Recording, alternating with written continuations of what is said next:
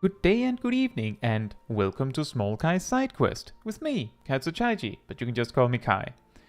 The last few times, we went to Boja and Zadnor and did the Castrum Legislatori, the Lubrum Reginae, and the Dalriada. Now we've done that, so I think what we will do is go back to good old Roulettes, dailies, and once we've done those, then we'll see what we do next. There's the possibility we reach level 90 before we finish. We have 6 levels yet. There's also the possibility that we're only 1 or 2 levels from it. Whatever happens, the target is level 90. And you might see, but wait, you're on Alpha. Yeah, usually I log in very briefly on Alpha, and then we go to Ravana. And that's it. Hey Gazel, hey Fatman, hey Shaq, hey Girahin, hey Aradel, hey Miss Marikishta, Rust and Bob. I hope you're all doing very well. And Derby. Thank you for celebrating 7 months of membership, Tristan. Thank you so much for the support. Just quickly popping in to say good luck today. Another month, another batch of candy. Good luck with your work. Hey Gleaming and Oscar. Hope you're both doing well as well. Oh, I just realized we will also need to do some inventory cleanup before we get too deep into the power grind.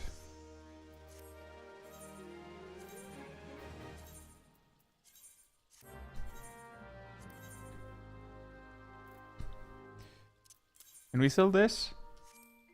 Hypothetically. Can we sell this? I guess. Can we sell this?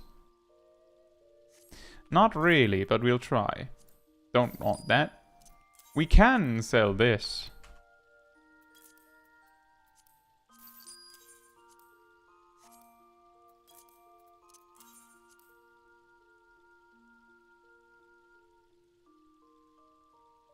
And that's a lot. That's worth a lot more. Why is pastel pink that valuable?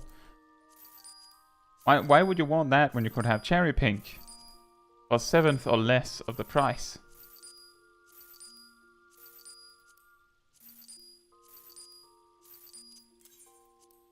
Hey Ilana and Gaze, and Ceros, hope you're all doing very well. And this one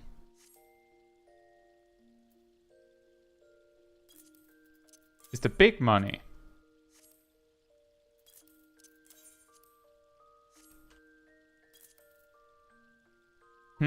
What is that worth? Okay, that's worth a lot.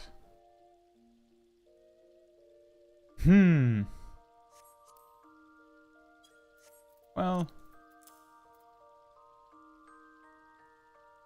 let me hold on to that. We'll see if we'll do something with it. That one is worth enough that you go, maybe I don't want to give it away. Maybe I want to have it. Hey Ymir, hope you're doing well. Yeah, that is true. I think Bob did see it. But yeah, indeed, me who else made art of your character, Bob.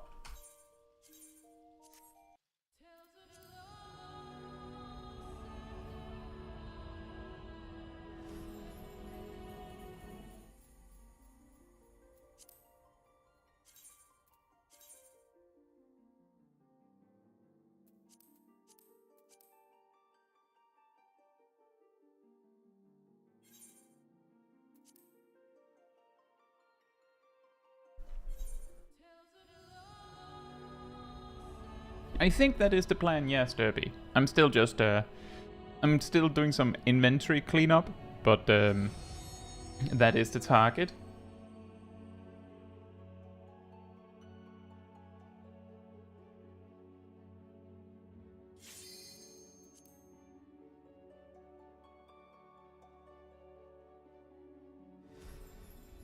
Swing.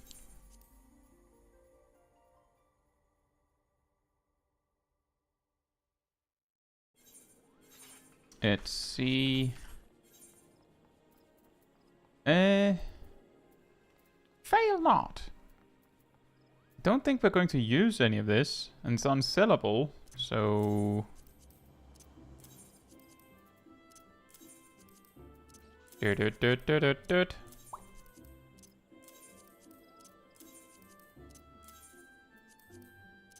can we can just pick it up again if we ever need it.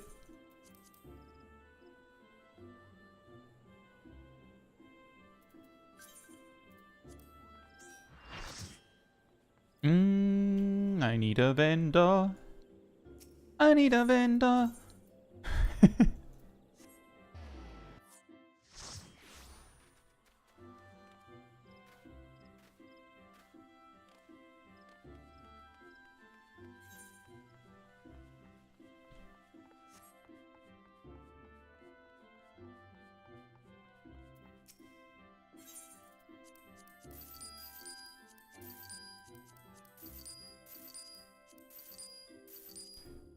The latency is slowing down my vendoring capacity.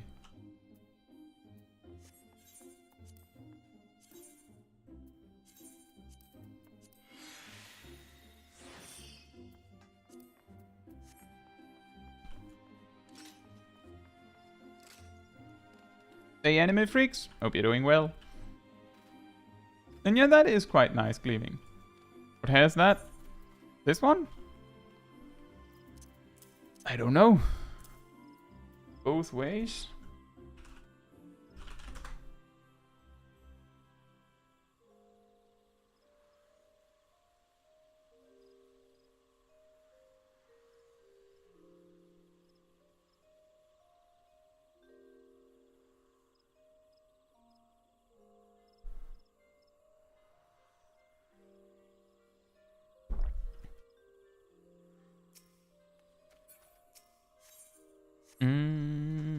Let's see.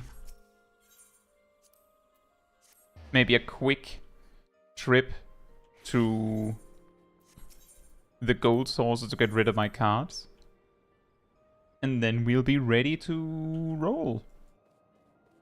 To roll into the roulettes. The roulettes, even.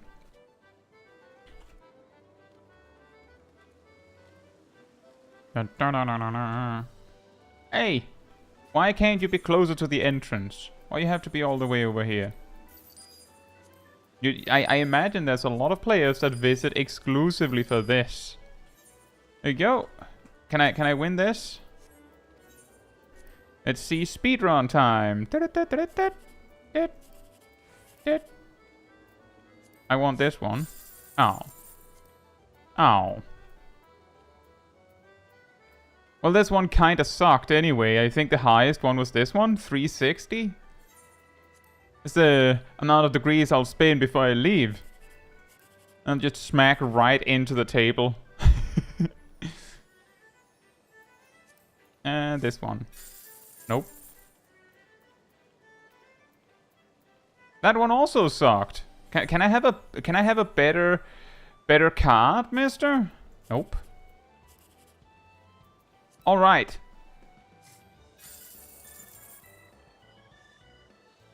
There you go. Gleaming says, wait, you don't just gone for 1, 2, 3, 7, 8, 9? Yes, I do, but I could see with the things that I already marked off that it wasn't possible to get either. So I just went, whatever. But yeah, I do just aim for the big ones because it's really hard to keep track of anything beyond that. Right then, I have a feeling that I'll never use all of these tokens.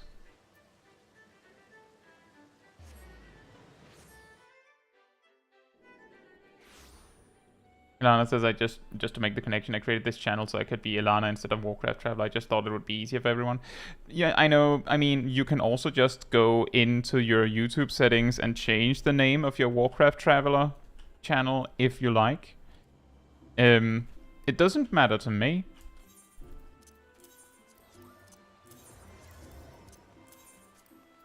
I'm just going to toss them. There are ways to turn this into money, but it's a bit much for stream.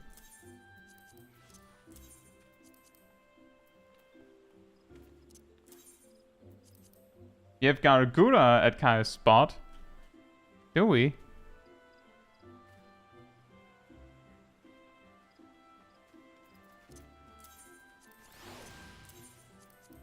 I didn't get to see Gargura. Was that Lalafell?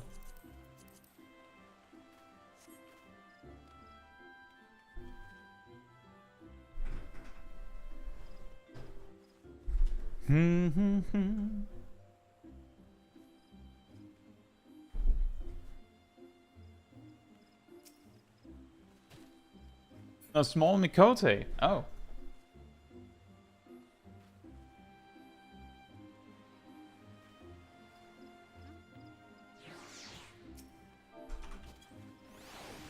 Right then. So Roulette's time. As we've discovered previously. Sorry. As we've discovered previously, alliance raids don't really pop unless you bring the entire alliance yourself at this hour. Oh look, there they are. It's a shark. That is pretty funny.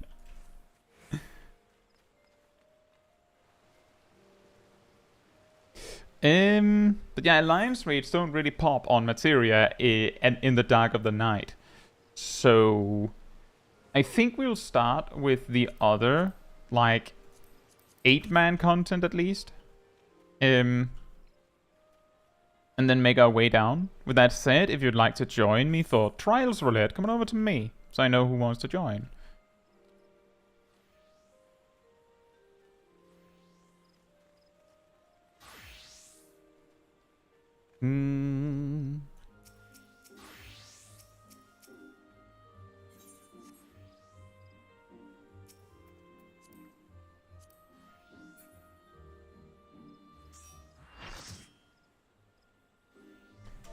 Oh, we're already kind of a balanced team too. Nice.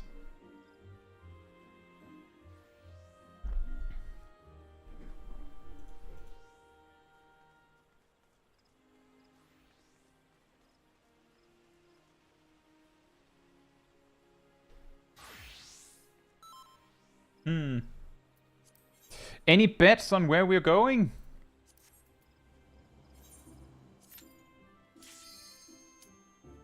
Let's see. Level 83? Well, we're getting dark inside, right? It's going to be dark inside, isn't it? That would be pretty funny, wouldn't it?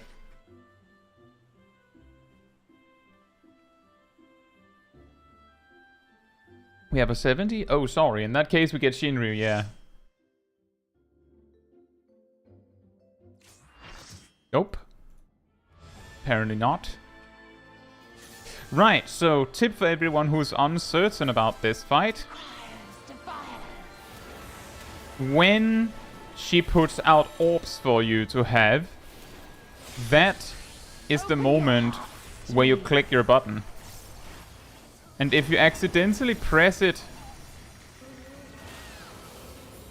out of turn, so you're missing it, then you grab an orb and use it and grab an orb again.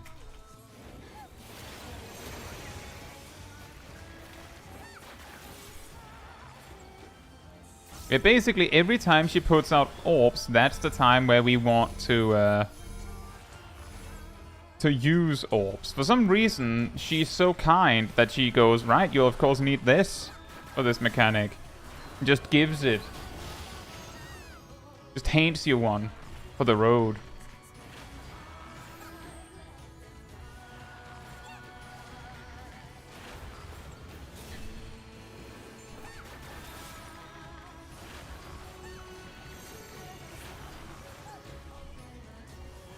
Hand of Beauty.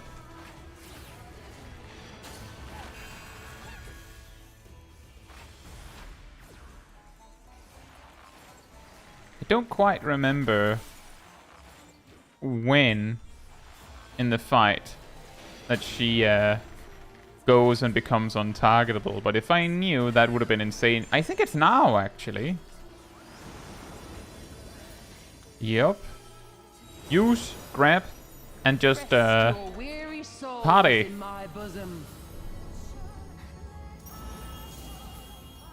remember to grab a new one.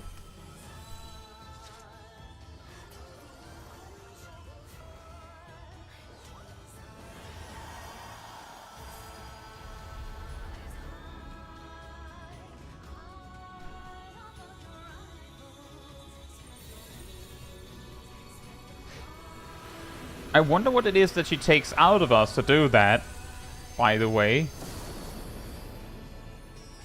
Did she just take the rill that she gave us? I shall free you from your hate.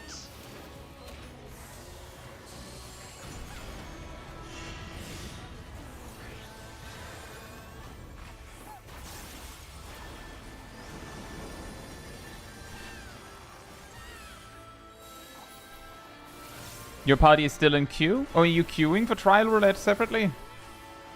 Oh, I'll be having that back, thank you very much. Yeah, exactly. We'll keep that in mind, Ardell. Thank you.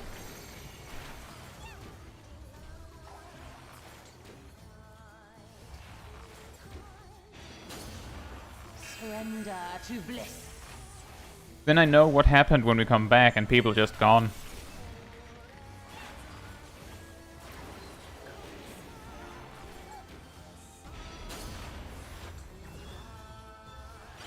Do not your souls weigh heavy? Do not your souls weigh heavy? Oh, right. There's a cone AoE there. I guess I should have seen that coming.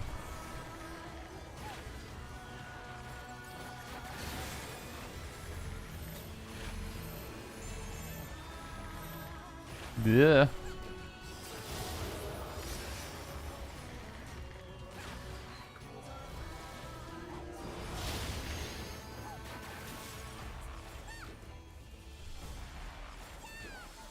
Startram! It's actually a decently good Blue Mage spell.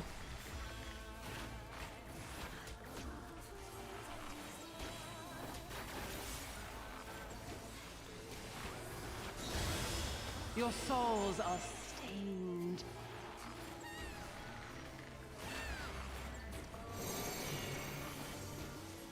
Now, the reason why it is a somewhat good Blue Mage spell is because if you're a healer,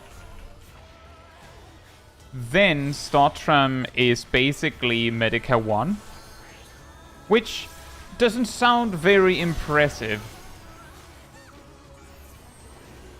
But considering the kind of options Blue Mage has, the fact that Startram is like Medica 1 for like 300 MP, I think, that's pretty good when like your alternative for a spammable AoE heal is White Wind, which is like the same cost as Cure 3. That's pretty good. But if you're not a healer, then it does, I believe, 140 AoE potency. Just flat 140 to all targets, and it's like 20 arms or something like that. It's really, really, really big. But the reason why that matters at all is that most Blue Mage spells are 220 potency, but have that to secondary targets, which means it's a little bit like the Toxicon Dyscrasia thing, where technically, Toxicon is better because it does significantly more damage on the primary target, but it does slightly less on secondary targets.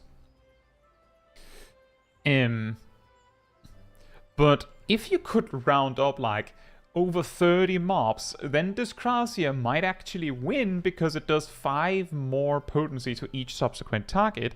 It's the same idea for Blue Mage. The difference just happens to be that for Blue Mage, it's, well, the primary target takes 110 potency more, but each subsequent target takes 30 less compared to Startram, so you need like 5 targets, then Startram is better. And if you like to evenly cleave all of the mobs, then, I mean, Startram is better. So it's not the worst if you have to spam AoE something. The Good news is that Blue Mage rarely needs to do that, but I can say, if there's any of you that are still working on the Yokai Watch event, and you have Blue Mage, and you're scared of using Blue Mage because of the people that get angry when they see a Blue Mage because of all the bad, like all the evil Blue Mages that just ruin the fun by by vibe checking bosses instantly. The trick is to not use Ultra Vibration. Like, it's a good start. Just don't use it if there's other people. Just don't. Then no one gets mad. Step 2, also don't use Missile. Same reason. It makes fights go so fast that people can't actually participate. And then, most fates, you just plant yourself somewhere and you can spam Hydropole, or Ram's Voice, or Stotram.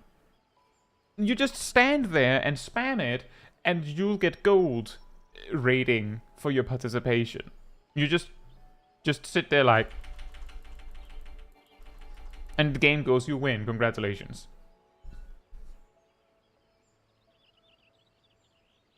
So consider that. Consider being considerate as a Blue Mage when you're farming the Yokai Watch stuff.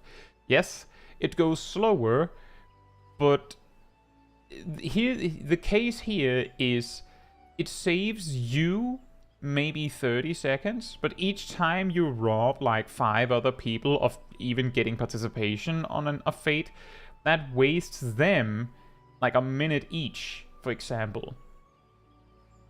And if just that were the case, you're gaining 30 seconds, but at large, the people there are losing nearly 5 minutes. So, you know, be considerate. Ostach says, quick look on Google if you want your own Vril IRL. Apparently, Boril gets its name from bovine and Vril. So that's a thing. But yes, Stotram is both an AoE and a healing spell. It's just that it switches based on what your ethereal mimicry is. Notably that it is Medica 1. If you're a healer.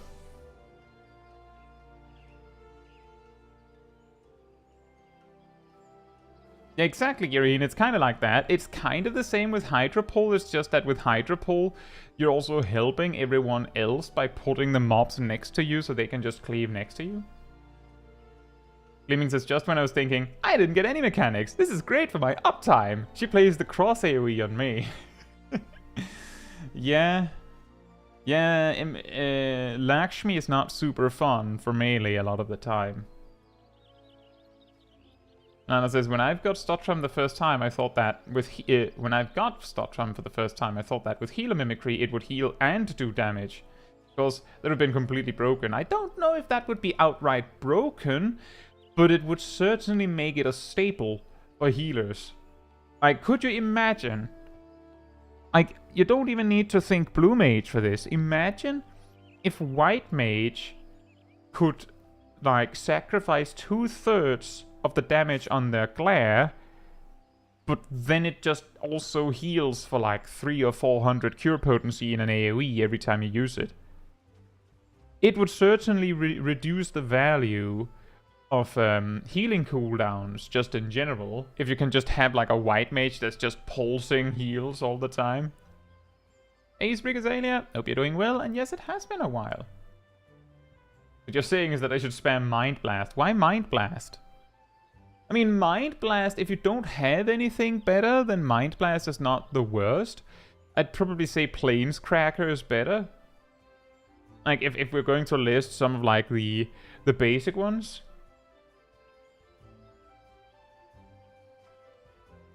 I don't think I can even access the Blue Mage spellbook. Nope. But Planescracker is like a fine one, and the key is not to say, oh, you need this particularly awesome, spammable Blue Mage spell that you get from so-and-so. It's more that Ultra Vibration is too strong, and Missile is too strong, so you need to, like, dial it back a little bit. How to get Planescracker? I think it's like a random golem mob out in the open world. Shogun Meteor is also an option. That one is a little stronger actually for like raw potency, but the point is to grab some, like use a spell that is decent, good AoE, but isn't too strong. That's ultimately what it boils down to. Hey Philippe, hope you're doing well as well. And for anyone wondering that came in, like, why are we just standing here? Well, group number 2 went into Trials Roulette, and it took so long for it to pop that we came out as they went in. And so that people don't go like, well, I don't want to be in group 2 for anything, because then I'll miss it when Kai goes on to the next duty. I'll wait.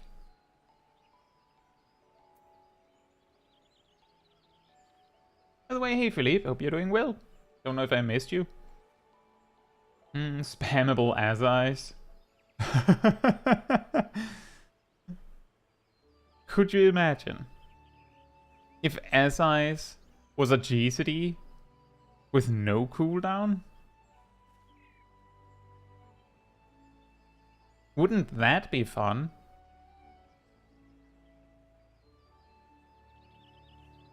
Just as I spam forever.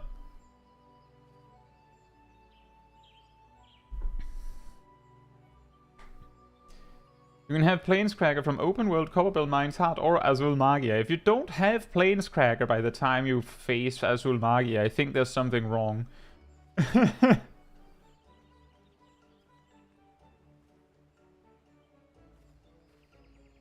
Especially because it's in open world. Part of the reason why most blue mages have Ultra Vibration is because it comes from a regular mob in the open world. Which means that it is easier to get Ultra Vibration than it is to get Ram's Voice. Because in the time it would take, like even solo, unsynced, it would take you longer to run through Kotter's Cry than it would take to find the mob that gives Ultra Vibration and get it. What random guy gives you Ultra Vibration? Let me check. I believe it's a mob in the logs.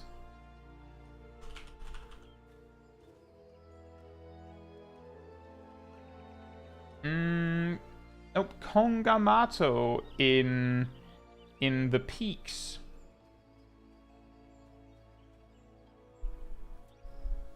I think I mixed it up because I went to grab Ultra Vibration like on my own Blue Mage right before I went to grab Ethereal Sparks, I think it's called, which is like an AoE Song of Torment that you never use, because on AoE you just wouldn't use that. You just use Nightbloom and call it a day.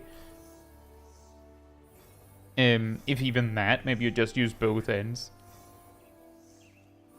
But it looks better on paper.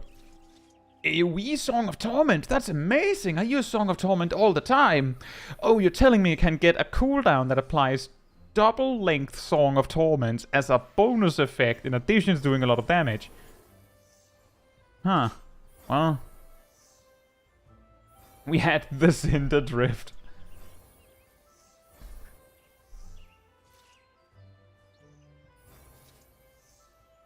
Philippe says, saw a Reddit post yesterday that was asking about jobs that take too long to pick up. Went in thinking Black Mage would be the main topic, but turns out Paladin was the star of the post, and that makes sense. I feel like Black Mage, yeah, it takes a bit to get to the point. It needs to get to level 60 before it reaches the point where it like starts to really make sense. But its rotation sort of already makes sense by like level 35 in my opinion. Paladin is 1, 2, 3 until they get Goring Blade. Then it's 1, 2, 3, 4, basically, once every minute, and then just 1, 2, 3. Then at level 64, they get Holy Spirit, and then it's 1, 2, 3, 4, and then 5 once every minute. So 1, 2, 3, 4, 1, 2, 3, 4, 1, 2, 3, 4, 1, 2, 3, 4, 1, 2, 3, 4, 1, 2, 3, 4, 1, 2, 3, 4, 5, essentially. And then you get to level 80. Well, technically, you get to level 70 or 68 and you get Requiescat, and then every minute you just go 4, 4, 4, 4, 4, 5. Oh, 1, 2, 3, 4, 1, 2, 3, 4, 1, 2, 3, 4, 1, 2, 3, 4. And I think for a lot of people, it feels like Paladin doesn't truly take off before it starts to have some proper reliable self-healing, and that's level 84. 84. So, it makes sense. Also, hey Archibasta and Perrin, hope you're both doing well.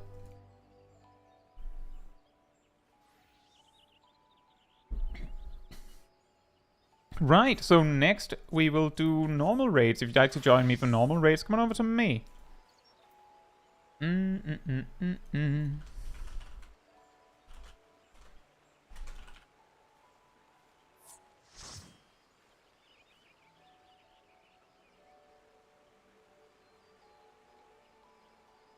I think we also have a group too.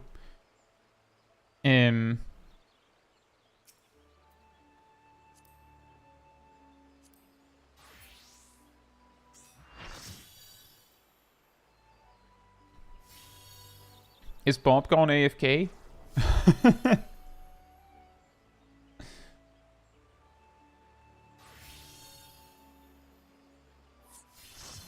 Oh. Well, then we're missing one person. Do we have a player 8?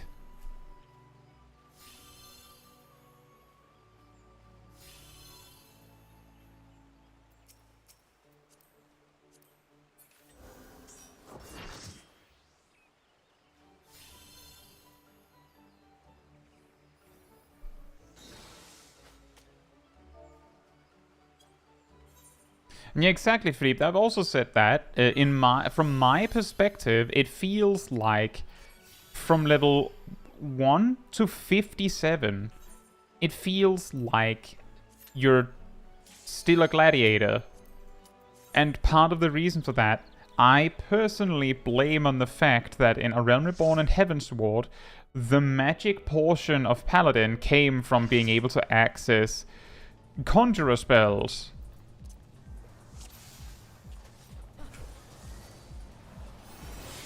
But then they removed cross-class actions in Stormblood, so now you don't have any conjurer magic, which means that your first, like, white magic is when the game deems that it is time for you to have, like, a paladin's unique, super fancy, schmancy white magic, which is Clemency. You don't really get anything before that, and I don't really know if Divine Veil counts either. That's also why I've said I feel like a really good thing would be if they added like a weaker Holy Spirit for low-level Paladin or something. I don't know how much weaker they could make it, because Holy Spirit already is like on the cusp, like just barely useful without Divine Might. Why is it always Arm of the Father? That is an excellent question. Yeah, Holy Spirit. Like kinda bright spirit. Vaguely lit spirit.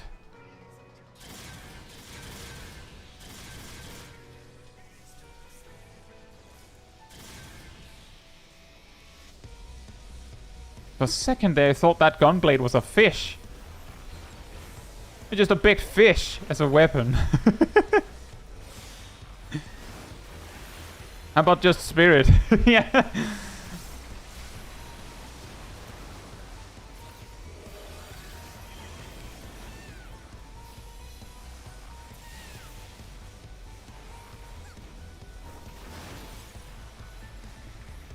It becomes holy later.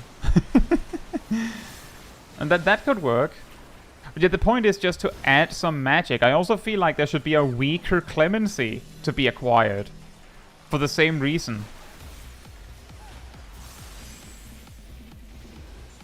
Like, given what Clemency is meant to be used for, you could have it actually be half as powerful. And it would still kinda work. Like, it would be pretty garbage. But that would of course also give the implication that you're supposed to use it when you're not attacking, if you can. Like, find your spots.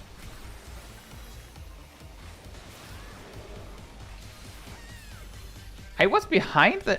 I'm pretty sure I was behind the boss? What was that?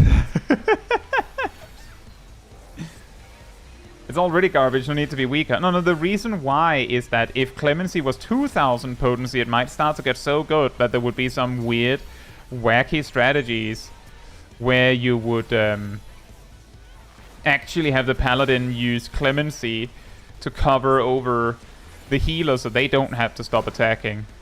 Or something. I believe I heard back in Shadowbringers, like right at the start, there was a weird strategy like that. Where I think White Mage's Glare was so good, like potency wise, that it was supposedly valuable or viable to, like, at any point, if a Paladin could cast Clemency to save the White Mage casting something that wasn't Glare, then it would be beneficial. And that wasn't so much about Paladin's Clemency, that was just that White Mage, I believe, was a little bit crazy. I can't remember if that... I don't know if that was actually, like, true and real, but it was something that I heard about.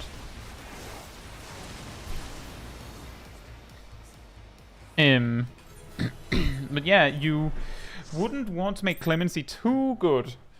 Because while it is bad, and the reason it is bad is something that wouldn't be solved with more potency could make it so strong that it would be hard to argue you shouldn't use it. Believes there's a weaker Clemency might make AR wall-to-wall somewhat possible. I mean, another way they could do it could also be that... I don't know. It could make it so that Clemency cost 5,000 when you learn it initially. And it doesn't heal yourself if you use it on someone else. So it's just 1,000 potency and you only have enough MP to use it twice. It could even be the case that it's still 4,000, but Riot Blade and Prominence doesn't recover MP, so you don't get more. And yeah, for those sitting there going, but wait a minute, Clemency costs 2,000. Nope, there is a trait you learn at level 64 when you get Holy Spirit that cuts all MP costs in half for Paladin. And yes, all MP costs, which means if some, like, secondary game mode gave the Paladin access to a spell that cost MP, then it would cost the Paladin half as much as it would cost a different job, because that trait is universally applicable. It's actually quite interesting with some traits like that. Sage's Cardia, as far as I remember, activates on any attack spell. It doesn't have to have the whole label with the cure potency on Cardia. That's just a bonus. Ultimately, that should actually be on Cardia and not on doses. Because it's an effect that Cardia does, not something doses does.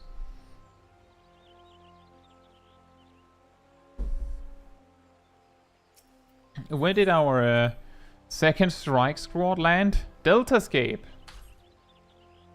Can TBN and Darkmind be swapped? That would also be interesting. Maybe a nerfed version? Yeah, well, I feel like the problem there is that if Dark Knight gets to have their short cooldown before level 50, then Warrior and Gunbreaker should also have it. You might then say, but why is it okay that Paladin gets it and no one else? Well, there's that whole late bloomer thing on Paladin. It's almost like you can't even tell that they have that advantage. Whereas if Dark Knight got TBN, it would be pretty obvious. Just make it a 15% shield. That could also work. And yeah, exactly, Shieldtron is forced. I'm pretty sure, I don't remember for certain, but I'm pretty sure that originally Shieldtron's tooltip said blocks the next attack that hits you. And then eventually you got a trait that said blocks 2 attacks. And then in Shadowbringers, they changed it to block all attacks. And then you get a trait that adds 2 seconds to it. And then in Endwalker, they gave you Holy Sheltron, which adds another 2 seconds to it. And then they reworked it to not guarantee blocks because that was a little weird.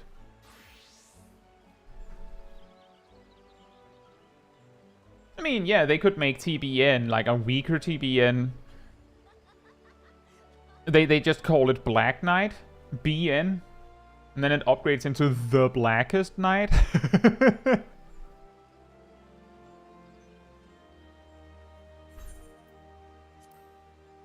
Right, well, we've run out of 8-man content, so now the rest is 4-man content. What decides Smol Caetsu's leveling order? The jobs that I level, or the duties that we do, Oscar?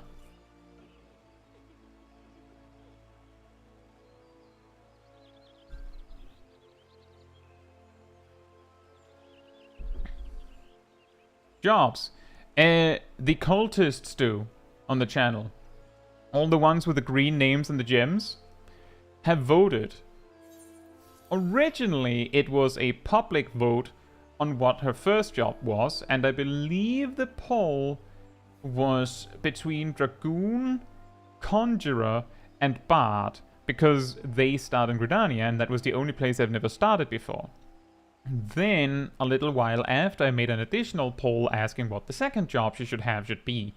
And there I think I had Black Mage, Arcanist, well, Black Mage, Summoner, Conjurer again, Warrior I think, and Monk, or something like that. And then when we finally, like, looked to unlock another job, well, when we finally finished the MSQ, I leveled Black Mage to, like, to finish.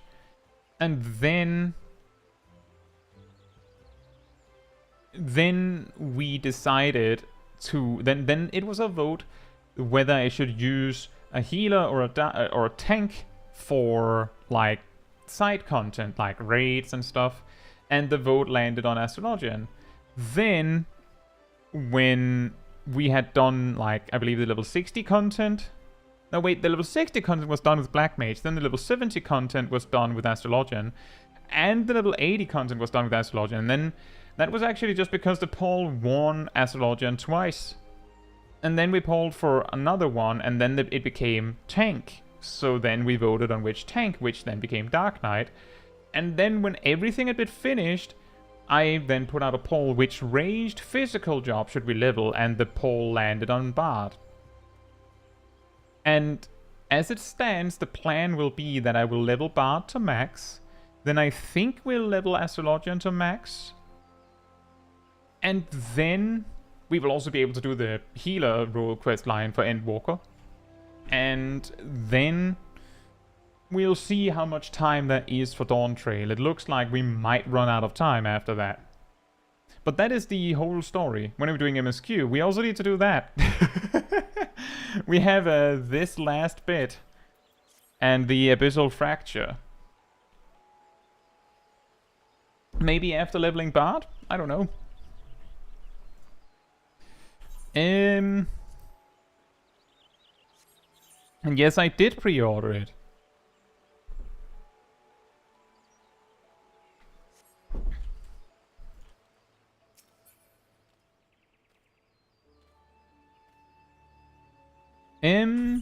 Right then.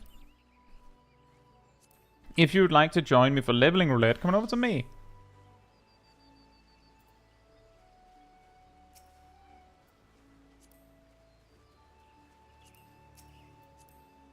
Oh boy. Do we get a balanced team of players that all need to level something? That is pretty good. We have 5 we could choose from.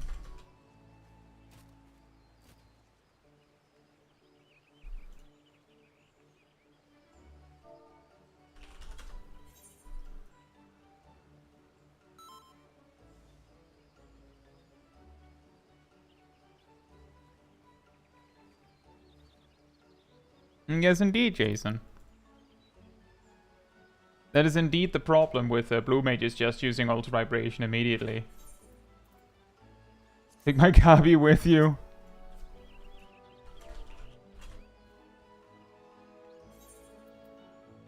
Oh, whoops. He's off. Hope you're doing well.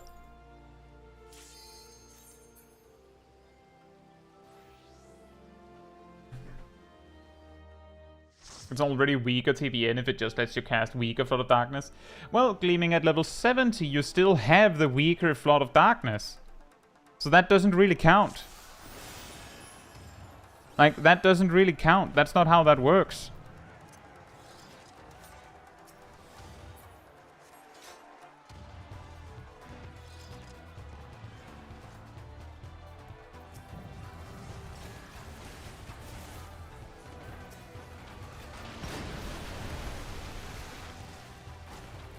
Speaking of not having TBN, indeed.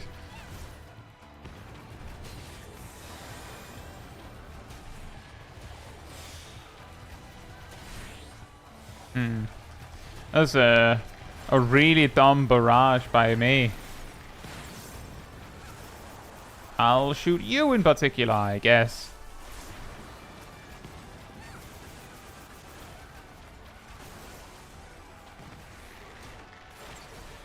The interesting thing, speaking of Doma Castle, is that whenever I talk about how Abyssal Drain used to be spammable, I remember that because I remember that pull we just did was always so fun as a Dark Knight. Because every time you dropped low, you would just go Dark Arts, Abyssal Drain, and then you'd hit, you know, the 30 mobs there and fully heal.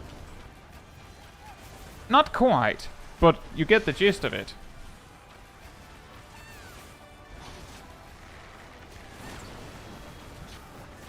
And you cannot, how absurd. You need Shadow Bite to do that. And that's too low level. And we're too low level for that. That's why I said it was a little bit awkward. Because we're not high enough level to have the option.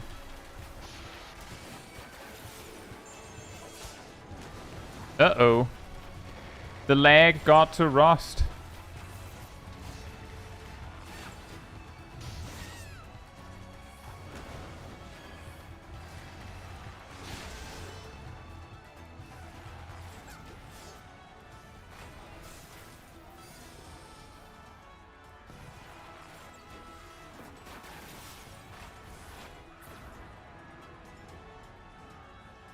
Yeah, exactly. Back when Dark Knight had basically had Bloodwedding.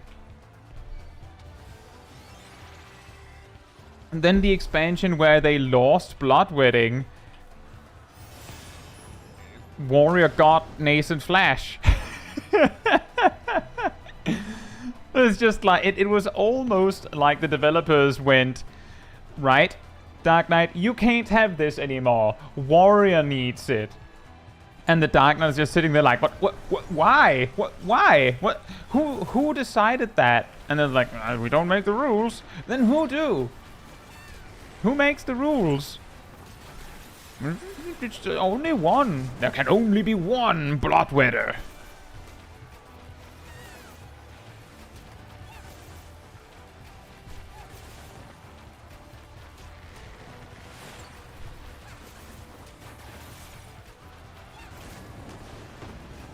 What will Dark Knight lose next? Well, Oscar, in fairness, it seems like a lot of jobs are losing their attack gap closers.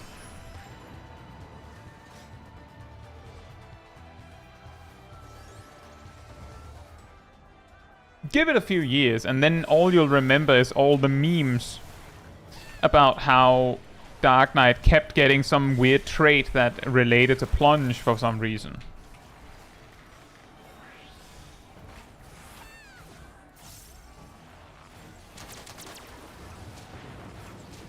Both fast tanks, Dragoon, Monk lost it last expansion.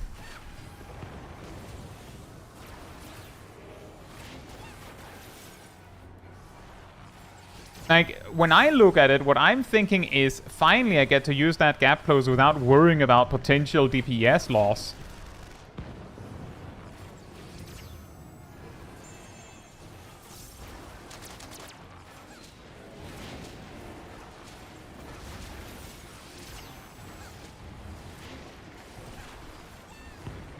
I want to ease up on the Dark Knight Gunbreaker burst. What do you mean with hopefully it's Thunderclap? Do you mean as in hopefully you can jump to friends too?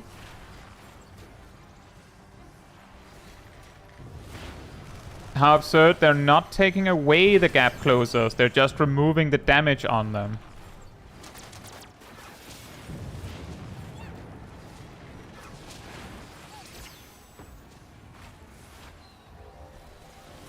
They're giving you a new gap closer that doesn't do damage, so you don't have to worry about losing DPS because you didn't use your gap closer during raid buffs. Warrior's clearly the best, most specialist boy, which means they can just get whatever they want.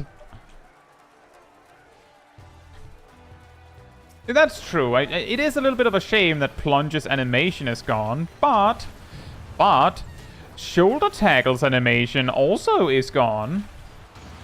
Right? No, who mourned? Who mourned for Monk when they lost their damage gap closer?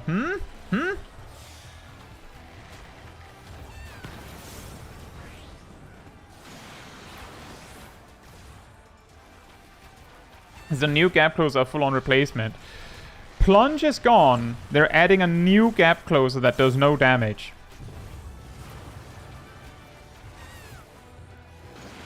The 5 Monk mains. Given how extremely sweaty some of the Monk optimization has become, I'm reasonably confident that there's a lot more Monk mains that people make it people believe.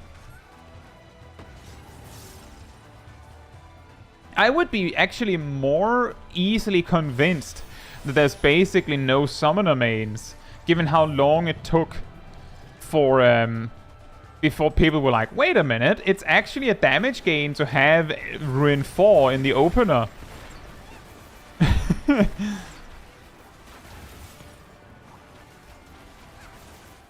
Imagine how bad Crimson Cyclone would feel with no damage. That would be pretty funny. There's just 0 damage on that.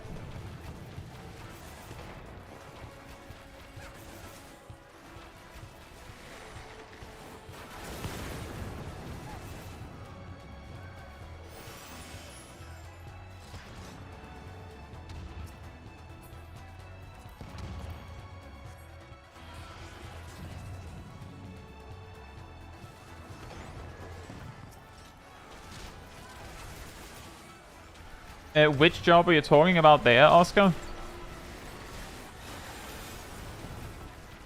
It is a truly unique job in a game that is increasingly more homogenized. Monk is? Tell me, Oscar, then, what does it actually change for Monk, the rework they're making to their gauge? Rotationally, it's basically the same. It's just that the reason that you do what you're doing is slightly changed. But the rotation is nearly the same. Exactly. Basically nothing. Actually, the looping rotation becomes 33% longer. Wouldn't that make it more complex and fancy smancy unique?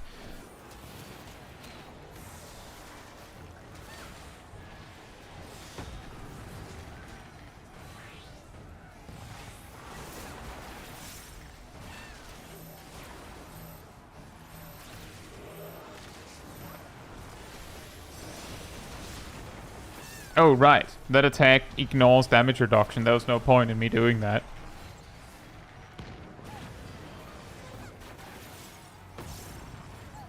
And yeah, exactly, Ilana. That's kind of the unfortunate reality of changing Plunge so it doesn't do any damage, is that it would be even weirder if it kept the Plunge animation, but did 0 damage. it would look like it's supposed to do damage, but it just doesn't for some reason.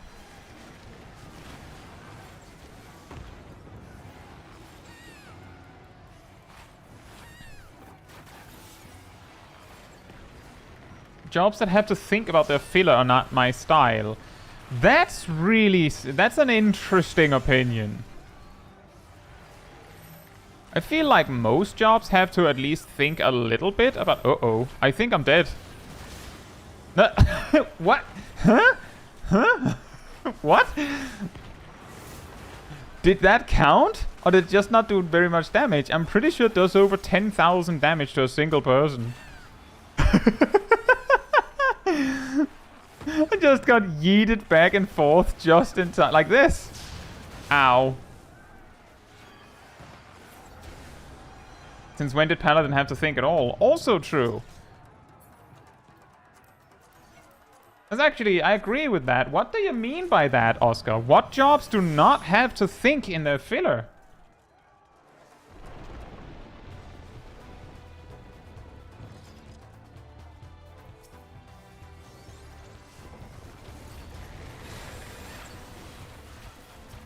Just give me an example. I might be able to prove you wrong.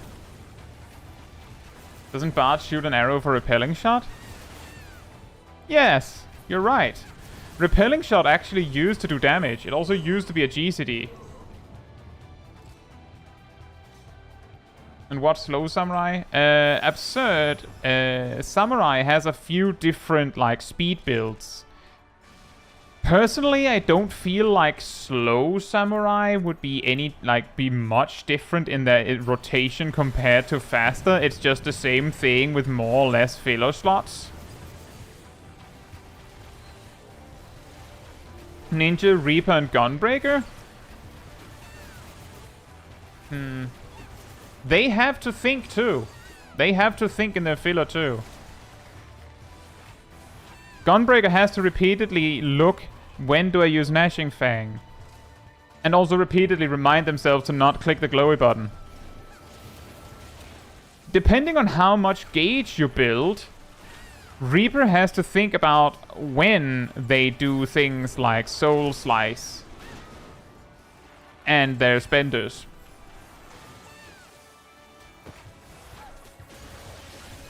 I can almost agree with Ninja. The reason why I'm not entirely convinced is because Ninja has to think about weaving their filler in so that it properly like matches to your burst. Like you have to use Suiton at the right time and things like that. There is something to think about. I would at least certainly claim that there's more to think about in the Ninja filler than there is in the Paladin one. More so because there's less to lose in the Paladin one. But that is, of course, a subjective thing sometimes. I think, Oscar, do you happen to be a ninja main? Do you happen to be a ninja main?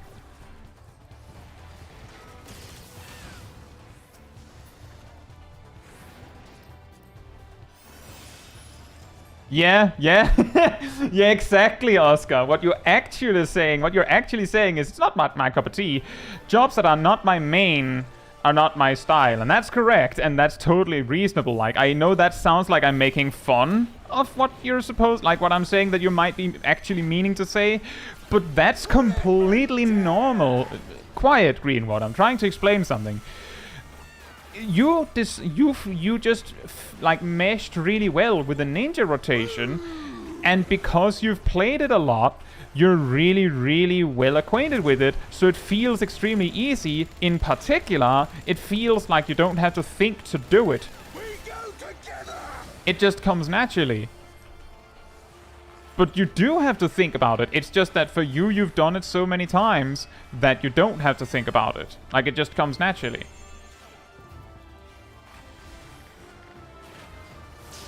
Which makes sense if you've played it like as your main. Like, the jobs that I play the most on my main are also the jobs that I can play to some degree without thinking. Especially the ones that I play on stream. Die, die, die!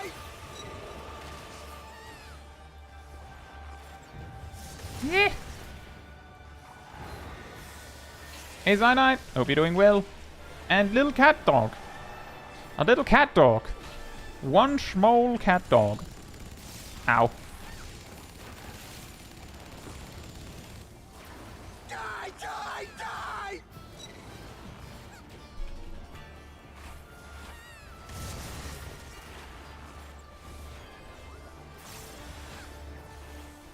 We go together!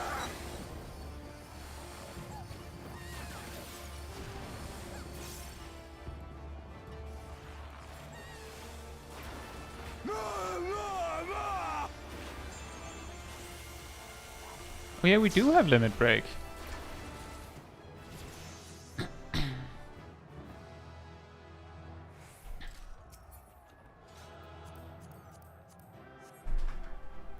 See, I just feel. Oscar says, I just feel like saving all your cooldowns or bursts is easier than lining stuff up on Samurai or Monk.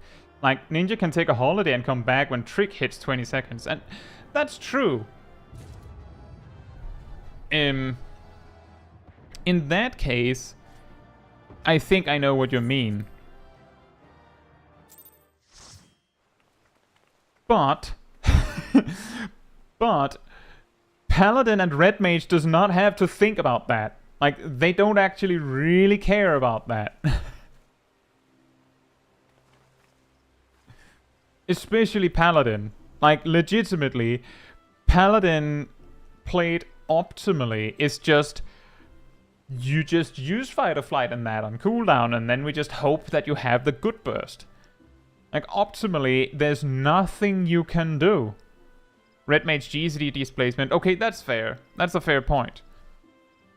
Okay, I got confused because what I thought is you said, not my cup of tea though, jobs that have to think about their filler are not my style. Red Mage Slow Samurai, which is the same as Fast Samurai, by the way, Paladin and Monk. And then you changed it to Ninja, for example, is easier because you don't have to like line up your filler so it like bridges perfectly with your burst. Because Samurai and Monk kinda do have to do that. And then I thought, well, Red Mage doesn't have to do that, and Paladin, while they can, it's a DPS loss, so you'd never do that. Isn't it the same with No Mercy? And that's actually a good point. Gunbreaker's well, the thing is, Gunbreaker's kind of in the same boat as Paladin, in that you would like to enter your burst under the perfect circumstances. When played optimally, it just kind of mostly naturally happens by just playing. But if you had to do something to like adjust it to be perfect, it would be a DPS loss to do that, so you wouldn't. Which is what makes it similar to Paladin.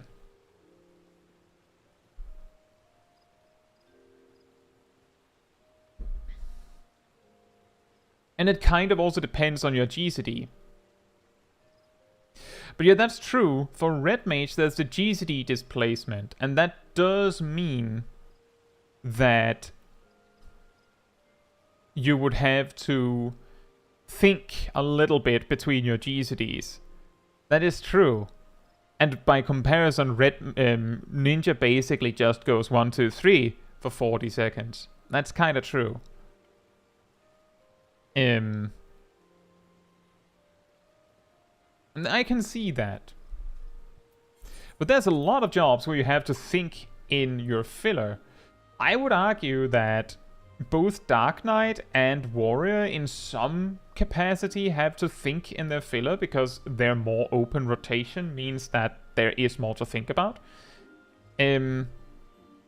Dragoon has to think because of Life Surge just existing.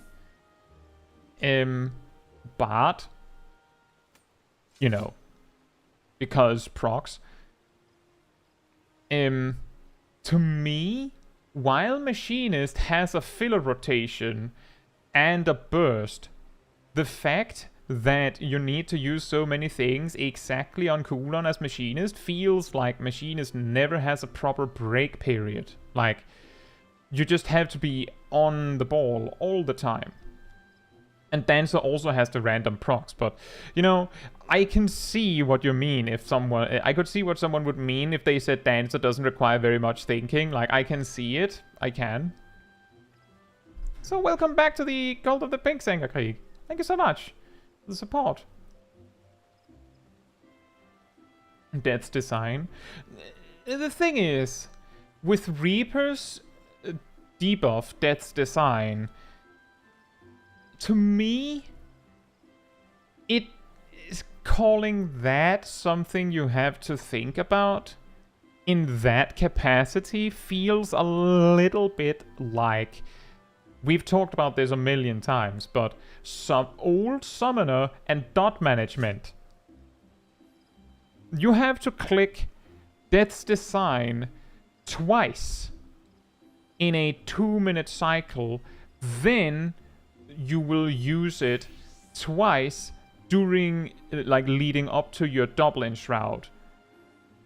Hypothetically, it could be a little different, but it's like, it's part of your burst in a way. It's basically, now I go into my burst, now I used it, like I apply Death's Design twice, and then you burst.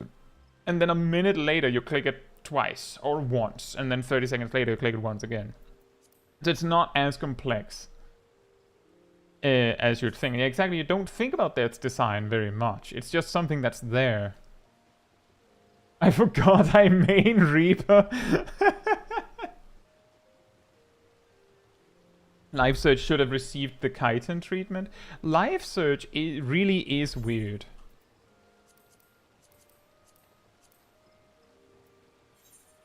Oh, right. We have all the poetics. Is there... What's our astrologian gear? Fine. So we don't need anything.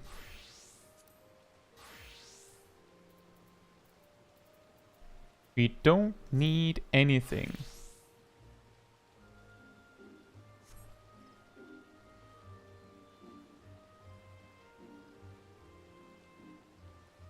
Yeah, except for Paladin during filler, the one thing we need to think about is if we use Holy Spirit ASAP or delay it, we get healing from it and it's ranged, so there might be a reason to delay it.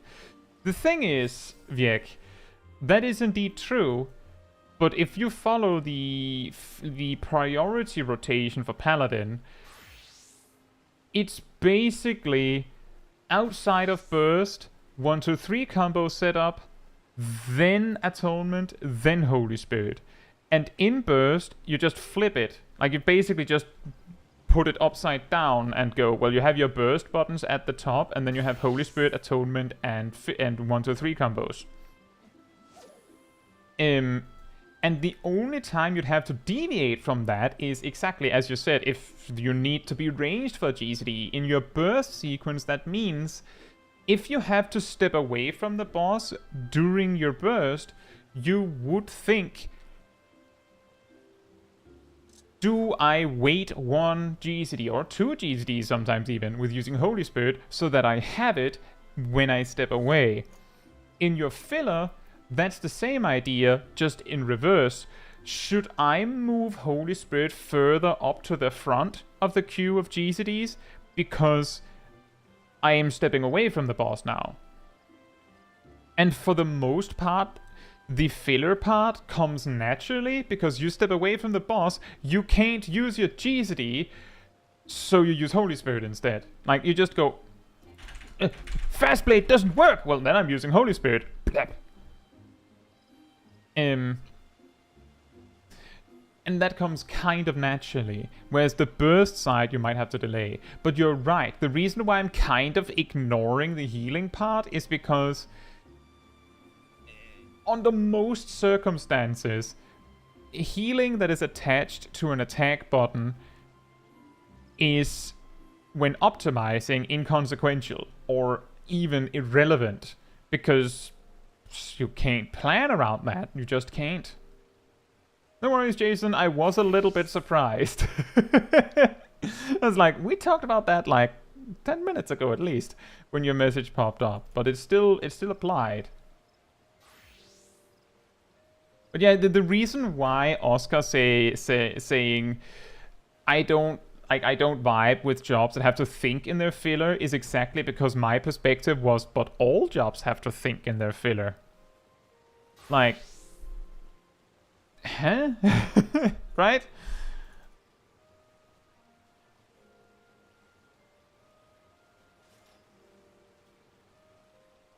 Yeah, even Summoner has to think. Even Summoner has to think. You use Garuda. Should I lead? Should I use Swift Cast for Slipstream? Or when I get to Ifrit, will I need to Swift Cast Ruby Rite to keep my rotation going? You use... Alternatively, should I lead with Slipstream? The raid buffs went out anyway, so I'm not gaining damage by using Slipstream quickly. Should I wait a second for a better opportunity? There's also the part that Slipstream's AoE circle is placed where the enemy was when you start casting. So if the boss is actively moving when you cast it, you might just miss with that part of your attack. And that's just that's like 150 or 180 potency just gone with the wind. Actually a higher end summon optimization is seeing how many emerald rights you can squeeze into buffs with swift casting Slipstream.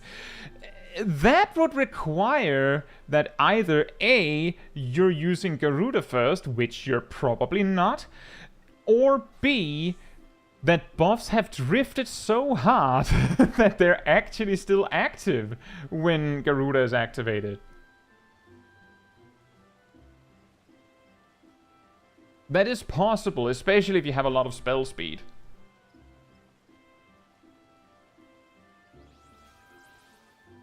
Cyanide says, I swear every time I play Black Mage and I scuff my rotation, I can hear Kai telling me, you forgot about Xenoglossy. You forgot about Paradox. Should have used Sharpcast there. You have 2 triple cast charges. Why are you not spending one? Mana Font is coming up. You should weave ley lines. Don't just use it.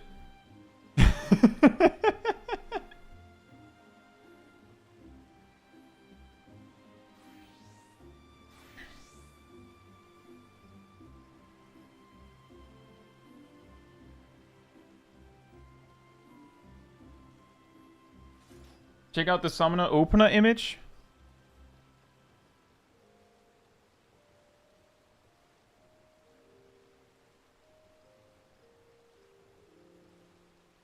Oh yeah, I see. That actually also applies with what I said. You know what's really funny about that, Perrin?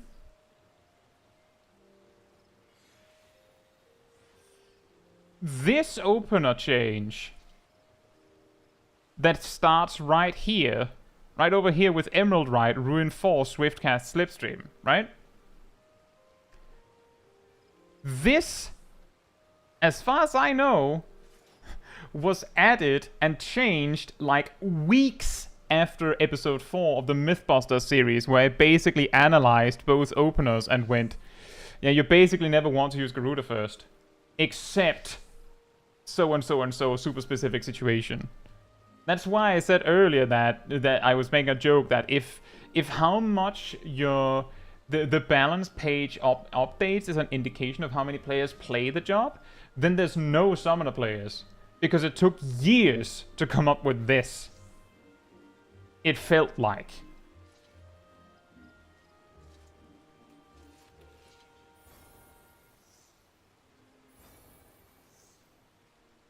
But yeah, that is true.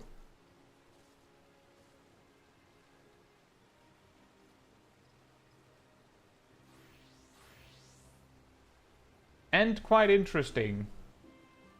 Alright, Emia, thank you for coming.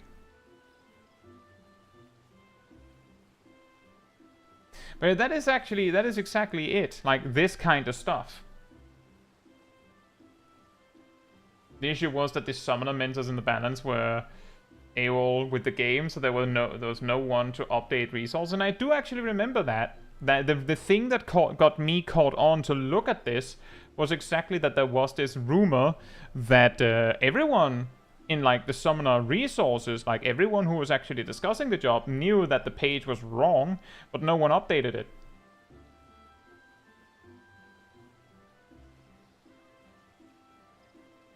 But that's the problem with having pages like the balance, because here's the thing. If something just isn't updated, a vast majority of players that are like, you know, looking at it from the outside or don't care enough to be like part of the community of the players that play the job will take it at face value. And if you try to argue with them that, oh no, this other rotation is better, they'll say, but the balance says this. And it doesn't matter that you say, but it's outdated, and they're like, but the balance is never outdated, or whatever, right? So it's a little difficult. And yes, that is the old Searing Light icon. It's quite funny. Most, like, the rotation planner I use also has the old icon. It's just better. Zab says, I feel like that's a tight fit. It is. The fact that Slipstream is like half over the tincture also means that there's a good chance that if you make a single mistake, it just doesn't land. Anyway, if you'd like to join me for 5, 6, 7, 8, come on over to me.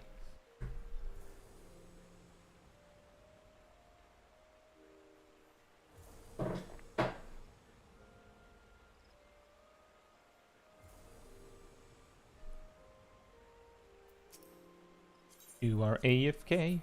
Don't know if you will be back.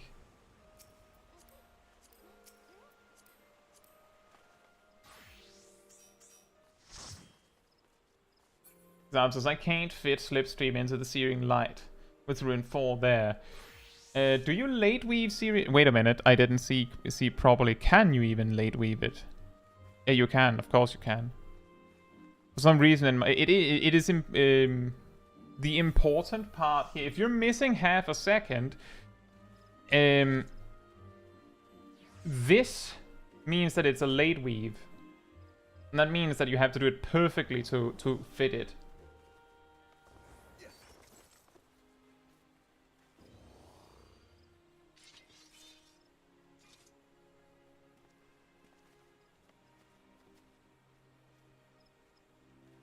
And yet Searing Light ends early. It's the tincture that you need to worry about. And that also makes sense. The tincture is worth more than Searing Light.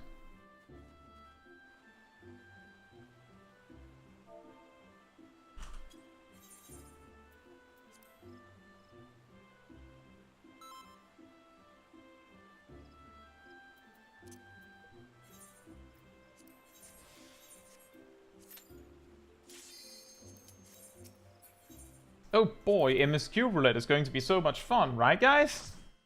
Right? Right, my portrait. Grand Cosmos.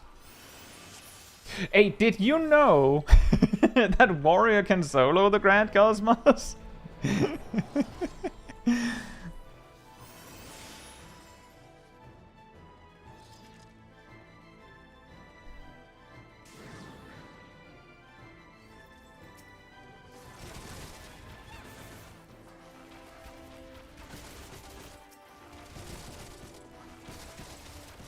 And that's good to hear, Perrin. But it is pretty funny with those kinds of rumors, because based on what I heard, I kid you not, if we took rumors at face value, the actual reason that the summoner stuff never got updated was that all the summoners quit the game. Like, they just figured out the Lego pieces thing and then they quit the game. That's obviously not what actually happened, but wouldn't it be funny if rumors like that were true?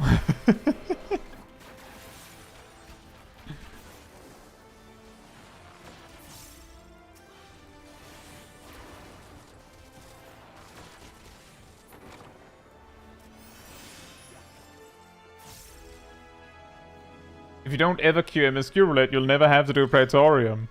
Ah, big brain time.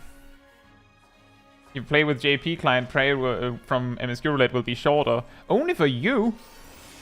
Then you'll have to wait for the rest of your group. And that is actually also a good point, Gleaming. If you've seen my Mentor Roulette series, you'll know that you actually will get MSQ Roulette on the regs and Ultima Weapon and Gaius are regular acquaintances. They make a weekly appointment, and sometimes more than one. And during Mock-Tome events, they're actually sometimes more common than normal, because some people like farm their Mock-Tomes by spamming MSQ Roulette. It's extra fun because as a mentor, you don't get the extra fat poetics boost. You do get the Mock-Tomes though, so that's at least something.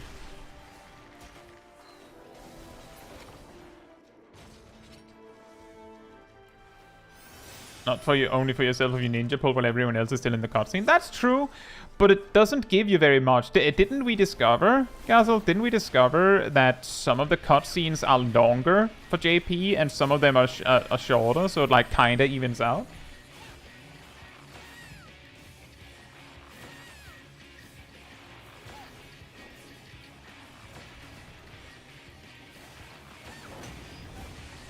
I'm not entirely sure what the reason is, Gleaming. It's just that some people go, it's really... I think it's... A lot of people go, it's really easy to just do Praetorium. And many of the optional ones you could choose... Oh, for a second I thought that actually counted. And I could actually just, like, hog the wall. It didn't let me live that one down. It said no.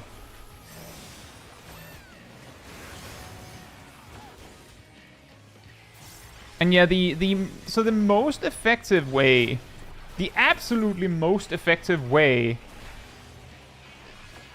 to farm Mock-Tomes is to do content you were going to do anyway. Absolutely. Because then it, like... If what we're ultimately talking about when we're talking about efficiency in Mock-Tome farming is how much time you invested in doing it. And if you were going to do this content anyway, then it means that you were going to spend that time anyway. And if you were going to spend that time anyway, then it means that you spent 0 extra seconds to get those Mock-Tomes. Which means that they were free. That's not exactly how things work, but it's close enough, right? Like if you for example wanted to farm dead ends anyway to get the bird, then you would have to do that anyway at some point. And if you do it while you also get Mock-Tomes, then you get 2 things. Like then you get the double value. And that's also why the other ways to get really, really hyper efficient with Mock-Tome farming is doing things that have some sort of like wait time between them, but just doing something else during the wait time. Like for example, the other day I had something that I would deem as depending on how you interpret it, I had either 8 Mock-Tomes per minute for 1 minute, or I had basically infinite Mock-Tomes per minute, because I spent something in the ballpark of 15 seconds placing myself in any way the wind blows,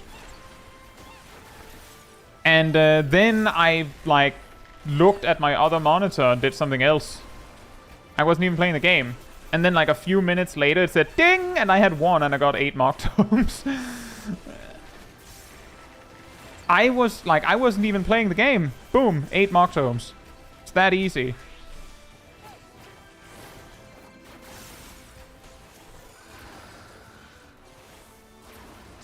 It's not very easy to find a farming method that's that effective. Sucks that Fall Guys doesn't count as a gate for Mock-Tomes. That is actually a good point. I'm a little bit surprised. Rust is disconnecting, guys.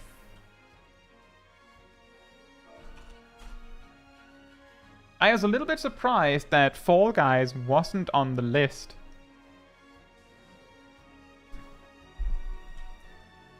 Uh-oh.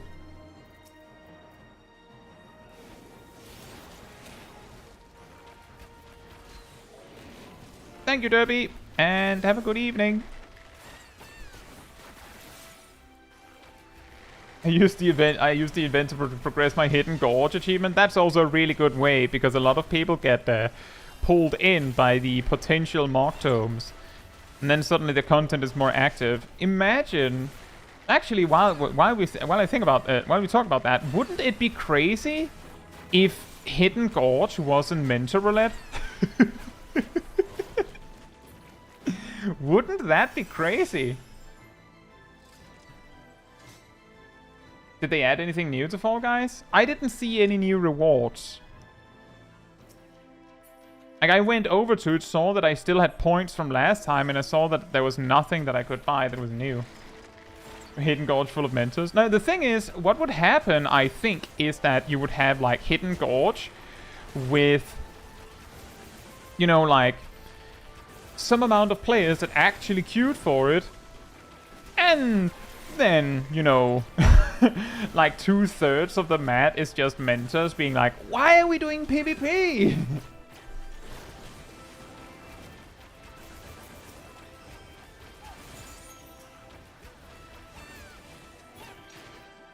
But yeah, definitely the best, most effective strategy to farm mock tomes is doing things you would do anyway, because then it means you didn't spend any time for the mock tomes. You just chose to, like, push some other thing you were going to do anyway forward in your schedule. The second most effective strategy after that is doing something that is exceptionally time efficient. For example, participating in some of the more time efficient gates. Just hang out in the gold saucer and then participate in gates when they come up. As far as I know, even failing, like completely failing a gate still gives you 1. So, hypothetically, you could go, oh, Leap of Faith is coming up. Just enter. And then, I don't know, go to the toilet. When you get back, you can just exit. And I'm pretty sure you still get 1. I think. Based on what I've been told. And if it's like any way the wind blows, just place yourself somewhere. And if you choose wrong, you get 1. Like, you still get 1. Guaranteed. PvP mentors are a thing. Yeah, exactly. Even more reason why it's weird that there's no PvP content in the mentor roulette.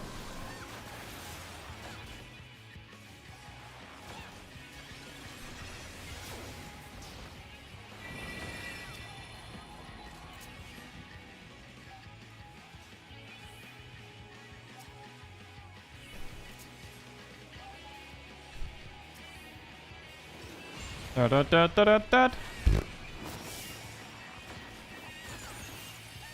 It's math.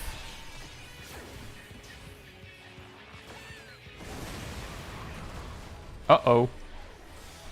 Healer down. Hold on.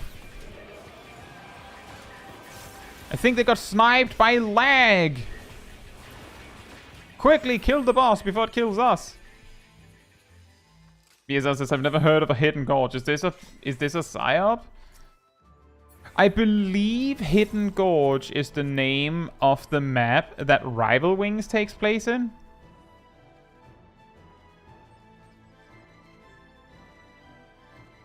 Seagazel says, so when I do Praetorium on EU or OCE, I would tell the party not to wait for me and go on, since JP cutscenes only are longer at the first cutscene after the mount, and the one after Nero.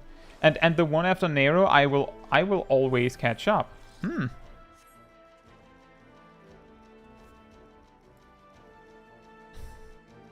You thought it was Rust, but it's actually the superhero known as the Slingshot.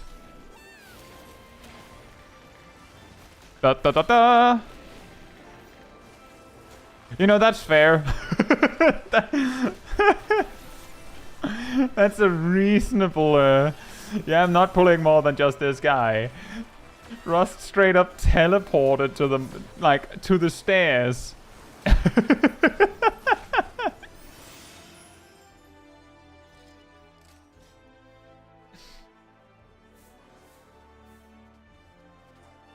The thing is with Rival Wings is that basically everything, like I don't know if someone said actually one of the a particular developer on the team hates Rival Wings and that's why it is like it is. I would be inclined to believe it, because Rival Wings has everything going wrong for it. Like, actually everything is wrong. Rival Wings has no presence in any roulette. There isn't like a challenge log weekly to do Rival Wings, but there is one for so many other things. Like, there is one for doing Lord of Dominion, but not one for Rival Wings. And when you go to the PvP tab, Rival Wings is so far down that you have to scroll to see that it even exists, because Frontline is in the way.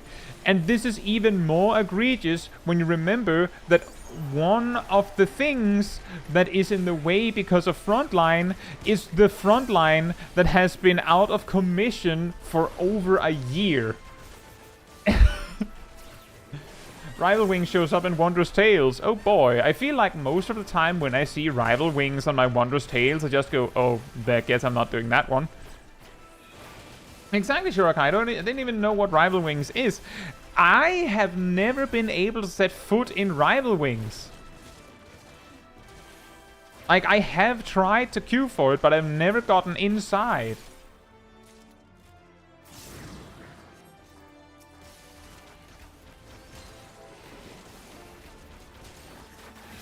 Like, I'm just saying, I'm not saying that it's impossible, it's just the amount of nonsense that gets in the way of Rival Wings being a thing makes it feel like there's someone intentionally getting in the way, right? Like, it's that bad that it feels like someone decided to mess it up. Like, it's so bad that it feels intentional is what I'm trying to say. And that's pretty bad.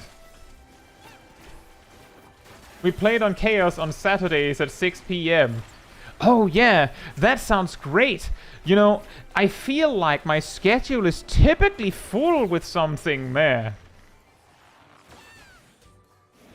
Like, consistently, for some reason, every time that particular time comes up, I'm either not available or I'm not playing my main.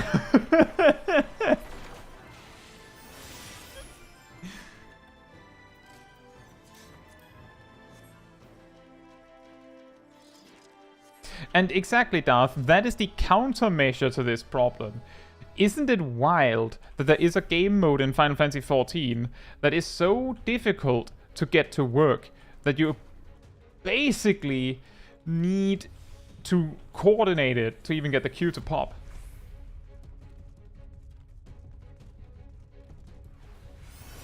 Also, hey Joel's Beats, hope you're doing well. Yep, those are raid hours on the wrong data center. Oh, that's true. 6 p.m. server time sounds like raid hours.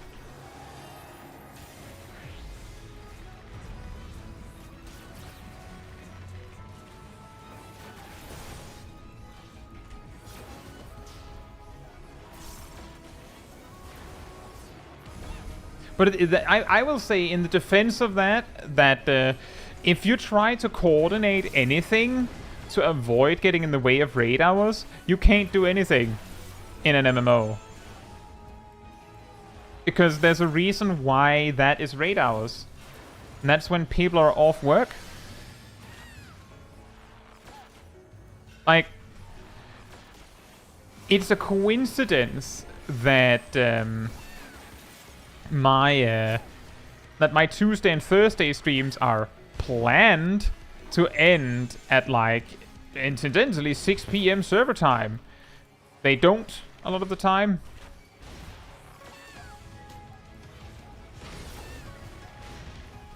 That's a coincidence. Are we running out of furniture? By the way, everyone, remember that those slashes also burn the furniture.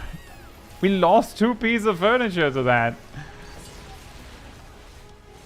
We only have 5 left. If we lose 2, then someone will die.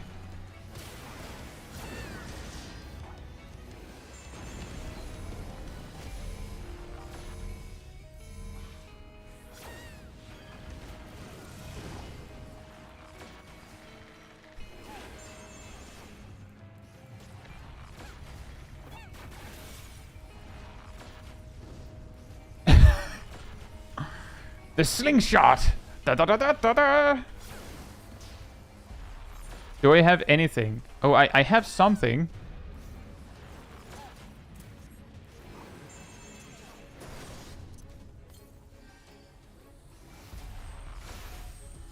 Well, we don't need the furniture now.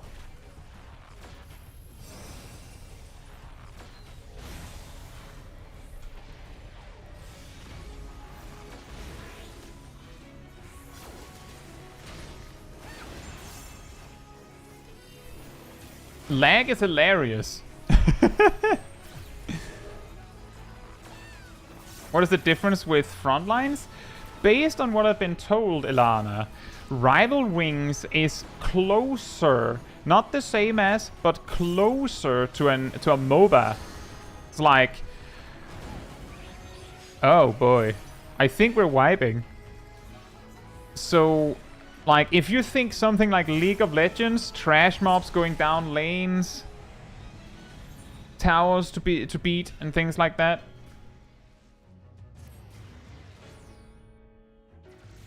So how, what is the difference with front lines? That's hard to say, because front lines are, like, different between each other.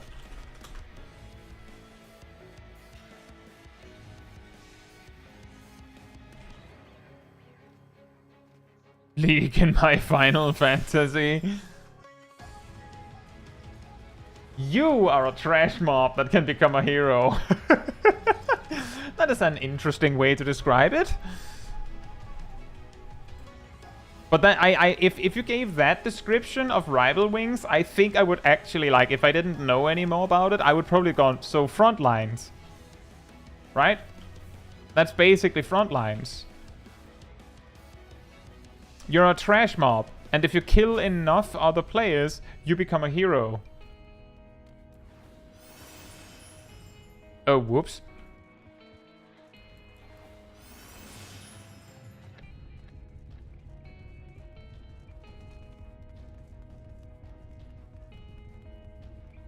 I think that, like, the reason why Rival Wings is so popular for Mock-Tome farming is also simply that Rival Wings draws to a close faster than front lines a lot of the time.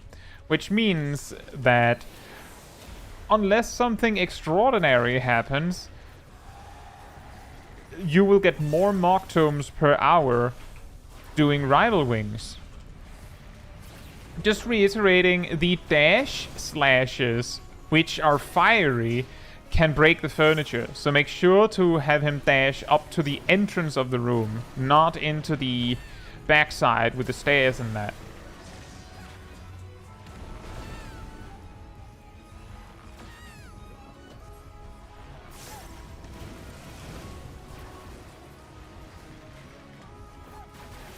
And this also helps by getting rid of a lot of the furniture that's further out in the room. You can lose a Rival Wing very quickly. That reminds me of when Crystalline Conflict was super new. It wasn't uncommon to see like, they eventually phased out. Ow, I didn't look before I leapt.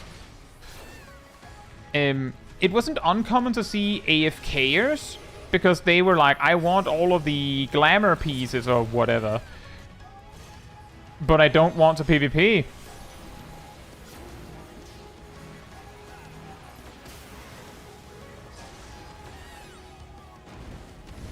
Uh-oh. We have 3 pieces. Shaq, come over here. Take one here. I think Rust is going to die if they can't make it to this one over here. You got it.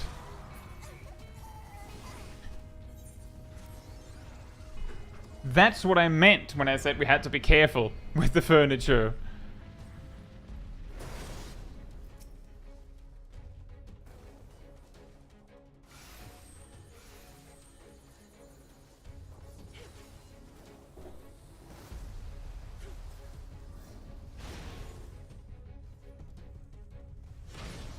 Hey Makoto, hope you're doing well. It's been a while.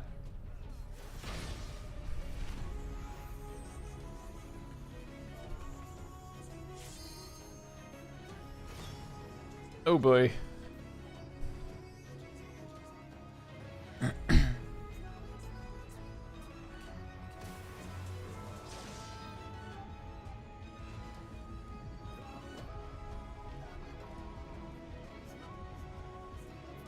That is good to hear, Makoto.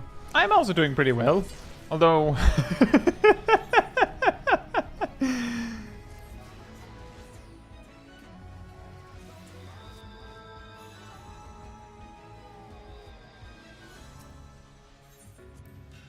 But yeah, we need to make sure that we have at least 4 pieces of furniture there at the end. Otherwise, people will need to get sacrificed. And basically... And this one goes out to everyone in the group. If we only have 1 piece of furniture left, then Shaq should get it. If we only have 2 pieces of furniture left, then, well, Jing, I'm sorry, we will have to die. And if we have 3 pieces of furniture, then, like, I don't mind being the one dying. Like, I can see that Jing, I believe that's Oscar, is the one that has the best latency here. So they're probably stronger. But yeah, basically, healer, then tank, then ADPS. So, for the sake of everyone's survival, make sure you don't burn the furniture. Would be funny if Kai has to vote for abandoning the duty on stream. I mean, we have an hour. But that would be pretty funny.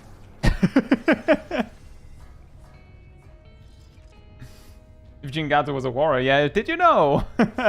Actually, did you know Dark Knight can solo this boss? Synced. I know, because I did it in Shadowbringers by accident when the when the 2 DPS robbed the healer of the only furniture left. Like, there was, I believe, 2 pieces of furniture, 3 pieces of furniture. I took one because I'm the tank, and the 2 DPS grabbed them.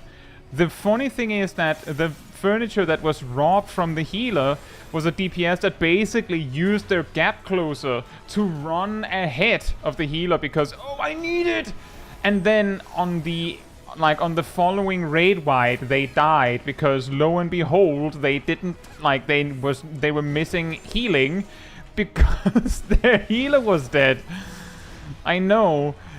What a shock. So, just because I thought it was so hilarious irony, I soloed the boss. Just out of spite.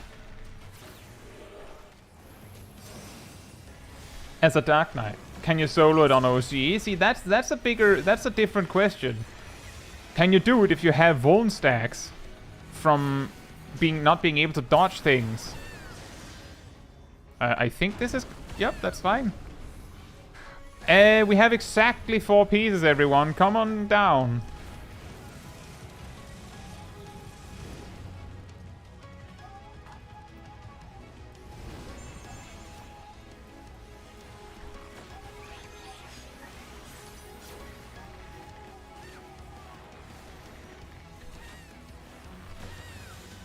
Now, there's just the rest of the fight. Now we don't have to worry. Although, we do have to worry about the fact that I think Shaq is getting cleaved there.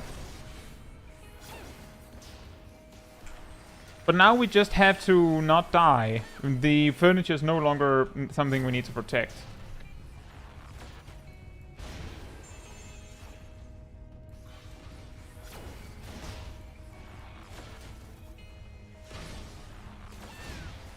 You remember the clip I sent in of the Killer Bucket Man? I'm not sure. What was it that happened?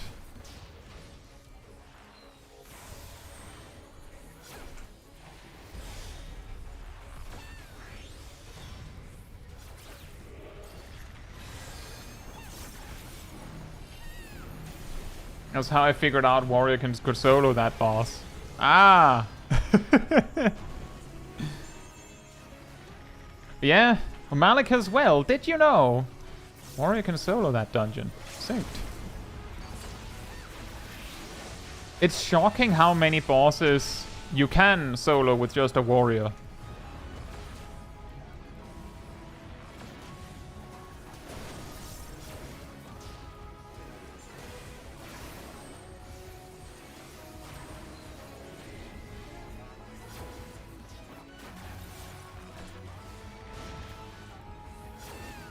You know, guys, a lot of tanks do that too. It's quite funny how surprising it is to see how much damage things do when you don't have a healer just passively healing you up again every so often. Like, that's an interesting thing, is that I do remember... I think actually it was Mr. Bucket in Malika's Well, where I was like, yeah, I basically needed to defensive cooldown cycle the whole way to have, like, enough HP to, like, make it through, because not only did the boss, like, spam tank busters, but it also kind of hit hard in between the tank busters. And normally that gets painted over because, I mean, the white mage will use SIs on cooldown anyway. And the Astrologian will just use Essential Dignity if you need it. Or maybe they'll just, you know, throw their Lady of Crowns they didn't want. Or it's a Scholar or a Sage, and their passive healing is keeping you topped up. So you don't realize how massive the amount of, like, passive damage coming in really is. But that also comes down to, like, the raid-wise, like we noticed in 5 buttons dailies, where it turned out that the first boss in Aetherfont can absolutely kill the DPS and the healer off with the occasional raid-wide. You take more damage if you don't have a healer. New mechanic for Dawn Trail confirmed. That would be a pretty interesting way to make healers mandatory.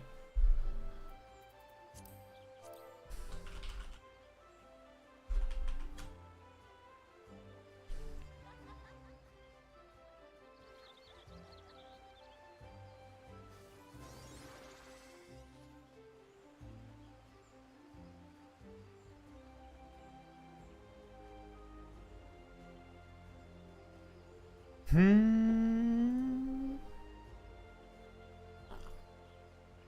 me just see if I missed something.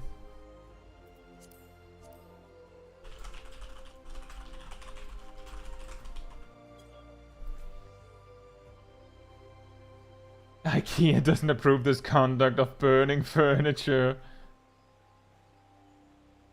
Do you have any tier list or, like, priority list for classes to level? I don't. I don't know how I would, like, weigh those. Like, based on what?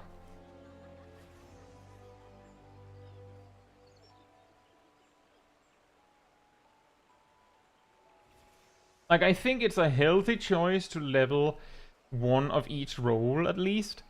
But, I mean, ultimately, you should choose what you think is interesting first. And I have videos going over, like, comparing the different jobs across each role, or talking about what makes them hard or easy, things like that.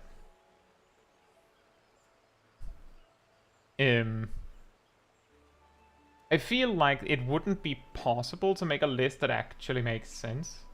Exactly, Shurakai. Isn't a tier list to level classes just subjective? And that's true. Classes to choose ranked by difficulty. That is actually a good point. And that is, of course, partly subjective because I made the difficulty assessment on each of them. Just a moment. It is really warm in here.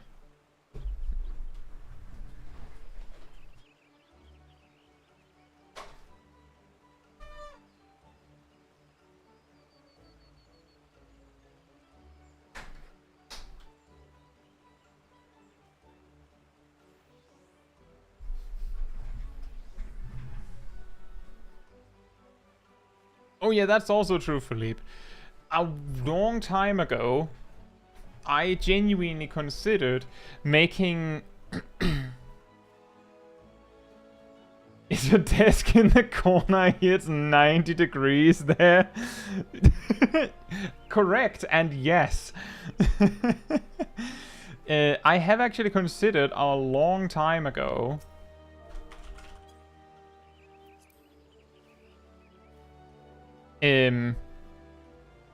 doing one of those tier list videos, but basically I just go like, right, so we start with Warrior, who's obviously S tier because so and so and so and so.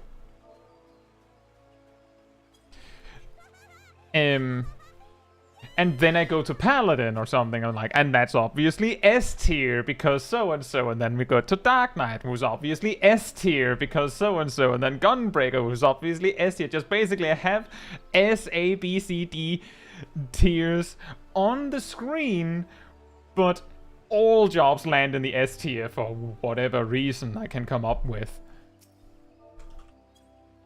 Just because it would be really funny, and because that's actually what I think.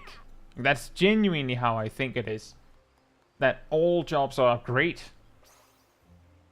And are, for the most part, equal in different ways. Seems to have attracted a crowd. Yeah, unlike what I normally get, huh? It's like every time Smol Kai comes to town on Ravana Materia, people are like, why are there so many people outside the Twin Adders offices?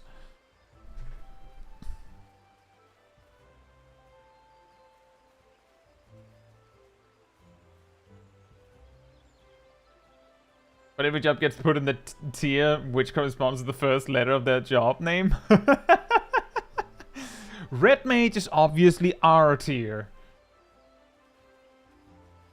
Every job being S tier sounds like a perfect video for 2nd of April. Why 2nd? Why not 1st?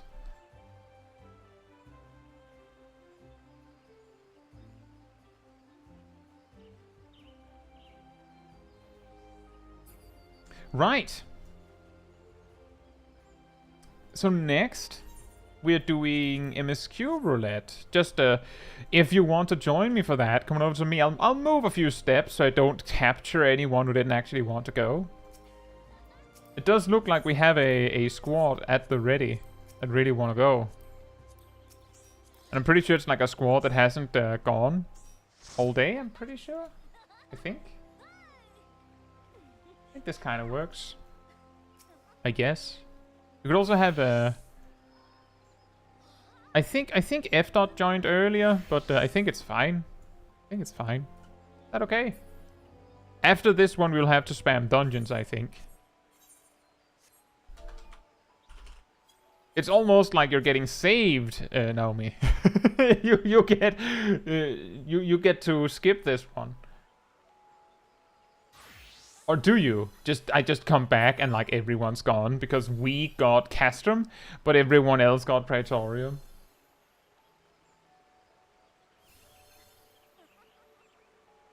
I joined the mythical Clear for 3 DSR party and it went about as well as you'd expect from a Clear for 3, unfortunately.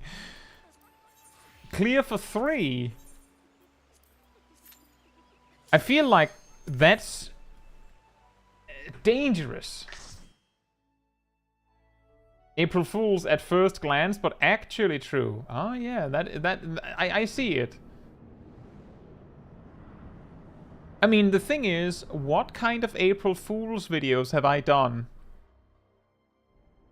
Last year, last year I released a cooking recipe or a baking recipe for coffee biscuits. This year, and that was a real video, a real guide that was presented like a raid boss guide, but real and correct and something you could genuinely. I follow that recipe to make those biscuits sometimes.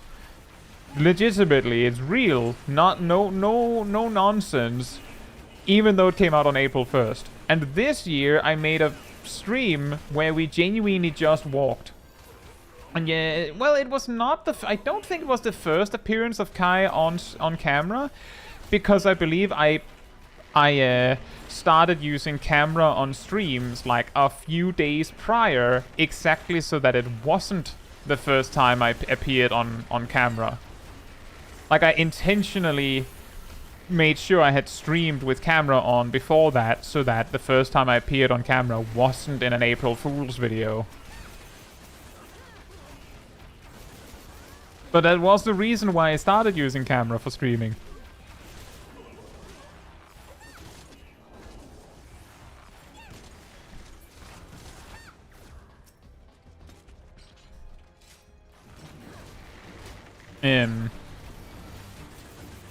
A bard guide, but it's just playing some instrument. Now, that would be funny. Unfortunately, I can't play an instrument. You've only been streaming with a camera for a little over a year then, and that is correct.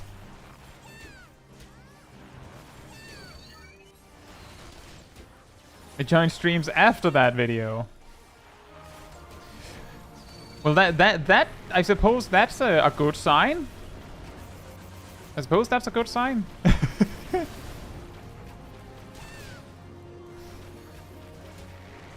I'm pretty sure I had streamed with the camera on a few days prior.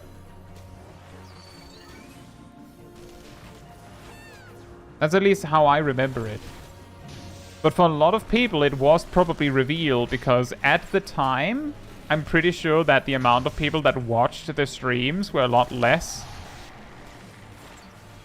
So for everyone that watched the videos, it was probably the first time.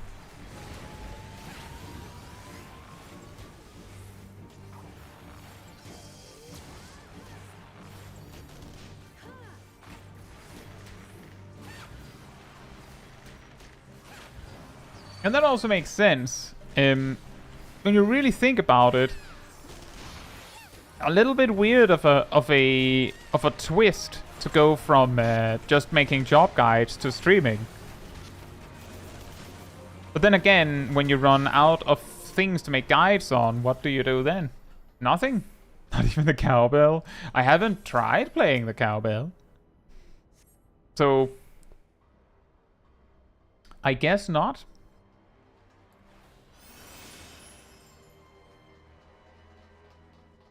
How did you not get hit by my peloton? A guide on making job guides. That sounds like a bad idea. Let me teach you how to do my job for me. Now you no longer need me. It's like the logical break in when people say, "Buy my book. I'll teach you how to make $1 million." Well, if they already know how to make $1 million, then they don't need you to buy their book. They could just give it to you. Like, if they already have the money they need. So obviously the book doesn't teach you how to make $1 million. At least it doesn't teach it fully, because you need to buy the sequel.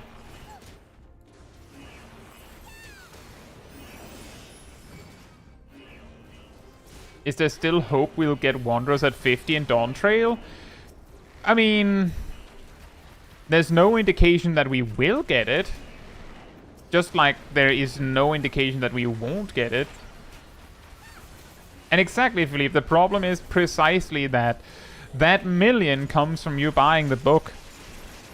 So if I made a guide on how to make job guides, then I would obviously either sell it, or I would not give you the full story. Because I need you to still watch my job guides, and I also need you to watch the sequel if I make one.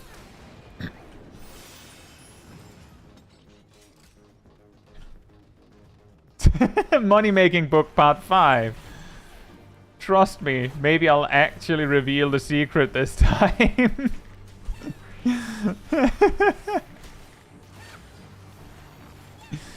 This time, for really truly, I'll do it.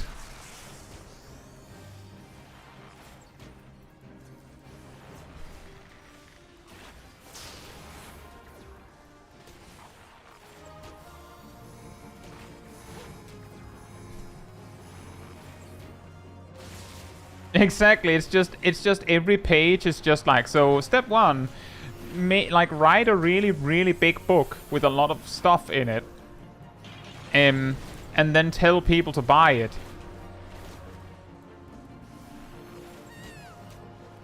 I would like to thank the following people for making this possible, and your name is on the list. It's basically just the list of people that bought the book.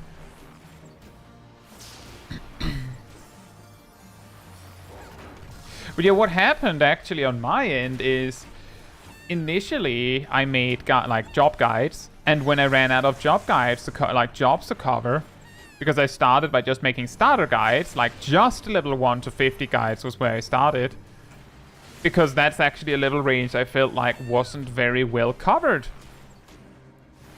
When I ran out of those, I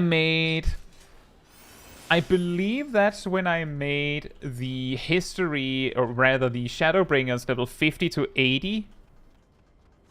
I think you're EOS despawned, Gasso. That's when I made the level 50 to 80 Summoner Guide, which came out on my birthday.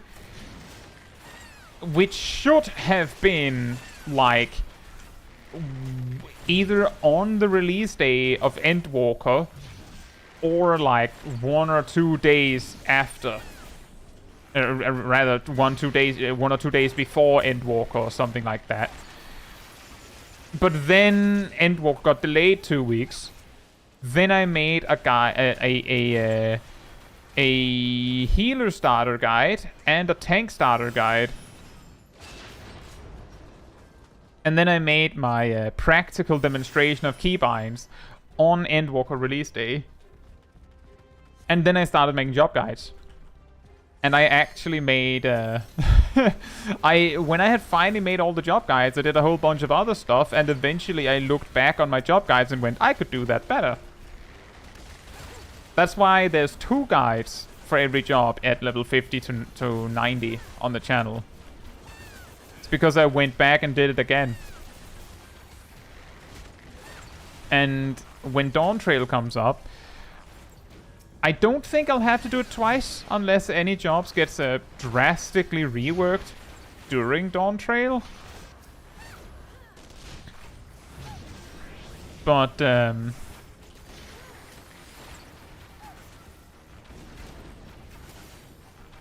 aside from that, it'll just be first try, and it'll probably be different from when I did it in Endwalker, because the way that I do the voiceover on videos is a little different from when I made the job guides.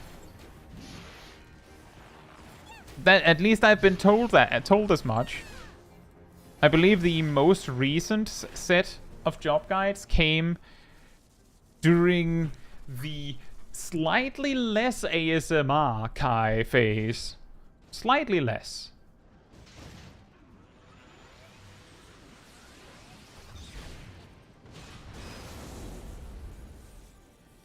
Hey Lexi, hope you're doing well. What do you mean, Duff? Hands-on job changes? Your name in the credits, but that's the entire book. Yeah, buy my book. Incidentally, it's longer depending on how many bought it.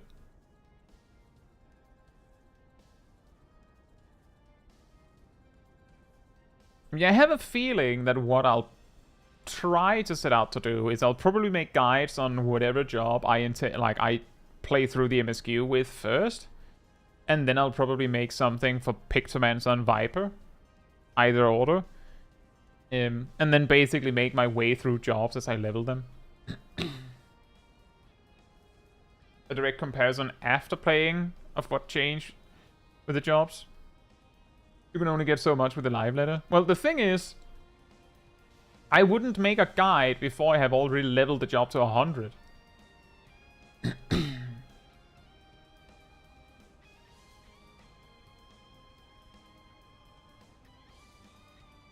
But there's a reasonable chance that a lot of the firsts I will probably stream on Dawn Trade release day, and I could imagine a lot of said stream will be me unlocking Viper, unlocking Pictomancer, leveling them to 81 so that, like, they're ready to power level.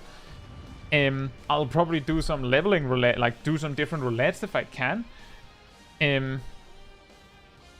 So that so that I can, like, maximize XP gain per day. But then it'll probably be a lot of, like, okay, so what changed with this job? What changed with this job? What changed with this job? Like, just one at a time. So, like, that one is almost certainly happening, Darth. Because ultimately, the easiest way to know what actually has changed is seeing it.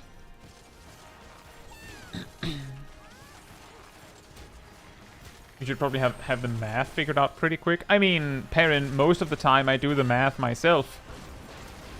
Because most of the time, the only math that you get out of the balance is level 90.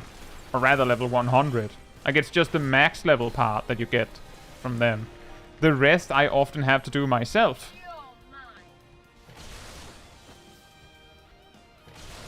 But then it's very lucky that I'm a mathematician, right? So I don't need someone else to figure it out for me.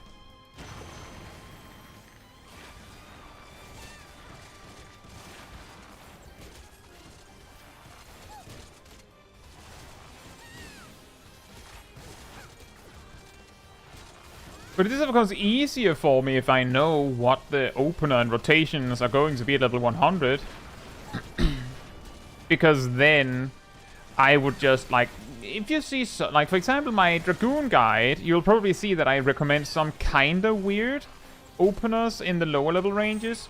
But in large part, it's just because there's no reason to learn all the muscle memory for some other janky opener when, like, 10 levels from now, it all changes again.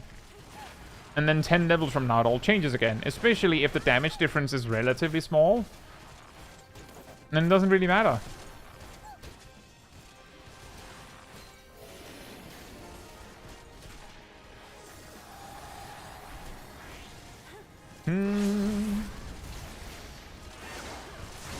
Hey, Ham. Hope you're doing well.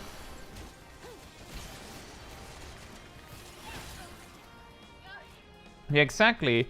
That is also the reason why often you might see some openers or rotations that you've never seen before in my guides for the leveling portion, is exactly because, well, I made it. Like, I put it together myself based on what I know about how jobs work. And there's also the portion that the lower level you are, the less likely it is that you will actually need to coordinate with your group, because no one cares. That doesn't mean I don't include it, but it does mean that, you know, the things like, oh, use, like, wait 7 seconds with your damage buff, and things like that become less relevant, because a lot of the time, everyone else in your group is just going BAP on their cooldowns right out the gate. I'm glad to hear that, Oscar. Thank you.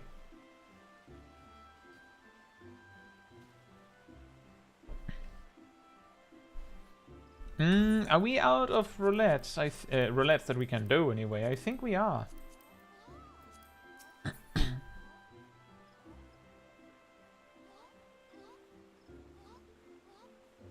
Nanopsychic says, I just kind of hate having to scour for this stuff, for stuff like level 70 or 80 stuff, because there's ultimates for that level and hardly people actually post rotations.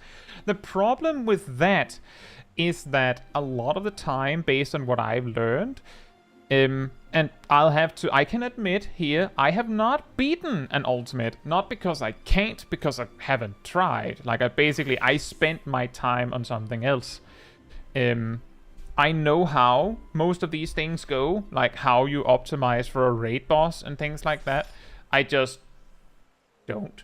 But why that matters is simply put that if I presented like an optimal rotation for level 70, specifically optimized for level 70 and only 70, where it might be, you know, completely nonsensical compared to level 72, what you'd have to do is actually optimize the level 70 rotation for that ultimate. Like, maybe that ultimate has some sort of mechanic that gets in the way 20 seconds into the fight, or 30 seconds. Or maybe you need to do something specific to make sure that you can do your reopener at 2 minutes in because something happens. And the only way that you can know is having done it. Which means that you wouldn't need a level 70 open and rotation or a level 80 open and rotation. You would need an Ubu open and rotation or a T open and rotation, like specifically for that fight, for that job. And those are of course few and far between because it's so specific. We'll get the warrior level 100 guide first, or paladin or sage. That is an excellent question. I don't know for sure yet myself.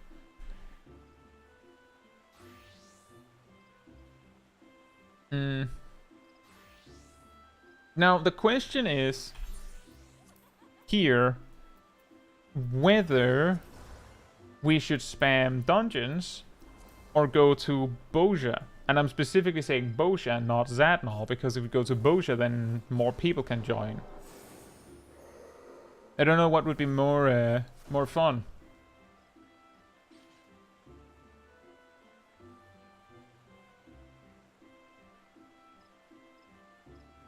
But yeah, I don't know. I will probably figure out a few days before Dawn Trail comes out what I actually want to main, or rather play through the MSQ with.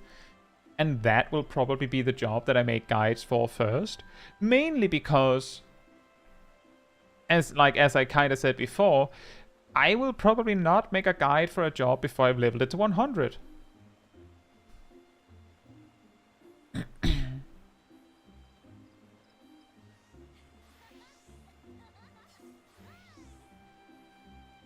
Level 85 in Bozja doesn't seem too good. That's the weird part, is that I've been told that Bozja is so good that it still kinda slaps past level 80. Like, basically the XP you get from Bozja, the highest possible XP per clear of something is capped at level 79, I believe. Because, you know, at level 80 you wouldn't need any, so you just continue to get that XP. But it's so good when things go right that it competes with anything else you could do from level 81 to 90.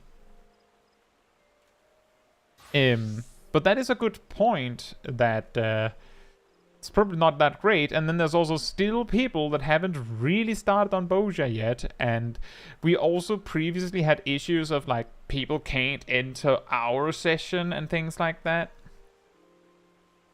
So I think we might just spam dungeons. Vanna's party adventure. Yeah, exactly. That's the alternative. So if you'd like to join me for Vanna's party, I think like 5 times, then come on over to me.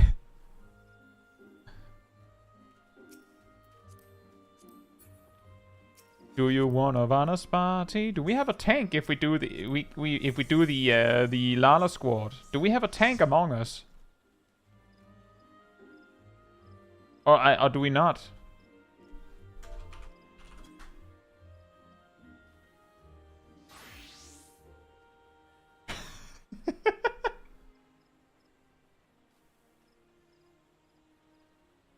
Yeah, exactly, Nano Psychic. I think what will probably be weirdly effective is probably leveling Viper and Pictomancer in Boja or Zadnor to level 90. Weirdly. Or you need to convince like some friends to run dungeons with you. Another option you could also make use of, which is a little weirder, is, I mean, you could just like do dungeons with duty support. That's also an option.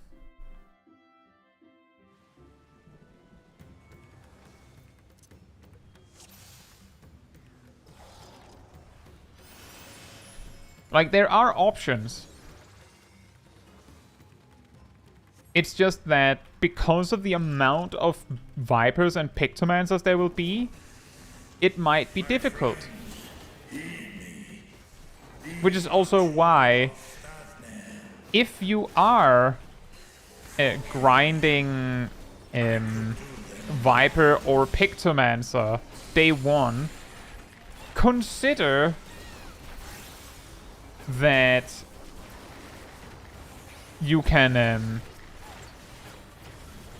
do other things while waiting for the queue.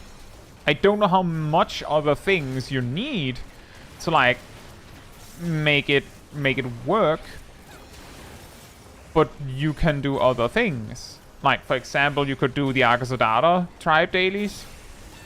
You could do some clan hunts from Charlene. You could do fates while you wait for the queue to pop. I shall silence the beasts of the air. Pray continue onward. Duty support is too slow. I mean, here's the thing. Duty support is okay. Like, okay. In broad strokes, duty support beats actually spam queuing for the highest level dungeon you could feasibly get if you have to sit in queue for over like 10 to 15 minutes. Like, if you have to sit there for that long, then it is actually better to just do it with duty support. But if you have a reasonably short queue, then yeah, there's no point in doing it with duty support. Ah!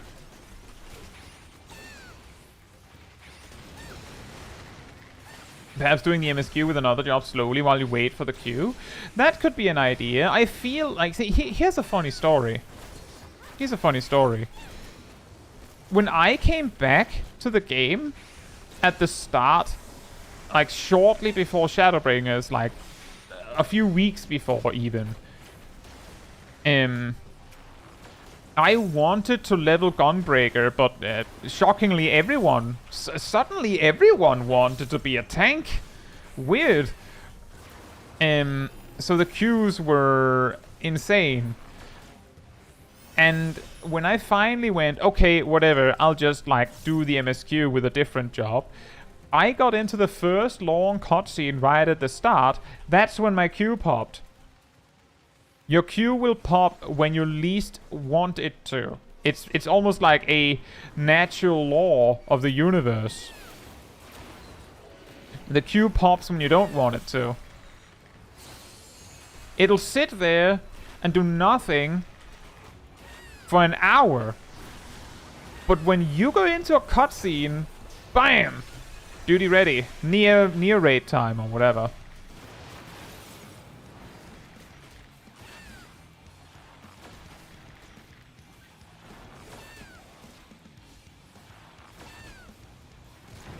You just started playing the game way later, so you could have used Gunbreaker and Stormblood. Well, I think if I'd started the game way later, then I wouldn't have been particularly interested in Gunbreaker. The thing that made Gunbreaker stand out to me was that it was the new tank, right? I was like, oh, that's cool, a new tank. I'll try that one. I ended up playing Dark Knight instead, which was also reworked, so I mean, I just chose the other one, but I actually played through the first long bit of the MSQ as White Mage because it's like, not with that queue. Like, legitimately, my journey in Final Fantasy XIV was I leveled as Summoner, but I started playing Scholar because the queues were long. Then I reached level 50, and I switched to Red Mage, which was the job that originally got me interested in the game in the first place. And then I reached max level, which was 70. And then I realized the queues for everything were really, really long. So I leveled Paladin and White Mage. I ended up leveling a lot of things, but the point is that I wanted to be a DPS until I saw what the queue was like. Then I didn't want to be a DPS anymore. Then I switched to tank and healer. And that's typically how it's always been. The primary reason why I end up maining tank or healer is because my queue times, the queue times are too long. How good is frontline without the daily bonus? I believe it's okay. I'm pretty sure it's like decent. I don't know. I can't remember how big of a difference it makes. But if you want to level through frontline spam, it is an option, I think.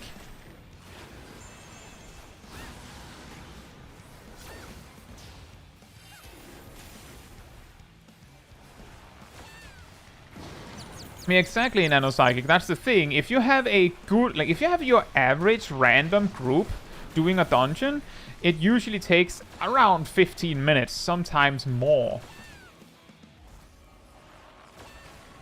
But the duty support itself, the thing is, it seems to be the case that the duty support NPCs slow down and speed up depending on your pace. So if you're really fast, they don't exactly slow down or speed up. It's more like, for the most part, they accelerate in each pull. So like they need to like build up momentum. So they take less time individually to kill the mobs the longer you take to kill them. Which means that, like, that's the reason why it averages out to, like, 30 minutes. Is because if you're really fast, then they're extremely unhelpful. Like, insanely unhelpful. Because they never get to the part where they actually do good damage. Which, I remember I was spamming dungeons back in Shadowbringers to try this. And I remember, like, I did one Malika's well run, where it was like just, you know, pulling one pack at a time because the NPCs don't really help much anyway. Like, it's just not that great. And then another run, and I was playing Warrior, by the way, but that was back before you got full bloodwetting and everything. And you had Nascent Flash, which was decent, but it's no bloodwetting. And for one run, I just pulled normally, right? Like, or rather, I pulled very casually, one pack at a time, because that's what the duty support wanted. And it was actually trust, not duty support, but same, right? And a second run where I basically did wall-to-wall pulls every time. Just pulled everything as fast as I could. And I think it took me 25 minutes. I saved 5 minutes. But the difference was that I was rushing and, like, exhausting myself trying so hard to go faster, where I could lose 5 minutes and just, you know, mail it in. And part of the reason is that the duty support and trusts, they don't do good AoE damage. I used to think they didn't do AoE damage. That's how bad their AoE damage was. That I learned somewhat recently that they actually do AoE damage when they feel like it. Sometimes they feel like it, but they don't do a lot of it. Like, they really don't do a lot of it, but they do AoE damage. Welcome back, Emir. We're talking about duty support.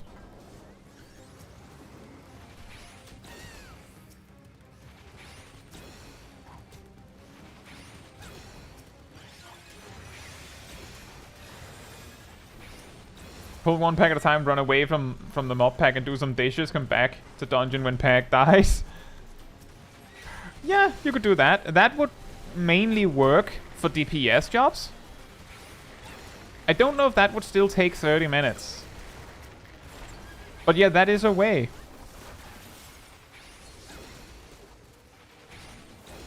Watching the Crystal Exarch cast Aero 3 in a dungeon. I'm satisfied and mad at the same time. You know what's even weirder? Gratia as a paladin casting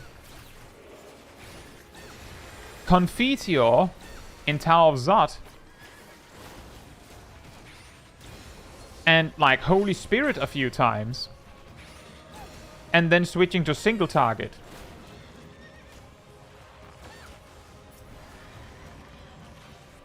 And you're just sitting there like, don't you have Total Eclipse? How about Prominence? Do you have Holy Circle? Like, why are you not using your AoE toolkit?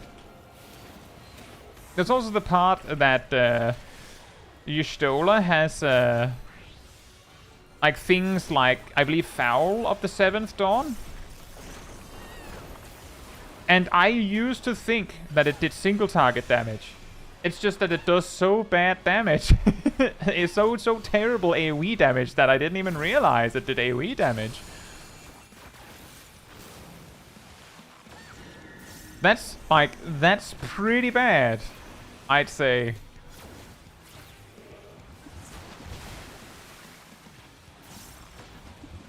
Uh-oh.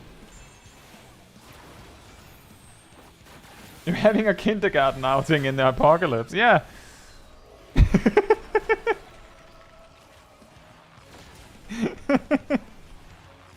The bosses look bigger in this particular run. Isn't that weird? It's almost like when you bring the Lilliput League here for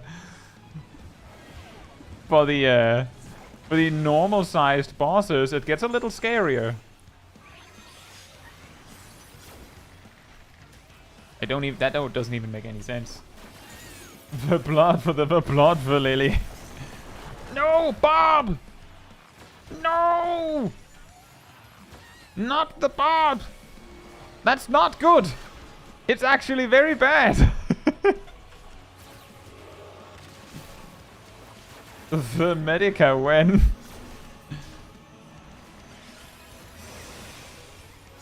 Imagine if red mages actually did get the Medica.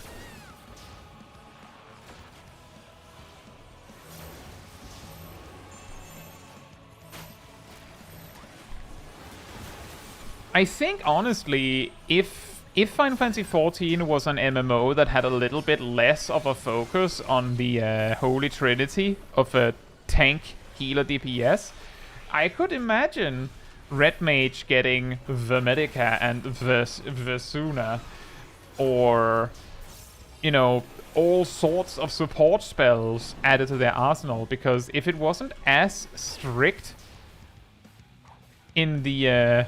oh! We've lost Bob!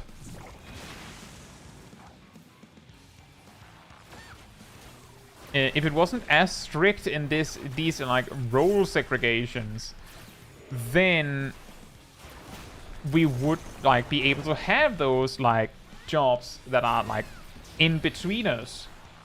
Remember when Celine could Ishuna by herself? That, yeah, she used to have a raid-wide Ishuna. She also used to have technically a damage buff. Not a big one, but technically a damage buff. The Blood Soul. Uh-oh. Uh-oh. Oh no. Pray for me. Ah.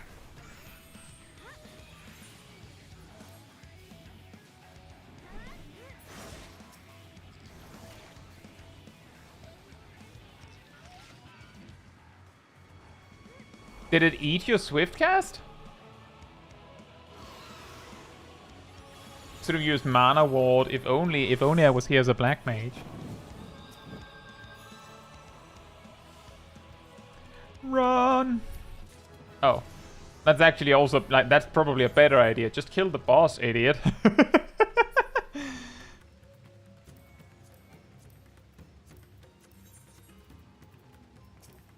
The Radiant Aegis. The Radiant the Aegis.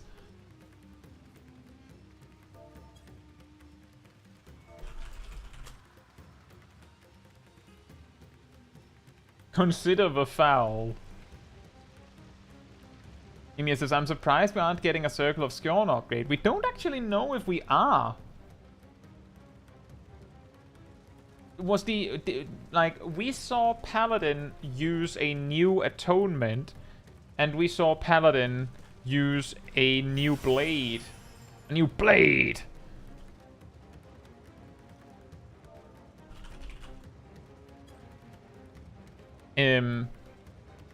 But the new atonement might be something you get before level 80. It could also be something you get at like level 80, before level 90, sorry. It could also be something that you get at like level 92 or 94. But like, there's still a lot of space. Like, there could easily be that and an upgrade to Circle.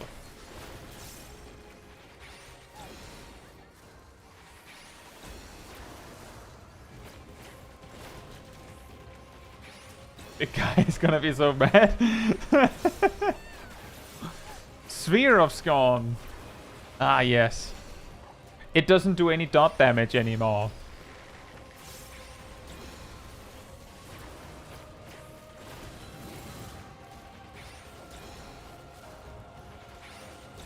The Confiteor. The Edge of Darkness. The Edge of Shadow, sorry.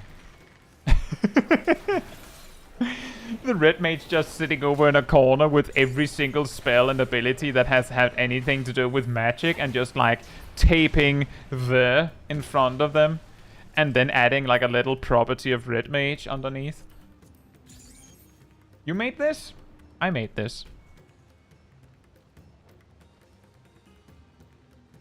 Plot twist, Red Mage is now a limited job. Oh.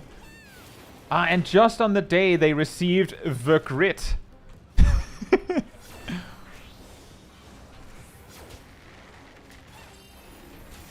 Until we get the Misery as a finisher, all is fine. The Big Sad.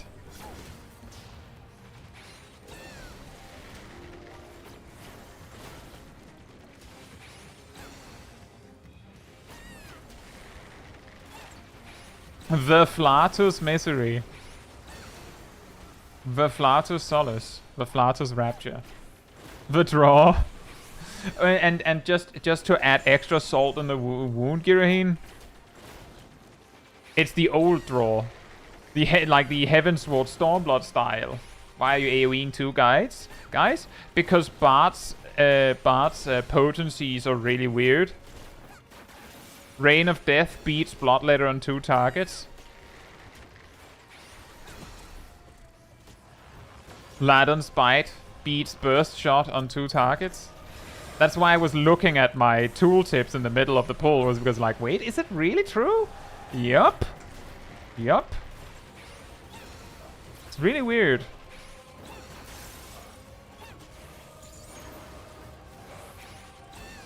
You'd think it was a healer. The Neumann.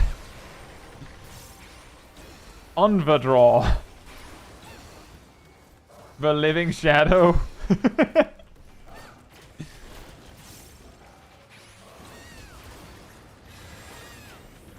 And yeah, exactly, Lexi. The thing is, we could still be surprised.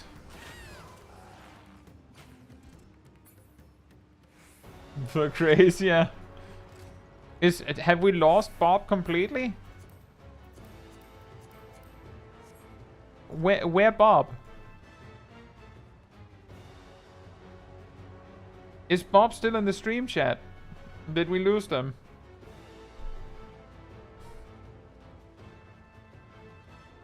Yeah, we could in fact be the surprised, Lexi.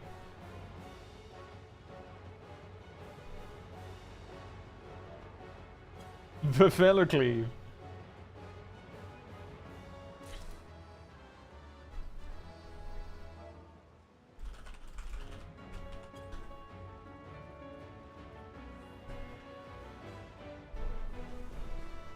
I do think that we could at this, like, even though we've seen the job action trailer, we could still be surprised.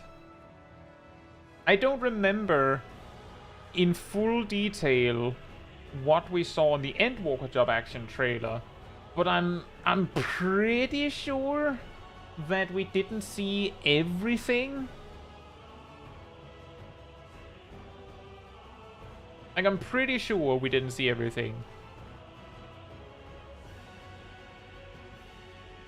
Like, personally, I don't remember whether we saw the warrior use orogeny in the Endwalker job action trailer. I'm confident we saw primal rend, but I don't know about orogeny. And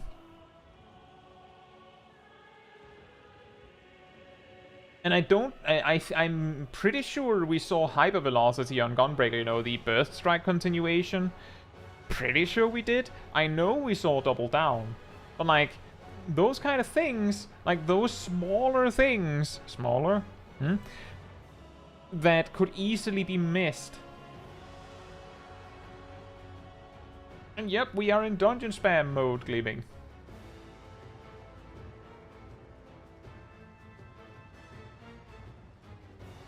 The bloodwetting. maybe bloodverting. Bloodverting. I think we've lost a child. They did show orogeny. Fair enough. I think we can do it as 3. I like how it took a second for it to go. Yeah, the disconnected person is not here.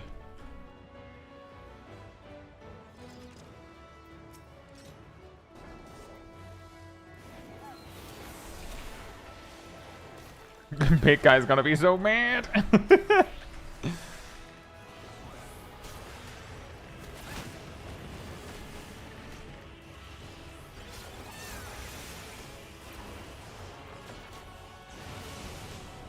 The ready check.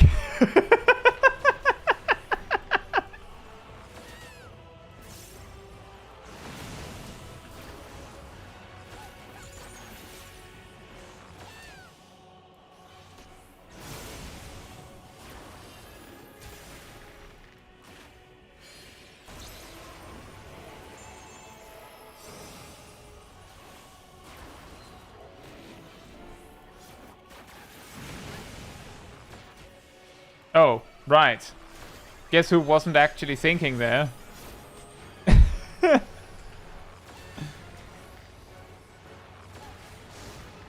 I thought so far that I was like, no, wait, everyone else is in the wrong spot. I don't know what they're doing. And then I survive with like a fraction of my HP left. Can warrior solo Shvabano? Yes. Yes, they can.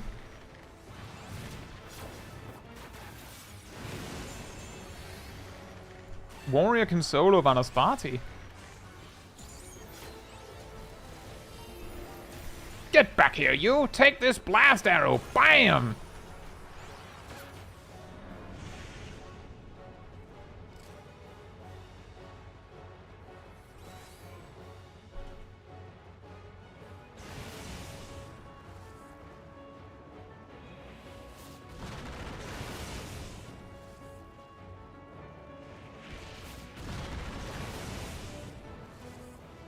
Okay, I don't think I can make that. I could not, in fact, make that. But that would have been funny, wouldn't it? Sorry.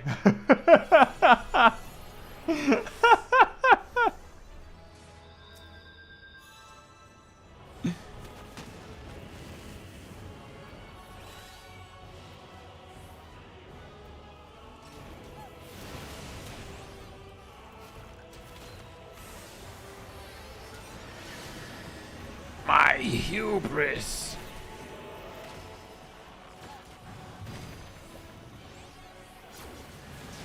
my leg.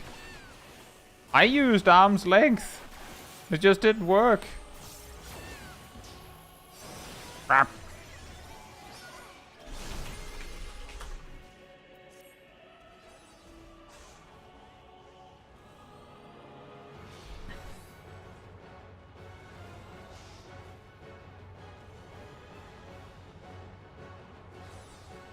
I'm a genius! Oh no!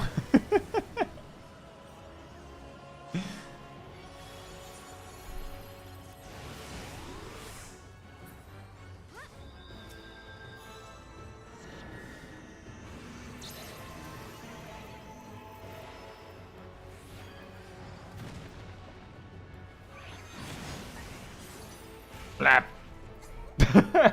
I need to find a better spot to actually get to actually accept the race. I came up at the exactly worst possible time. It's okay, I'll hold the camera, guys. No nascent flash? Well, I think they're trying to hold on themselves. Ilya also did lead with I'm not that strong at tanking. So you know, one thing at a time. Play a song for the team. Ba, ba, ba, ba. Ba, ba, ba.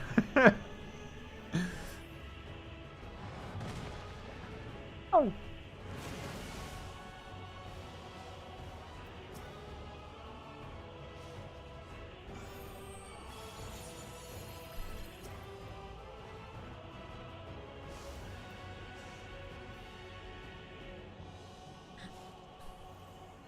This was actually a good time to take the rest, but I don't know if it still is when I can see again.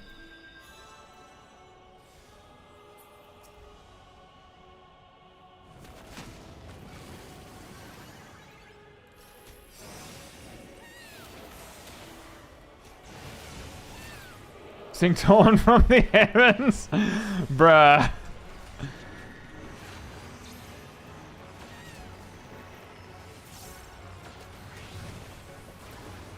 I think I'm dead again. Nope, Shaq is dead again. Dead. Well, the healing is all on you, Ilya.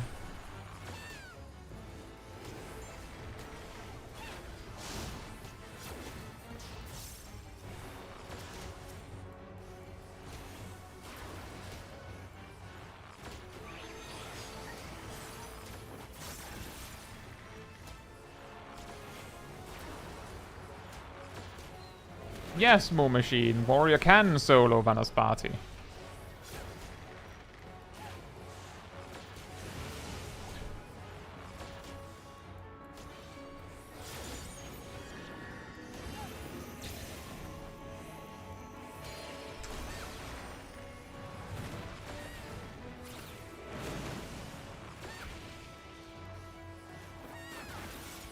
Right, my dots. I wish I had something. I just have no cooldowns that can help right now.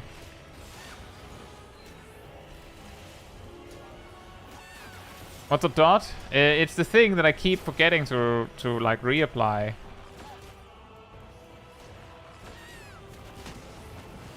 Bruh.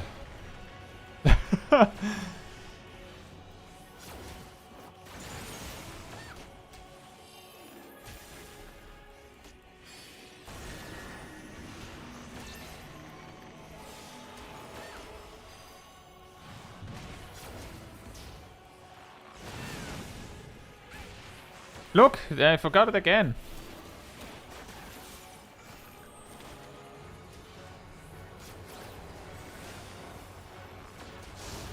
Oh man.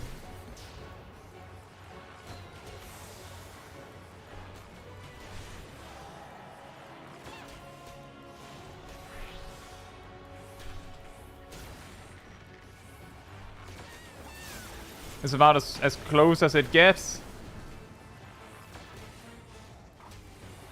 Well,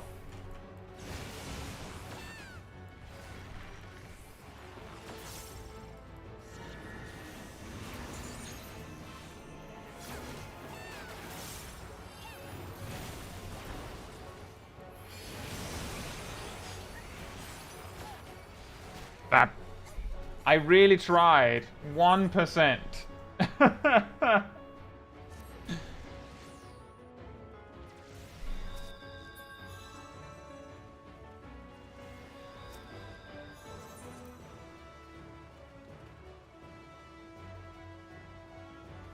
We can do it. I'll, step 1 is I will not mess with the boss in the intermission.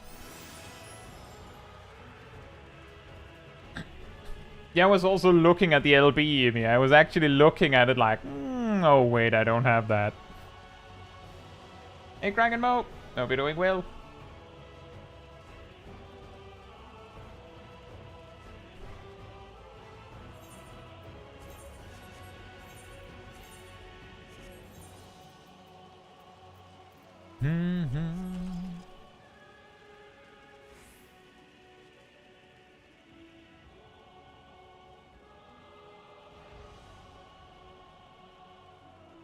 Good thing that they're increasing the potency of second wind, right? Yeah. I think they actually increased the potency of second wind in Endwalker as well.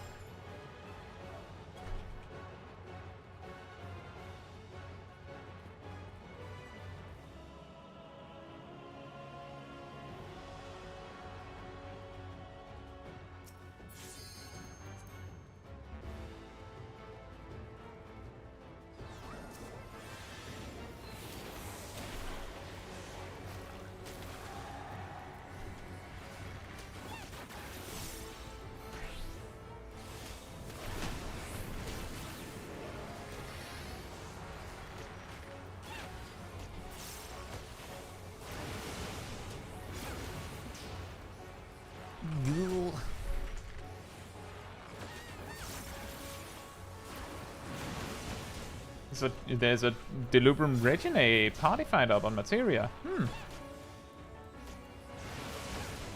Suboptimal, you only had 2 stacks. What are you talking about? I got the 3rd stack when I clicked. That's the power. That's how you have to do it on Materia. You have to just click and hope you have it.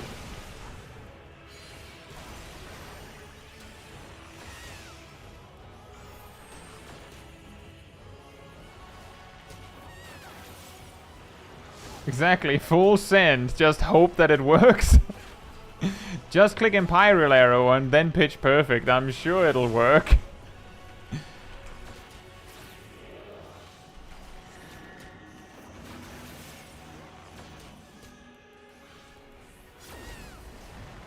Or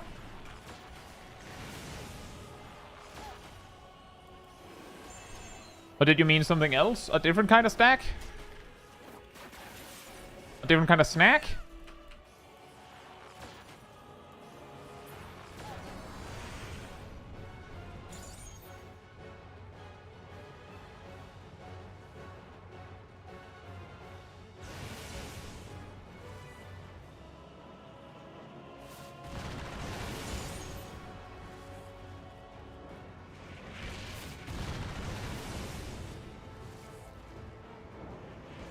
Uh-oh. Oh boy.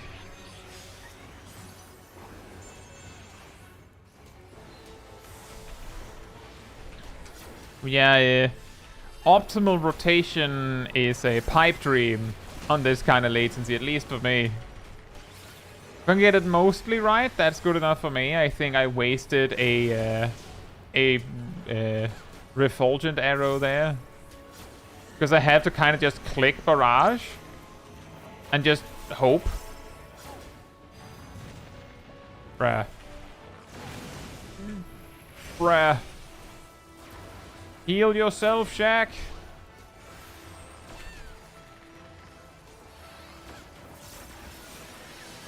Whatever it takes. Remember, Pepsis is quite effective.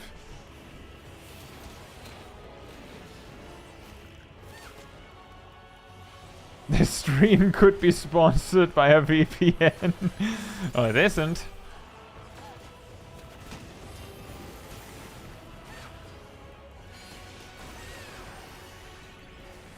Good point, Philippe. I should have thought about that. I was actually a lot more... Like, I knew that I would probably survive a little bit longer, so for me it was like, it doesn't really matter. Bruh.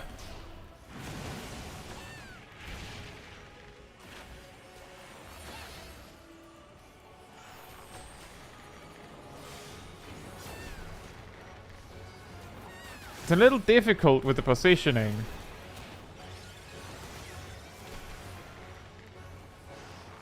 What's up? What's up, Ibia? My songs?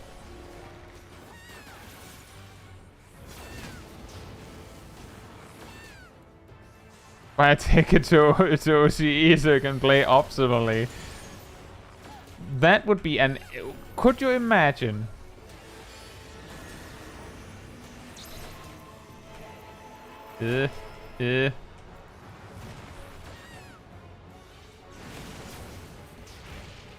If that was like the gamer strat, just move to OC. The dead zone isn't a play area. I know, but I'm like actively trying to make sure that I'm not overlapping with Shaq. On a good connection, you can just like micro adjust it after the fact, but on this latency, if we're overlapping when the knockback occurs, then we're still, according to the server, we're still overlapping when the spread marker is resolved. There's nothing I can do. So like I just go, well, I guess I'll have to eat it then.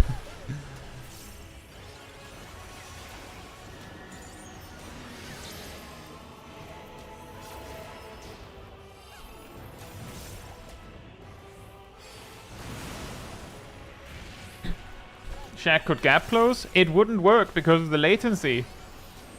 It would just be like, well, you didn't move in time because of like a full second delay or so. That's exactly the problem. Is like I need to click arm's length extremely early, otherwise it doesn't count. I need to use defensive cooldowns so long in advance that I just have to know. And when we're positioning like this, I can try and move, but then Shaq might try to move in response to that. Makes it kind of hard. But we won.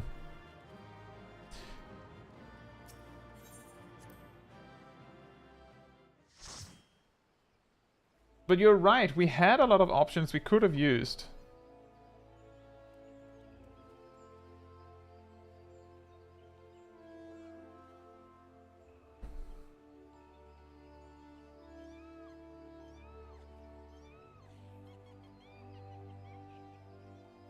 Prepare a marker and a macro and markers for next time. Right. Vanaspati, final boss. So, what are your clock positions, guys? For the knockback. Gonna... Quickly, we want to clear the dungeon today, right? Wouldn't that be amazing? This would have been a lot easier. Unfortunately, we lost Bob.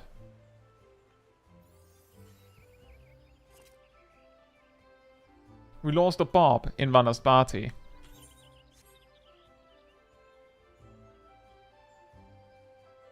Look at the magic. It says, you joke, but I unironically have markers for Castrovani, a second boss. Why? Is it that bad? I'll go MT, but you aren't main tanking me. I don't care. That reminds me of back in Shadowbringers, I was farming E5S when it was current for like drops. It was in the time period where the weekly lockout was removed, but it was still the current raid tier. And I joined a group where we had one melee DPS, I believe one ranged, and then we had two mages among the DPS. Like, of course, we also had two tanks and two healers. The black mage was the one that said, I'll take the I'll take M2. I'll take that from that one for the team. I'll take M2 because it moves less than R2 anyway.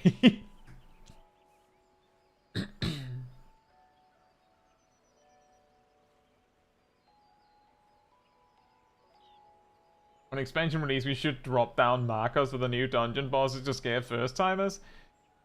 You know, I feel like there's something that some sort of technique that we lost when Cape Westwind was reworked to a solo duty.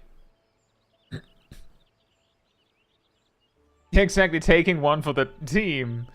I'll do it, everyone. I'll take the bullet. The bullet being free ice cream and a hamburger. I'll take it. It's fine. I'll manage. I'll get over it. Don't you worry.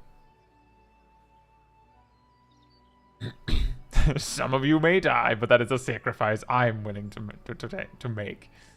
Yeah.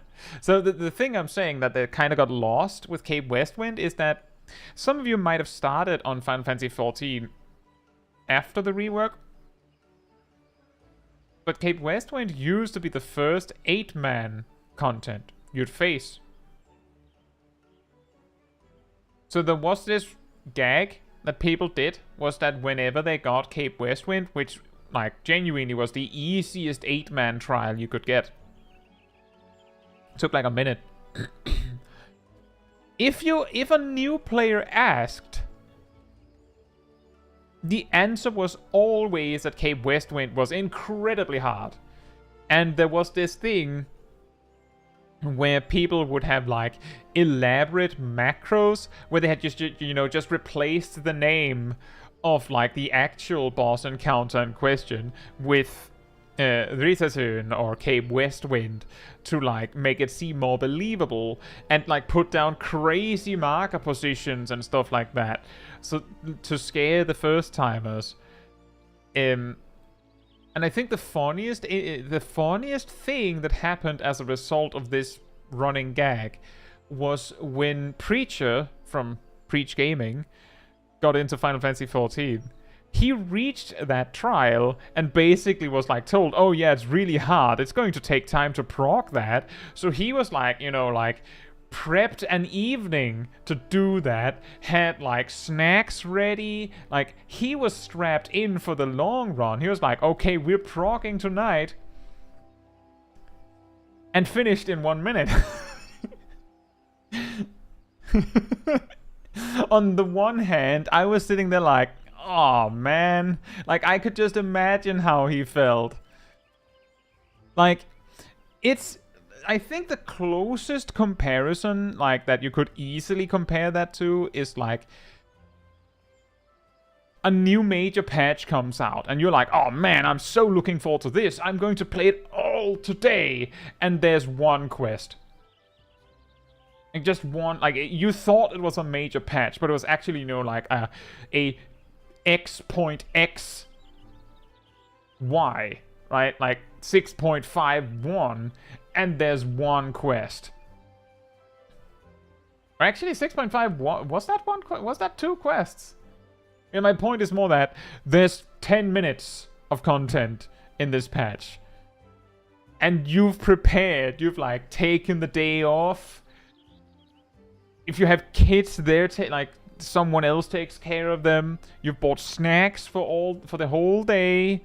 Like you've made sure you're ready to order a pizza when it's dinner time. Everything is just, and then you're done.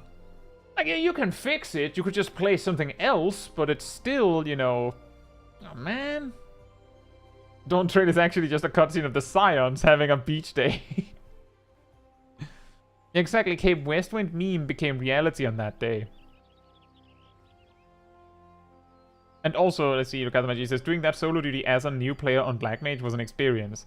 That's true. That's actually also true. And I guess that's what you actually meant, Lukatamaji. That the real meme became reality. That Cape Westwind is actually not trivial now.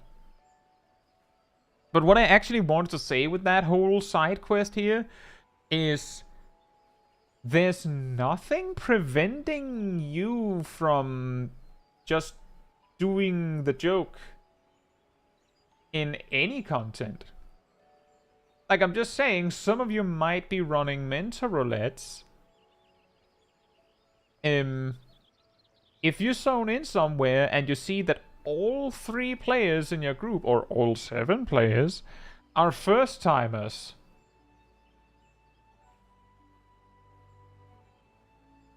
you know, you could really meme it up if you want to.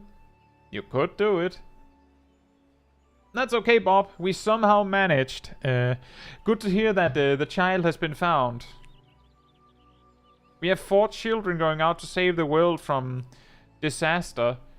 We lose one.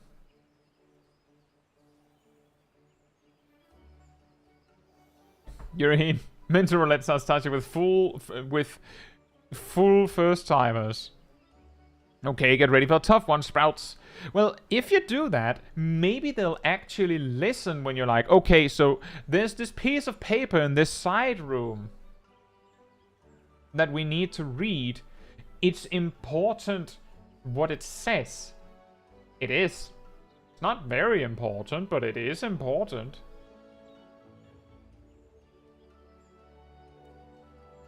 Space Queen says it's more convincing when the mentor is like, no, not Crowd of the Immaculate, and one or two other vets are like, what's our strat? That's true. That's true. But I will say, as a mentor that sometimes is in alone, and as a mentor that sometimes lands in content where I don't even know what the tactic is, but there's another mentor that does, I feel like sometimes it is just as intimidating when the mentor that actually knows what to do just goes, alright, this is what we're going to do. Who's doing this? Okay, everyone know how to do this. It's important that we do this. And like they just completely flatly go over everything, like obviously we have to have this conversation, otherwise we lose. Like when it's so like delivered like, no, this is normal, that's how we do this. I'm not giving this spiel because you're first timers. I'm giving this spiel because this fight is really hard and you need to do it right.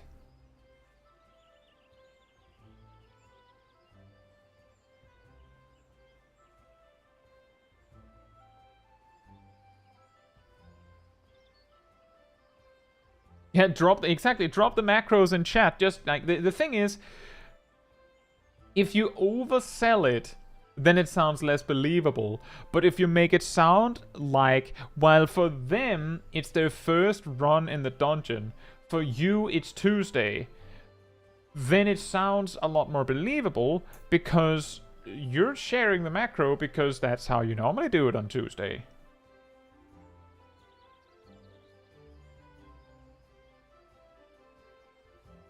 What is always red anyway, Saras?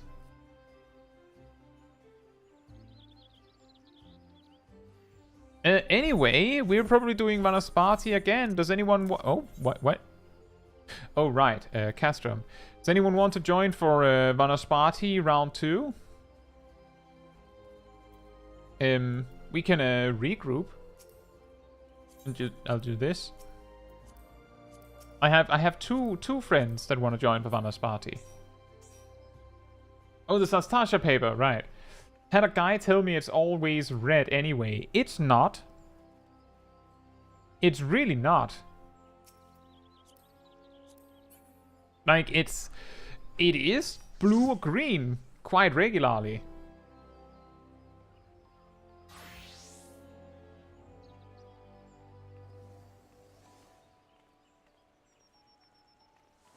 But that is quite funny that someone just goes, oh, it's always red. Yeah, how do you know that? Well, it was red for me like 3 times in a row. Yeah, that's called randomness.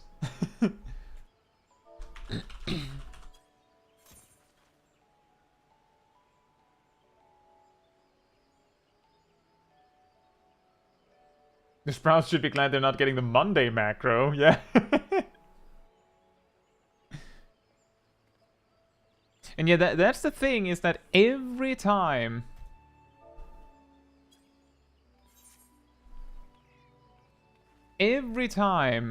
I run Sastasha, I will go and check the paper. And the thing is, it is exceptionally rare that anyone else will. Exceptionally rare.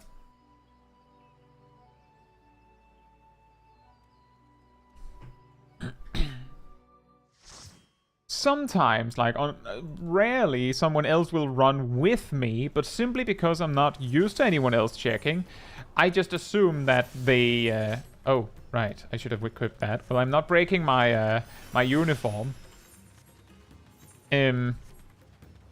Because it's so rare that someone actually checks it other than me, I just assume that they had auto run on or something.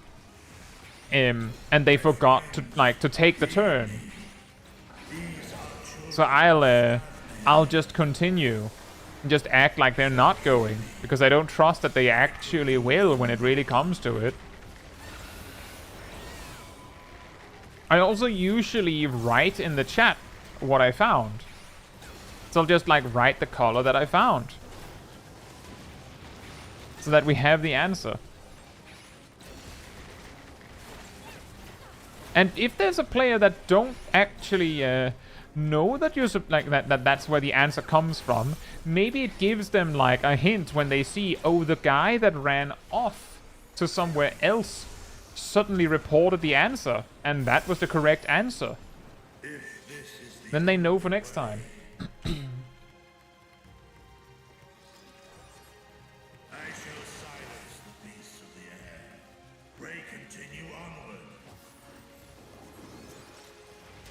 Yeah, Ryoma, as Krakenmo said, for some reason the test system that they've set up for this whole regional DC travel, it's like it adds a copy of your character on the destination DC, and when it goes home, it doesn't actually clear that until you check yourself. So there's like a phantom character on the DC until you check.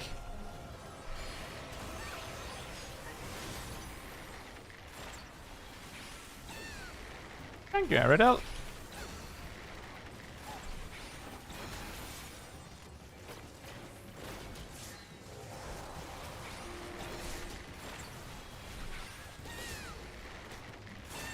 It is hard to say, look at them, Magie. Some jobs in that level range might not have AoE, but they have extremely good single target, and the mobs are rather flimsy.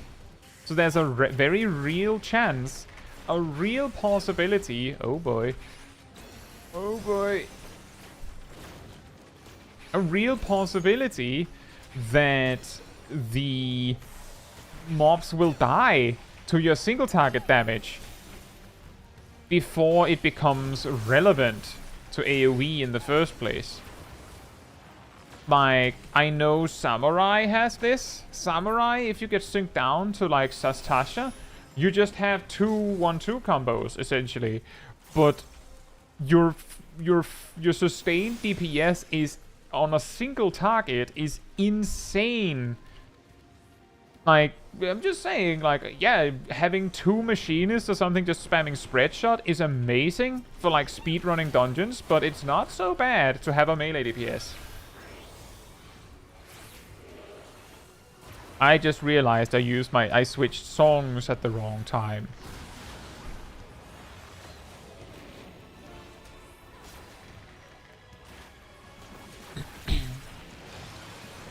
Yeah, ultimately, if you have a full like double ranged physical, especially if they're machinists, then something like Sastasha, just pull until you can't anymore. If both machinists are AoEing properly, then you will not actually be able to bring all of the mobs to the boss, because they'll be dead by then. It's a, in my opinion, the difficulty of the Sastasha Gigapull at the start is a little... oh, whoops. I thought this was the one. I didn't make it. I even stood on it, and I could have seen it moved. I feel like the difficulty of the Sastasha Gigapull is exaggerated because people think that it's a lot harder than it is because it is such a big pull. It's basically like a case of, but there's so many mobs. How wouldn't it be hard? Like, how could it not be hard when there's so many? I also realized that I actually just completely skipped Army's Paeon, which actually leads back to me having the exact same problem that I did observed at the start of the boss fight.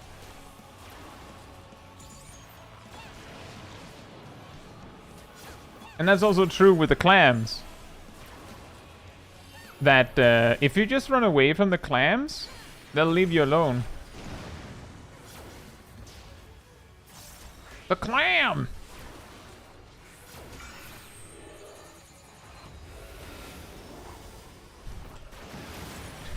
Not to be confused with steamed clams or steamed hams. Steamed hams. And you call them grilled, despite them you call them steamed ham, despite them obviously being grilled. Yes.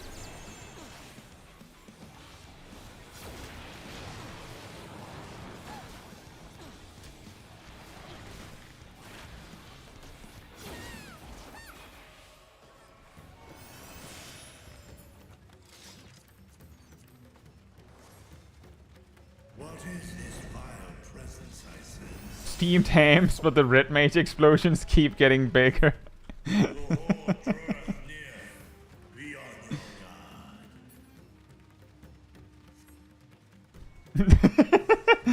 The Final Fantasy XIV Simpsons mashup. Do you believe in Eorzea? Yes. How very glib. No, it's the Aurora Borealis.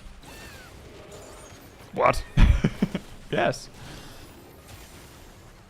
In your kitchen? Yes. Of course. Why not? Can I see? No.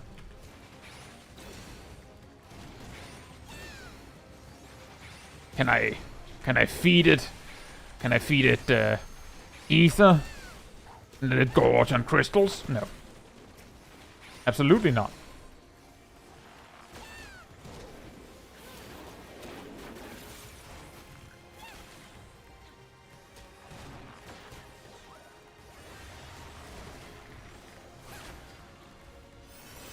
Seymour the Red Mage.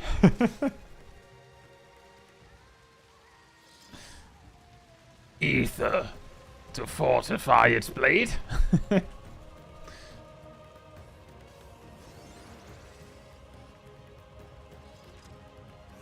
It's hopeless. Better turn into a big monster. Oh no, guess we'll also have to turn into big monsters. Slightly smaller monsters, but you know.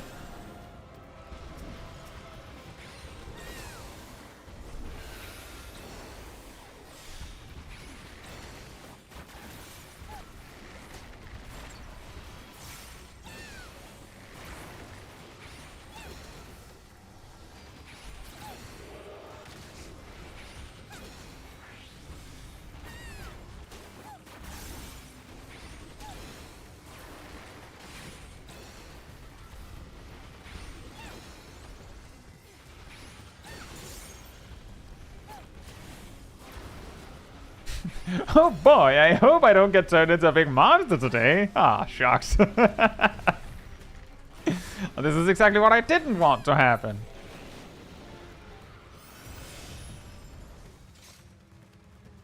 And just smash cut to the person just turning into a big monster. Oh man. Not again. Again?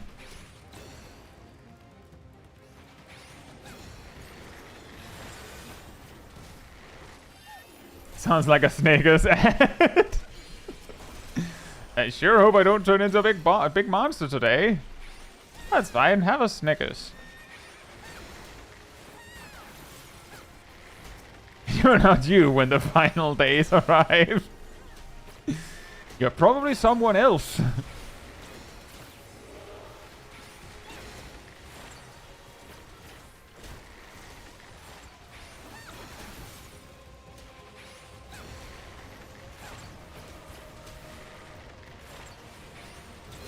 You're not you when you're when you're uh-oh. Run for the hills. Ah, ha, ha, ha, ha.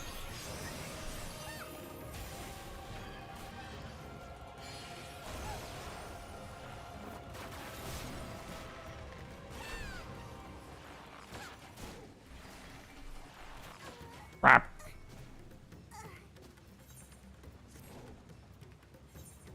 I'll run back. Today can bard solo Vanash party. Well, the thing is, the reason why I run away like that is both because it obviously means that I'm running away from the healer, so I'm probably going to die. But it also means that I will live longer, which means that the rest of the group has more time to recover. Whatever it takes, whether the tank runs back, if the tank runs it back, there's a chance that they'll run into me on the way back. If they get rest, then, well, eventually the mobs will kill me, and then they'll turn around and get the tank. Well, they'll go for the heal and the other DPS first, but the whole point is that by me running away, there's a better chance that we all have longer to survive. Like, it's not just me going, oh no, I'm dying, better run away. It's just, that's the only option I have.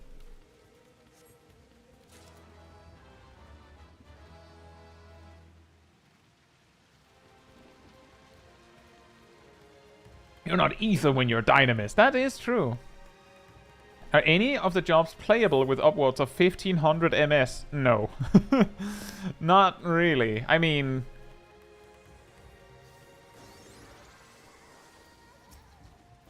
I guess the closest you could get to a playable job is like... I think Ultra Slow Mage? You know, Red Mage where you just use the slow casts? That would technically be... functional? It would be mostly as good as Ultra Slow Mage would be on a good connection. Kind of. Possibly. But no. I don't think there's any job that is functional on 1500 MS. That would mean, for the curious, that would mean basically 3 seconds of animation locking. Plus the half seconds, or 3.5 seconds actually.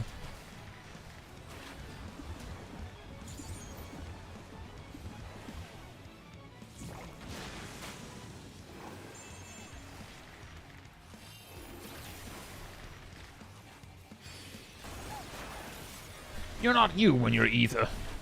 You're not ether when you're dynamis. It's also the... Yeah, exactly. That's also the part. If you're on 1500 MS, then when you use an OGCD, it would also lock you for 3.5 seconds. Like, at that point, I would say Final Fantasy XIV is just not playable. Uh-oh. Uh-oh.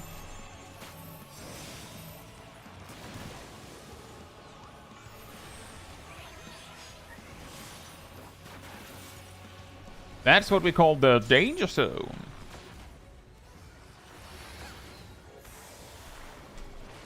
And we don't even have a gunbreaker.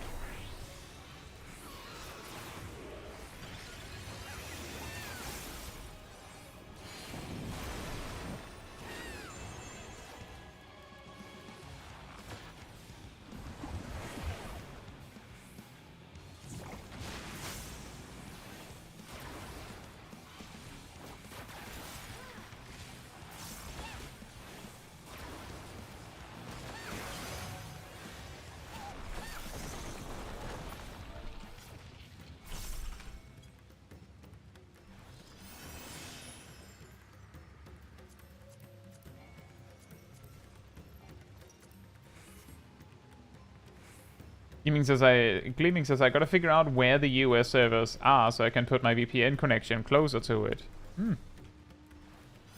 I don't know how much that would help. I guess it would help. Just don't know how much it would help.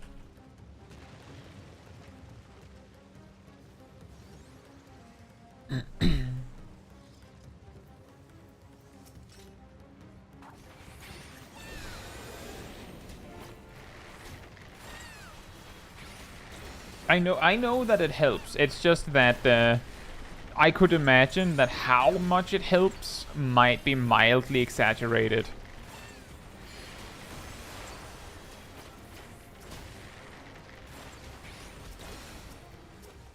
And the reason why I think that is because as a VPN is a product that people want to sell you, and the particular property of it being something you can use with a VPN to help your connection, it would be something that someone who's trying to sell you a VPN would emphasize. Like, they'd be like, oh yeah, it's really, really good at that. Like, insanely good. So it might be hard to get a straight answer on how good it is without, you know, just testing yourself, I suppose. But I could only imagine that it would at least help. A lot or a little? Don't know, but it would help.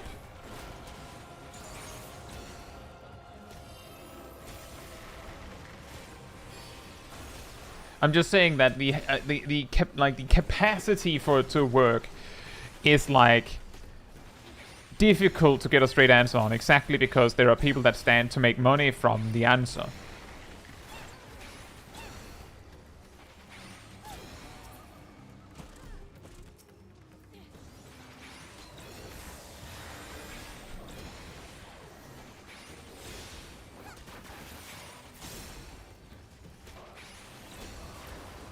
Good luck with that, Lexi.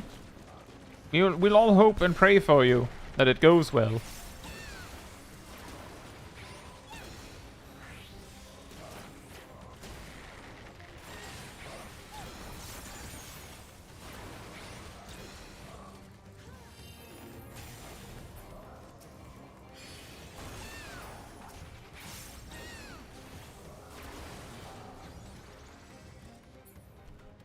Yeah, the thing is, I don't know exactly how it works, personally. Not in detail, but using a VPN allows you to, like, at least partly impact the path that you end up taking over the internet to your destination. Like, for example, I know that I have a friend in Malaysia that discovered that her connection to Final Fantasy XIV EU was better in a certain time period, like a while ago, when she used a VPN to Denmark, which basically shoots past the servers and then back. But I believe it turned out that the reason for that was, like, not purely, but partly because it meant that it took a different path, and the path it would have taken was, like, problematic. Like, there was something in the infrastructure on the way that caused the connection to be bad. I believe it was because it was trying to, like, the shortest path was through Ukraine. Whether that actually was the reason or made a tangible impact, don't know if that was it, but that was the best we could come up with as an explanation as to why that worked, essentially.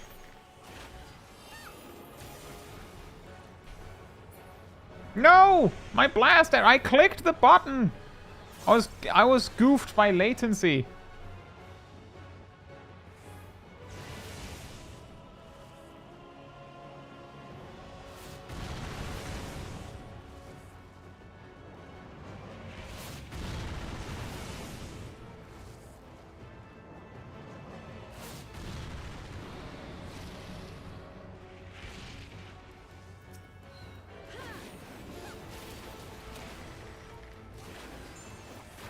And I should also mention that there's also a perfect possibility that it was a different country on the way that caused problems.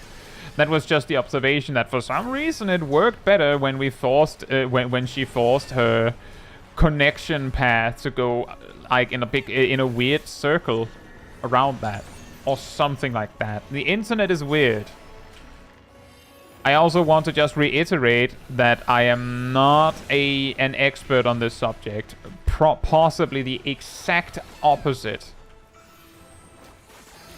So the best I could do is say this, and then someone who actually knows what's going on could say, ah, yes, I know why that happened. Has nothing to do with what you said.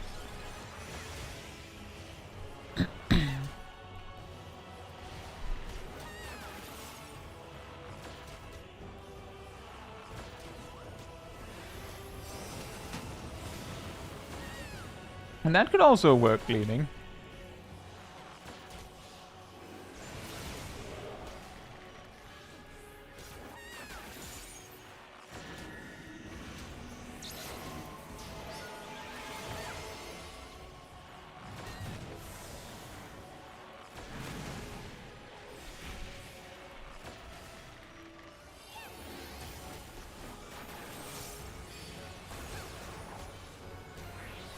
Oh yeah, we have limit break.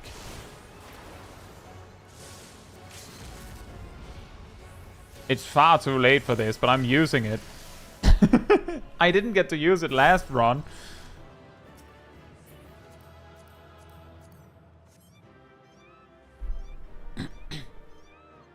Dragon says that first time prog on Golb is extreme. With my FC last night was more fun and less stressful than I thought it would be. That's good. How far did you get? Did you get past double meteors?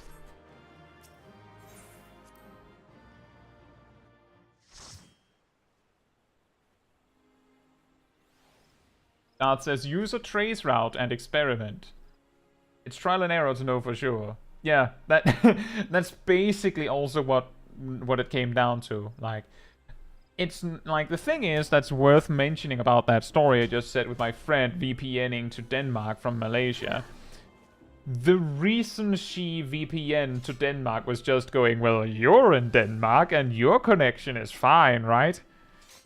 I could try anywhere, so might as well try there. And it just happened to work. Like, there's probably a bunch of other countries that would have worked just fine. But that was just the first one. And the thing is, with these kinds of things, I think what will happen for most people, like, you know, people that are using the VPN for the practical use of it, will probably just, you know, try until they find one that works. Like, it's not like you'll go, all right, can I find an even better one once you've found one that works well enough? I imagine that's at least the case for most people.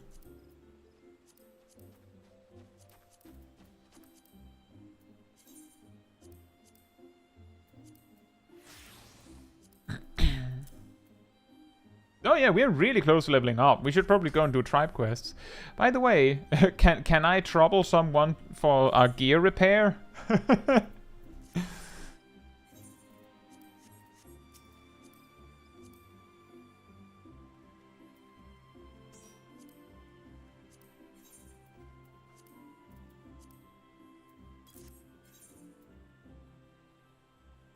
Also, hey Orion, hope you're doing well.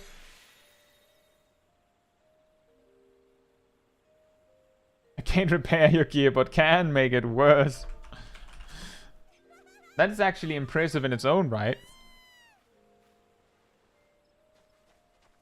Let's see. Like so. And you, it seems like you would like to join up. I think Naomi also would like to join. Do we have anyone else that don't mind to cycle? In either way, I will go to... Have we unlocked these?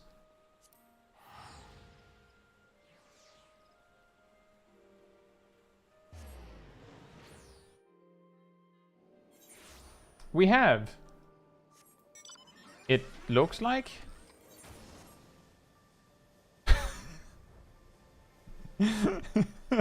Yes, that would work, everyone. Just hold on. Just hold. Does everyone get the same tribe quests every day? I don't actually know.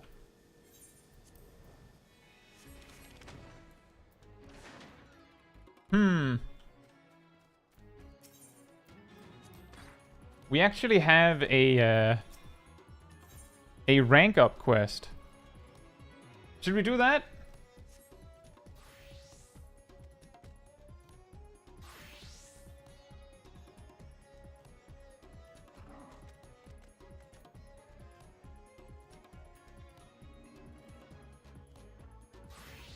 We got past the 1,000 double meteors, which was chaos because they hadn't had a chance to explain it to the 3 newbies. Yeah, I think I remember that for me, when we did it on stream, we used a lot of time proccing double meteors. Because the thing is, it's not about surviving double meteors.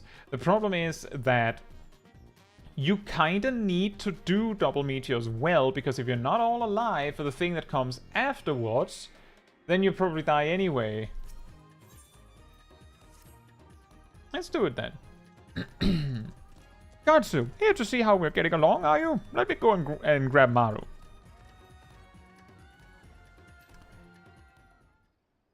Suddenly story quest. Thanks to your help and Kankana's odd jobs, we've been keeping our carts rolling and staying out of trouble. Communicating with the locals still feels daunting at times, but Maru here has made us some gulal to break the ice.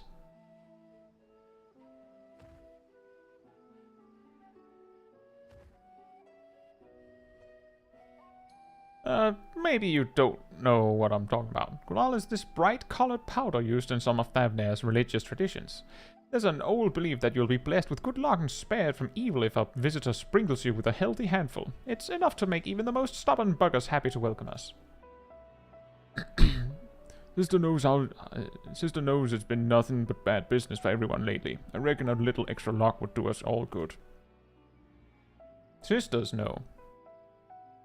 That it would, though our luck might be better if my girl Zarya didn't start galloping with glee when she gets so much as a glimpse of the stuff. But all in all, we've been getting our name out there and learning the job. Might be slow going, but we're making good progress. But boss, is slow going really gonna cut it? So long as I get to ride, I ain't got no problems, but... Our carts ain't exactly designed for hauling cargo. No one beats us for speed, but practically speaking... Sooner or later, some silver-tongued dab hand's gonna come along with carriages or boats that can carry loads and loads of packages. And then where will we be? Out of work, that's where. Oh. Our carts might not best a carriage in freight, but it's like you said, Maru. At speed, we are unbeatable. If only there was some way to make the most of it, to offer a service that no one else could do better. Ask not, and ye shall receive no answer. True, we won't get anywhere marinating in our own juices. Let's ask around and see what speedy services folks might need. Is what I'd say if I knew the first thing about making small talk, which I don't. Help me out? Let's start with the great work. I got a delivery request from an alchemist there, so me and Sariel will head over first. I'll meet you by the etherite after I've picked up the goods. Okay, Smol Caetsu, who did you steal that quote from? Excellent question. Also, let me just grab these.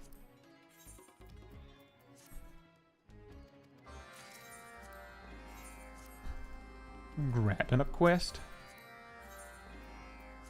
Grabbing a quest.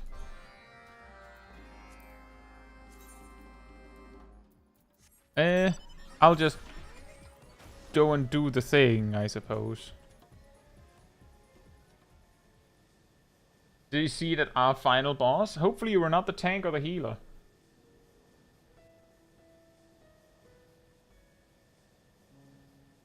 Ryoma says you can have up to 2 dead people by sending a flare into the tower with a tank LB. What?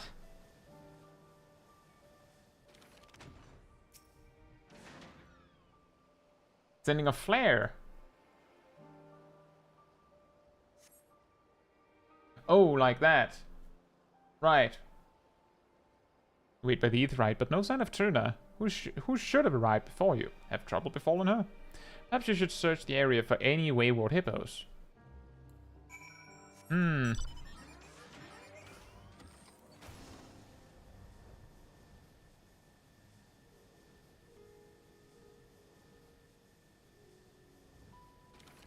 You're off track.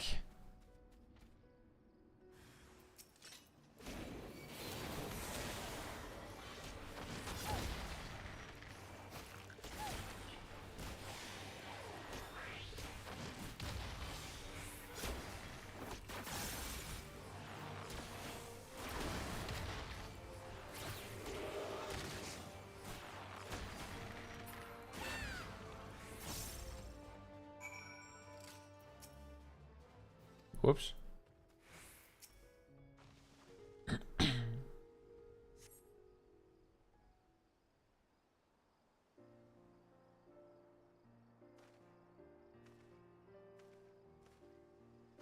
Thank you. Oh, thank you. You really saved our skins, Caetsu. Me and Saria sipped over when we heard yelping. But it was everything I could do to just keep that beast at bay. And I don't know what would have become of me if you hadn't. Allow me to express my sincerest gratitude. Random side quest. I will bow for you. Anyway, how am I imagining things? Does it smell like fruit around here? If I was a Viralangula, I'd come running too. You have a sharp nose, miss, and a long nose. Yes, I was in Yetlibard on an errand when a merchant bade me take this fruit, insisting it was delicious and perfectly ripe. How was I to know that every beast in Saltwind's welcome should agree with his claims wholeheartedly? I thought escaping that herd of drooling Gaia would be the worst of it, but my hopes were fruitless, as it were. Well, the next time you've got something to haul, call the Hippo Riders. Me and my associates do fast, safe deliveries by Hippo cart. Yes, I've heard talk of hippo couriers as of late. Never did I imagine one would come speeding to my rescue. I will absolutely call upon your services in the future. To haul one fruit? One fruit of sacrifice? I'm gonna load his fruit onto the cart and see him into town. I've still got to pick up that package, so come find me inside the Great Work. This time for sure.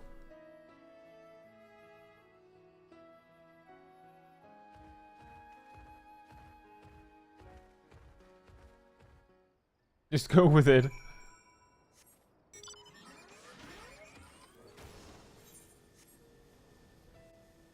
Da da da da da da. It's a bird. It's a plane. It's a small guy on a plane.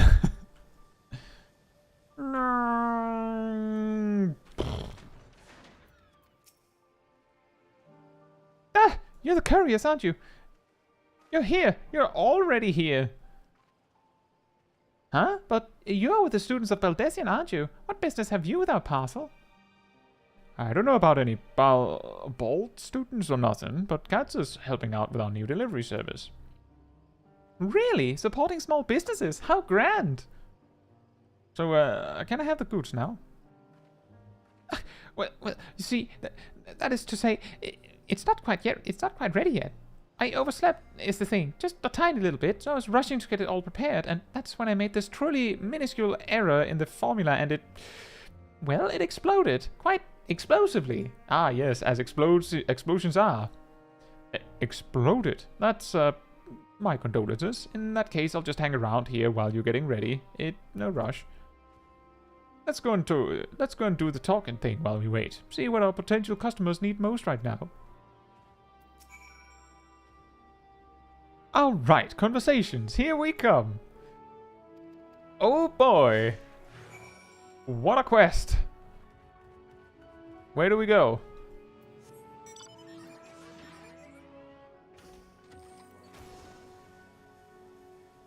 A teeny tiny mistake. Just a very small mistake.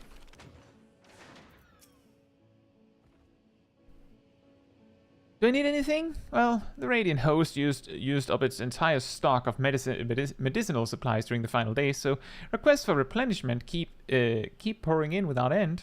I can't remember the last time I sat down for dinner with my family. It seems like a different lifetime by now. That's unfortunate. I wish I could help, but I don't know the first thing about medicine. You don't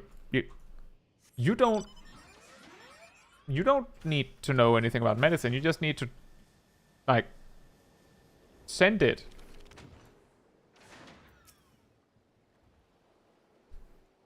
Do I need something? Why, I'm glad you asked. I've depleted my stores of honey.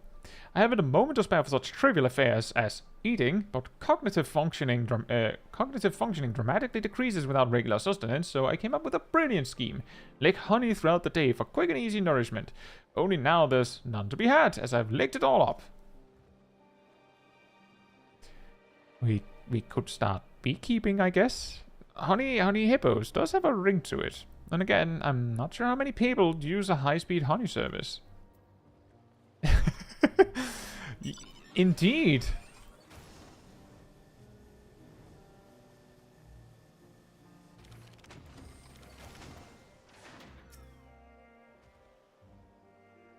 What's this? What's this? What's this? Do I need this, that, or the other? No. I'm flying free and feeling fine. I finished all my assigned work, which means I now have 3 delicious days for my personal research. I'll eat and sleep when I'm dead, but until then, alchemy! Right then. Congratulations?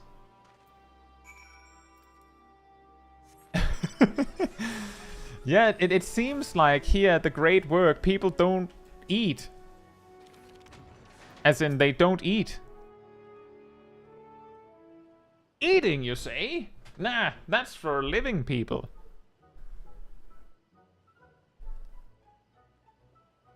Why would you eat? Because food is delicious. Sometimes. I'm ever so sorry to have kept you waiting. It's all here, packed up safely and hardly singed at all. I would like you to take this to a colleague of mine at Palaka's stand. He's an alchemist named Jisan. Well built for a bookish type. Handsome. You can't miss him. Him! With the baby!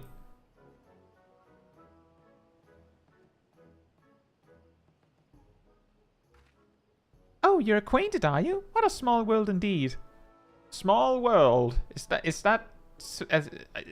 Are you trying to offend me? He's still the same as ever, watching over his little one and Palaka's stand alike. He requested replenishments for medicinal supplies, so hopefully this should tide them over. Ah yes, medicinal supplies that one mistake explodes.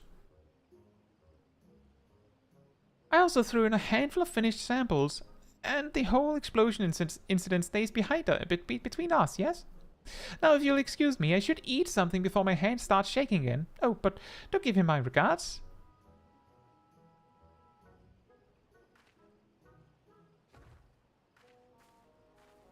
Ether to fortify my health is enough.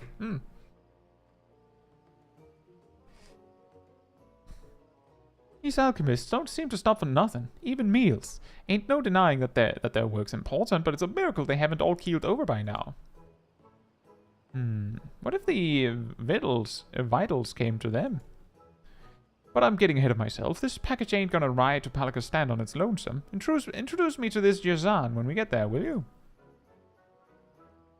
You know when you accidentally put nitro in your painkillers? Yeah, exactly.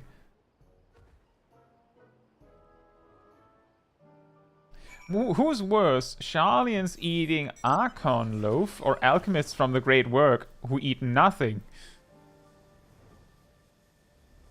Dad says, was that a short joke? Stop laughing, I am evil. Is that Veiga from League of Legends? Good luck, Lexi.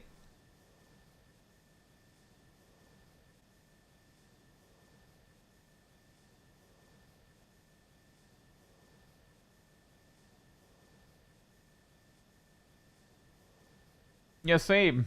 Is that a short joke?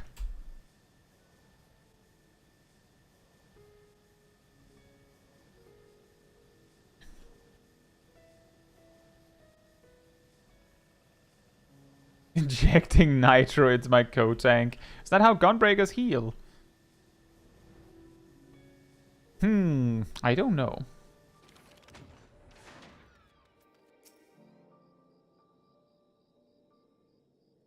I don't know. Caetsu, what a pleasant surprise. I knew a shipment would be arriving soon, but I never expected you to be with it. Are you playing the part of Carter these days, then?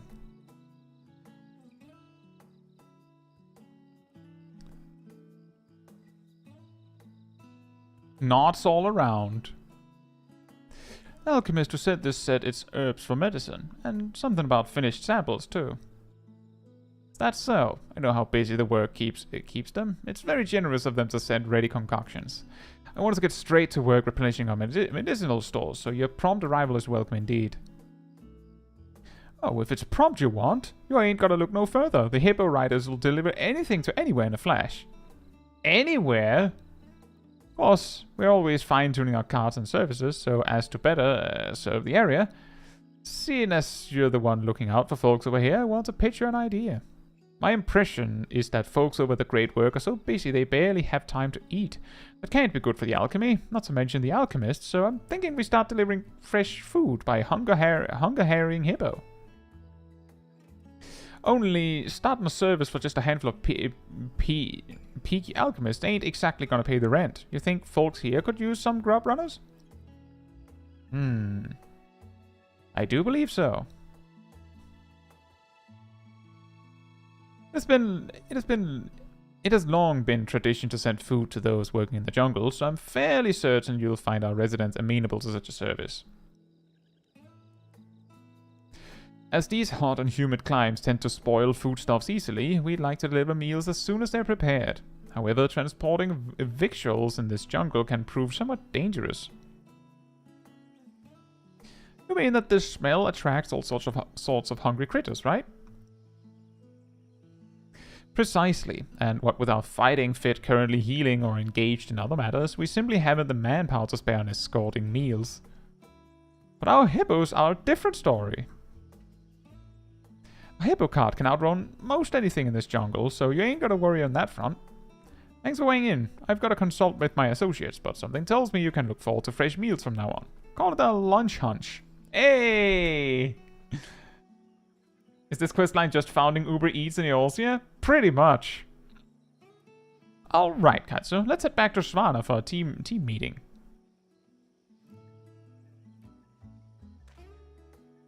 That is pretty much what this questline is. Or this storyline.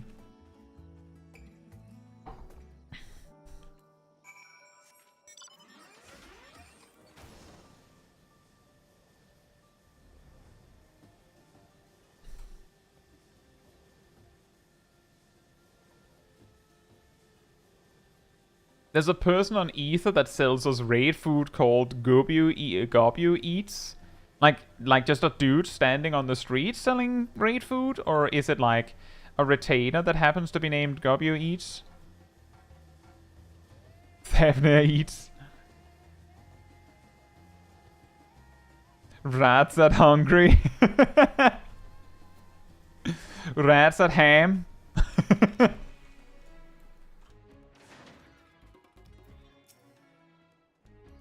Maybe that's their burger. The rats at ham. It's just as you said, Caetsu. Asking around earned us some bright ideas. You think of something good, boss? Food, Maru. Eats! We're gonna deliver meals with these wheels. Hey! Eats? And then she said something that doesn't matter, apparently. Mouth-watering meals delivered whenever. Wish I could order something. We got it cinched, boss. Ain't nothing that'll deliver faster or fresher than our carts. Hold your hippos, Maru. We still gotta sort something out. Where are we getting this food in the first place? Taking meals from Palaka's stand to the jungle is one thing, but if we've got to ride all the way to Jedlimart or Ratsathan for ready-mades... Good point. Popular dishes will be hard to keep in stock. What if we had a kitchen here? We could make our own meals. Yeah, fresh ingredients from merchants in Jetrimart, the daily catch from fishes in Akyali. And most importantly, we get an endless supply of food! I might be a genius, boss. Wait here, I'll have a kitchen going in no time.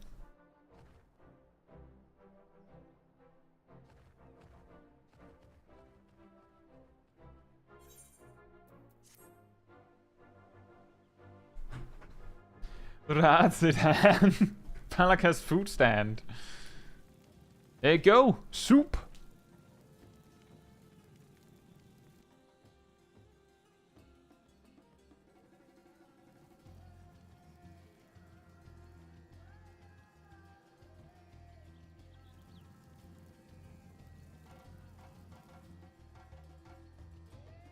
Thanks to Maro's enthusiasm, Svana has a new kitchen. The Hippo Rider's reputation has risen to formerly delinquent carders. Make the most of their expanded services to help improve their social standing.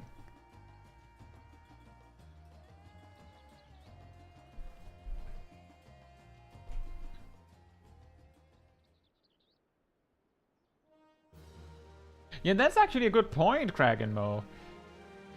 The Omicron storyline has you make a bar, basically.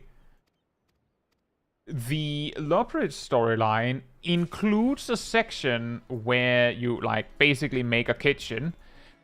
And here you're basically founding, like, a food delivery service. Was the person in charge of making the like, tribe quests really hungry? What's going on here?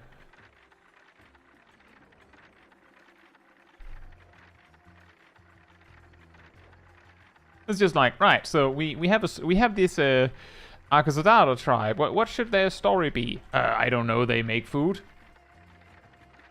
They have hippocats. They deliver food that they make. Fair enough. Okay, so we have this story with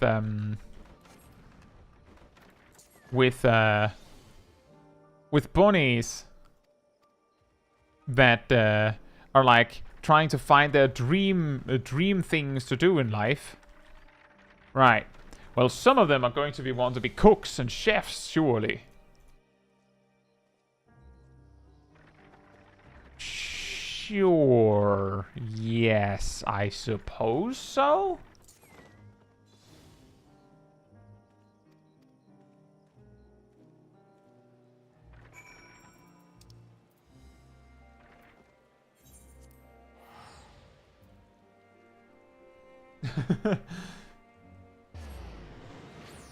Wait, it's all food? Always has been.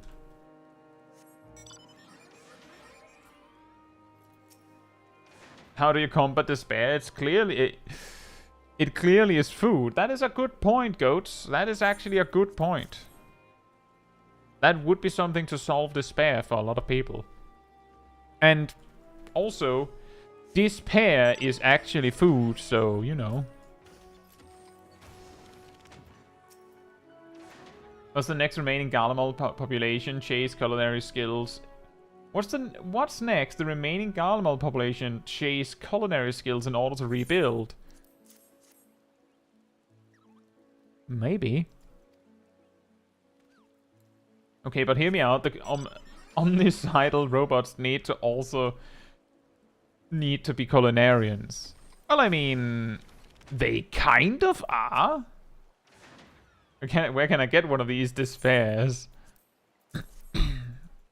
I've heard there's a guy in the Ice Crown Citadel that talks a lot about them. Despair. So delicious.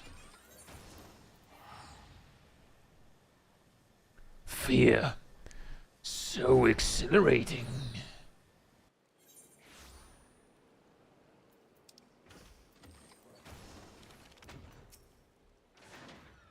That's a very, very old dungeon.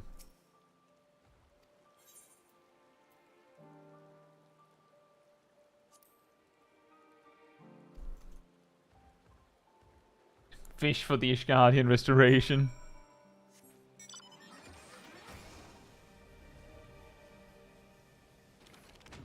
You not get teleport offers if you're not in the same zone? I didn't notice. I already have one myself. Hey Vince, hope you're doing well. It all leads back to Archon Loaf. For combat tribe, there's a surprising amount of talking. I'll say the combat tribes are not that much about combat. It's just more that it's something that anyone could do. Like, legitimately, anyone could do it. So might as well be you.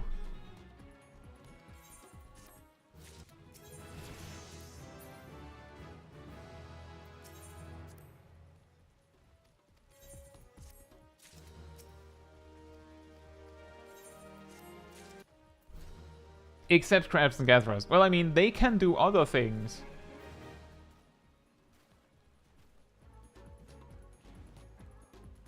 Oh, right. I hope the new schedule goes well, Vince. Right then.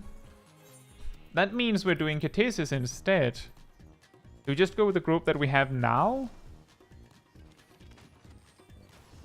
Cyanide did say they didn't mind. I believe Cyanide said they didn't mind hopping out if there was someone else that really wanted to go as well.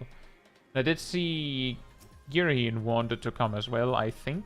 So maybe that's what we'll do.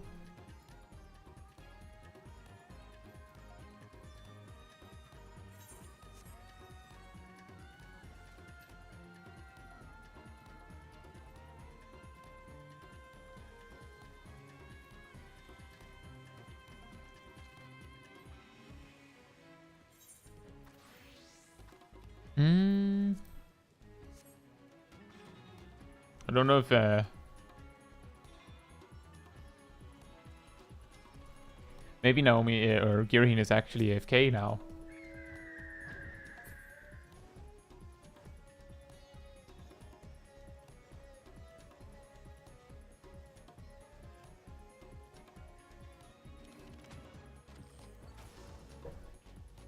He's still around.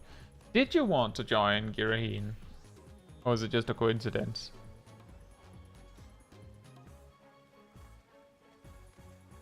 I think it was called The Last Stand. I don't know, I mean, I think Cyanide already offered, and I'm pretty sure that's Melina. I think.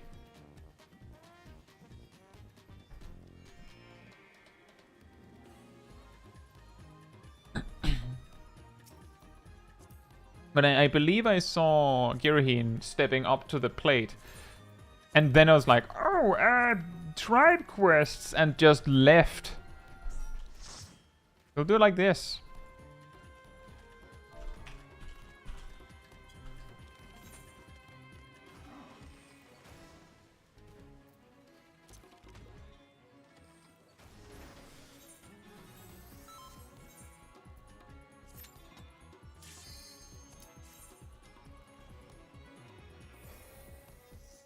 This is the lag train.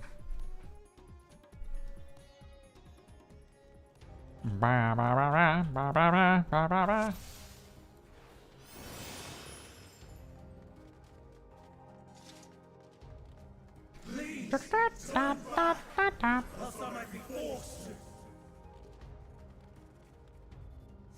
Blip.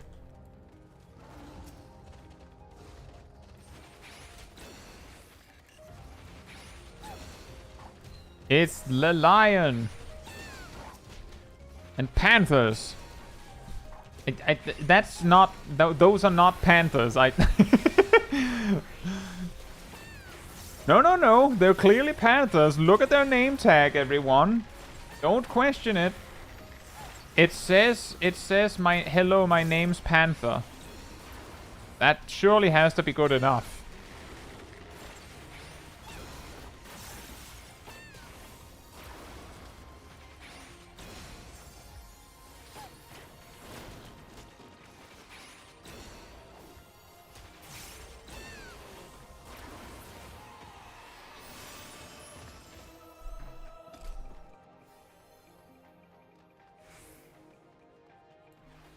Do you think the community already found all the Omega and Alpha spots in the world, or is there some undiscovered ones? That's hard to say. the only way to know for sure would be either through data mining or learning of some sort of pattern. Like, for example... Oh boy. For example, if Alpha and Omega only shows up in one spot per zone, but have turned out to show up at least in, like, have shown up in basically all zones, then we would have been able to know for certain if we found them in every single zone. Like, for example, similarly, if we know that they only show up in certain kinds of zones, then again, we would have a somewhat clear answer once we've, like, checked all zones of that kind. Like, for example, if it turned out that they will never appear in a zone that is from before Stormblood, which I don't believe is the case, then we would be able to know. And if we take it one step further, the only way to know for sure is through data mining, right? If you can figure out the actual list of places that Alpha and Omega can appear in, then you know whether we found all of them or not. And it's simply because there's a random element. You could have stood at every spot that that Alpha and Omega would show up on, but they just so happened to not be there at that time. And what I meant by that, Philippe, was I specifically meant I'm pretty sure that people have found Alpha and Omega in A Realm Reborn and Heavensward zones, which means that that's not the case. Like, that's not the situation. And because there's this random element, we couldn't know for sure. If they feel better as Panthers, who are we to judge? True! And that's exactly what I meant, Philippe. That's exactly what I meant. Is that we have seen them in content before Stormblood. We have seen them. Us all. Hence, that's not off the table. So we would have to go deeper. Where can they not appear? How many how many places can we see them in the game? Like, can they show up in multiple spots? In for example, Central Kurthus? Or do they only have one spot in Central Kurthus they can appear? And if that's the case, how many places can they appear? Like, if they have multiple places, how many places per zone?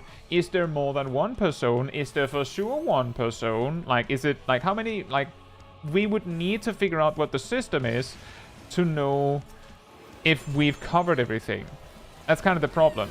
And the only other way to know for sure is, well, if you look behind the curtain and see what the answer is by, like, looking into the game files and going, well, it says the full list of zones here, and we've, like... Oh, Gleaming's game crashed.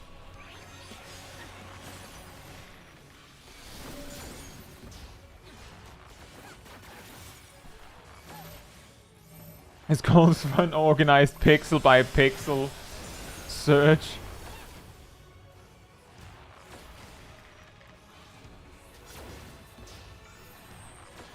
Boss, surely you want to do a frostbite and seek right now, so our healer can get a chance to return, right?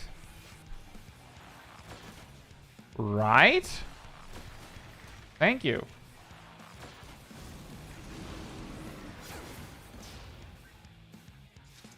This reminds me of when I was soloing the dungeon, and the boss just kept doing, like, they basically went to the same spot 5 times in a row.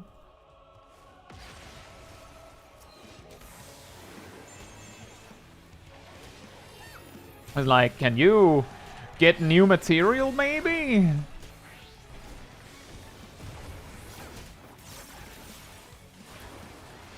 Oh, you're back! Watch this! Now the boss is dead. I think they're still having trouble.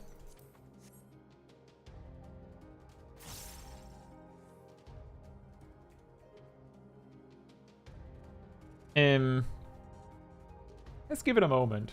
Hey, Weather Witch, hope you're doing well. And Ham, you're doing well as well.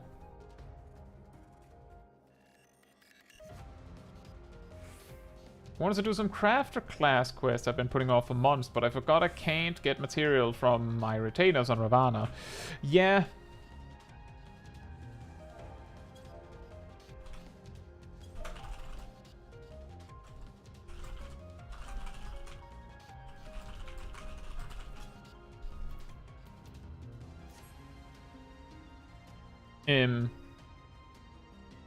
How often should, Sana says, since I'm one level away from unlocking it, how often should I use Despair? You should use Despair to finish every fire state. Like, basically when you have not enough MP to cast Firefall, but enough to cast Despair, you cast Despair.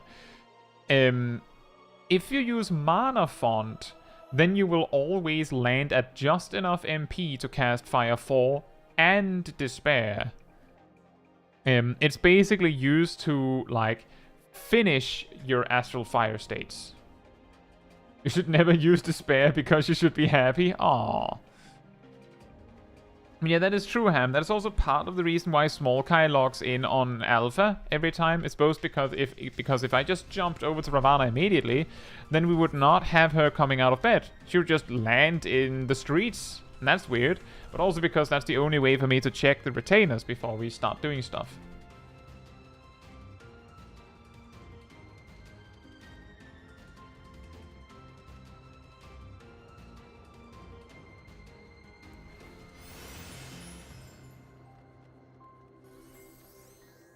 I'm also doing well, thank you, Weather Witch. Yeah, the problem with figuring out something when there is like a random chance for it is exactly that we don't know if the reason why it isn't as we expected it to be is because, like basically because Alpha and Omega could appear somewhere, but they're not there every time, means that just because they're not at a specific spot they should be, doesn't mean that they won't be there later. And that's why it makes it difficult to determine whether we found all the spots unless someone data mined it. Like, if someone went in and checked behind the curtain, then we would know. And it wouldn't surprise me if someone checked. Right? Like, these days, people data mine things like figure out that, oh, the outfit from the Final Fantasy XVI collab is already in the game, they find out, like, from the patch that came in, like, a few weeks before the Final Fantasy XVI collab started. Like, they already knew. And they, like, you could already use mods to access it if you wanted to, I believe.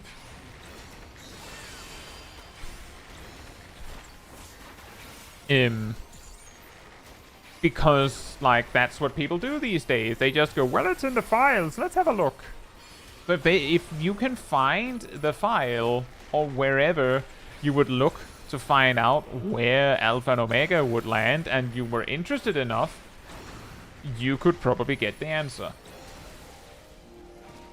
Yeah, exactly, Space Queen. If a piece of equipment has been added to the game, then those tools that people use to, like, dress their characters in all sorts of ways for like G poses with mods would allow you to find them.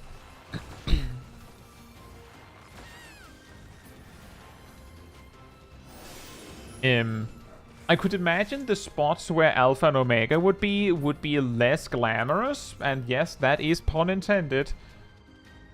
But you would absolutely be able to find the answer if you want it. I could imagine, at least.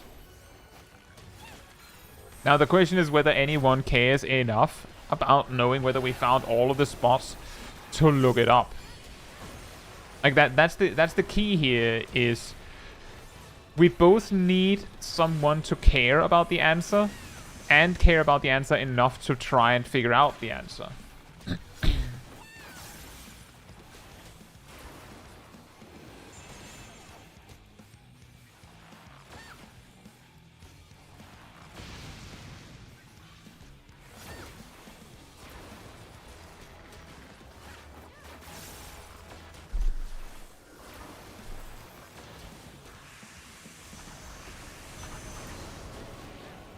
See, it's definitely something you could look up, but you'd have to comb scripts and piles. And piles and piles of event tags through every overworld map. And yeah, exactly. As I said, it would be a lot less glamorous. Because you'd just be reading lines of text, where finding out that the new glamour set that is being added to the game is in the game would be basically you looking through the files and going, oh, well, here's the item with the name. And then just putting it on and showing it off. It would be something that would be more easy to show to people and be excited about. Like, if that makes sense. It's like how if you figure out something interesting mathematically in the game, you kind of have to dress it up with something else, because just showing them numbers is not particularly exciting for most people.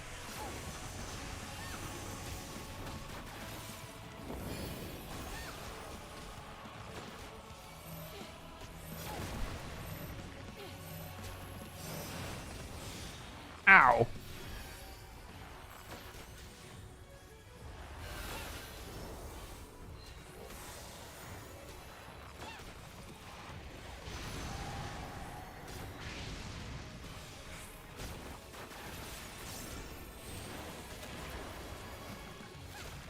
Each of the AR city-states is like 5 maps or so.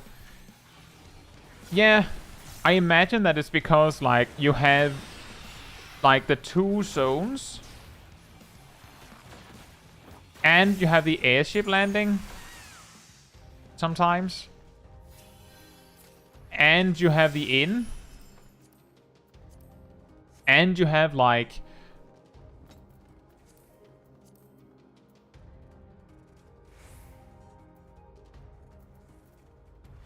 and you have, like, the zones where the leaders are in.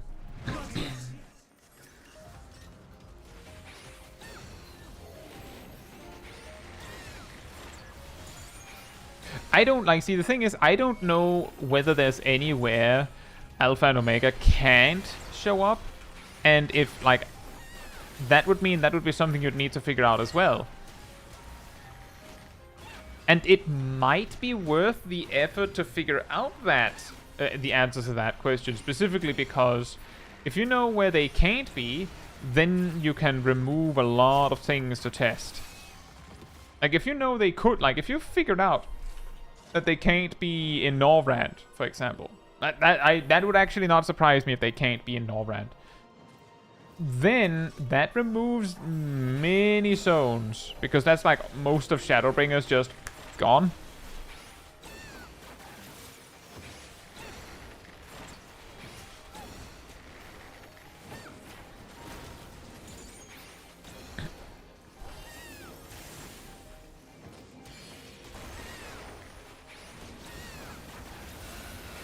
But yeah, I don't know. I don't know if we've seen every spot that Alpha and Omega can be at, and I think also that the discovery of where they can or cannot be is like, it's a funny thing that you notice, but it's not important. Like, it's not something you actually get value out of. Pretty sure you can just look up NPC spawn zones in Garland tools. Maybe. I must hear their answers. That could possibly work. From existence.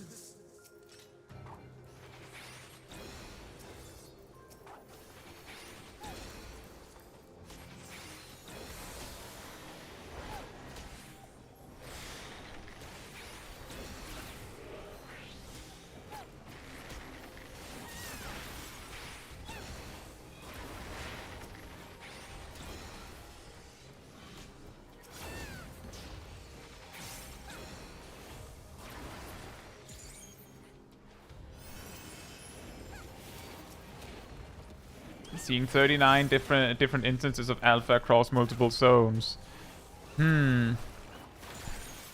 That's a good start.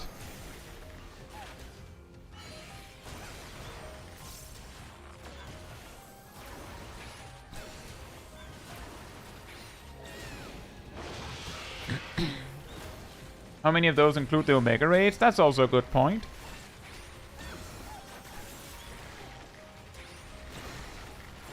it might be... I don't know if Omega, like the mini Omega, is a separate entity you could look up, but that might be more helpful because that one appears after the Omega raids. Whereas Alpha exists in them. There's also all of the spots that Alpha and Omega appears in their separate storyline in Endwalker. Yeah, OMG, exactly. But like, there's the whole quest line that starts in Ratsatan, I believe, and wait, no, does it? Where does it start? It does happen a lot, like some part of it in Ratsatan. And it ends in Sharlayan.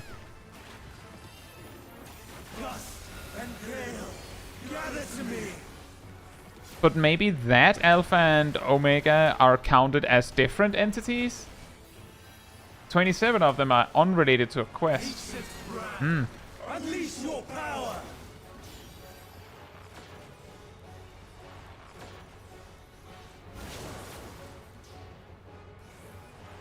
Dancing winds, pierce my foes.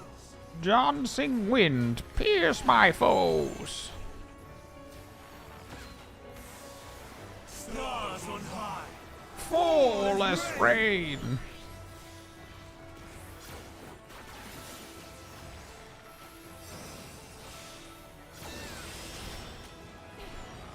Fall as rain.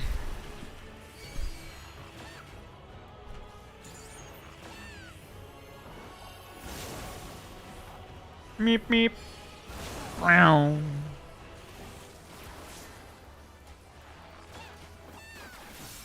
That's a lot of damage.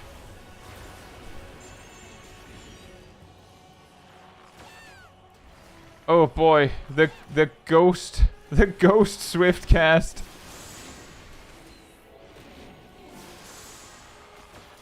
Yeah, in such a situation, it's better to just...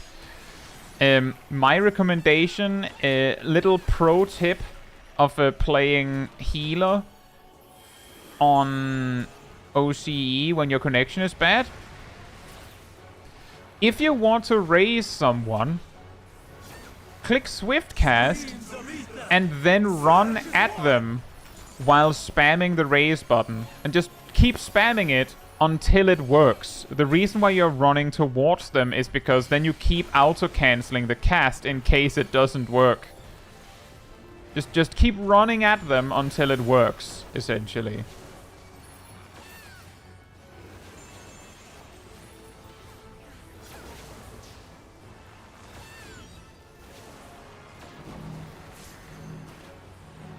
Time to super spam heals on yourself.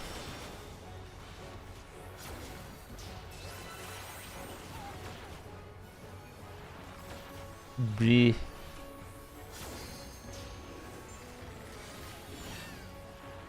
Dancing winds, pierce my foes. Pierce my foes.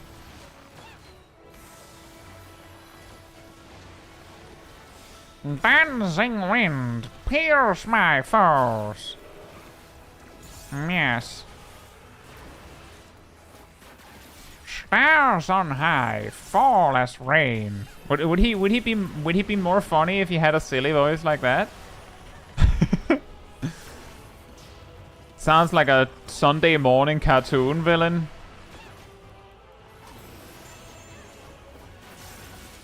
He kind of sounds like Pandemonium in P10. Perhaps. Stars on high, fall as rain. It needs to take out a monocle with pinstripe suit, yeah. But even when transformed, I am not finished yet.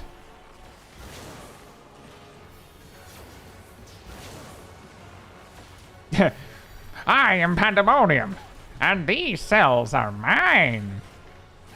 That's a really random quote, by the way. Like what? Yeah. We can kind of see that. Hermes' voice actor did about half of the male NPCs in Endwalker. Really? Well, that does explain some things. It's like they had the budget for 3 VAs, but no time limit. That's an interesting way to put it. Imagine that for a moment, being a voice actor. And you get the gig, and then they just go like, yeah, so here's the manuscript.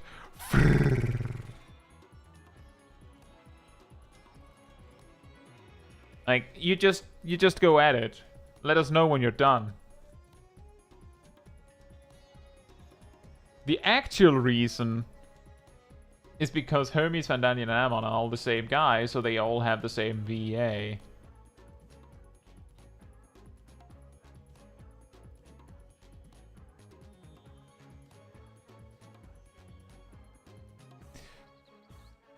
I guess the logic is more that there isn't that many. That there's surprisingly few male characters when 3 of them is the same guy.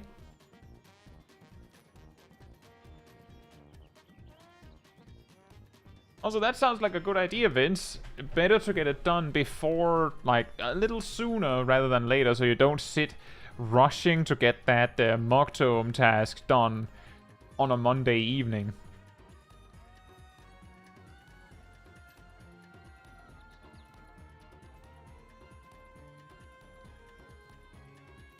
Indie Studio, by the way. Yeah, we did actually have a talk earlier on the Discord about how they're like database stuff that also sound like, you know, small indie company problems, but maybe they're bigger problems than we think they are. Anyway, we will probably be running Caetsu again, but before we do that, I'll be right back. I also realized that that door is probably making me a lot brighter than I need to be. In the meantime, sanity restored.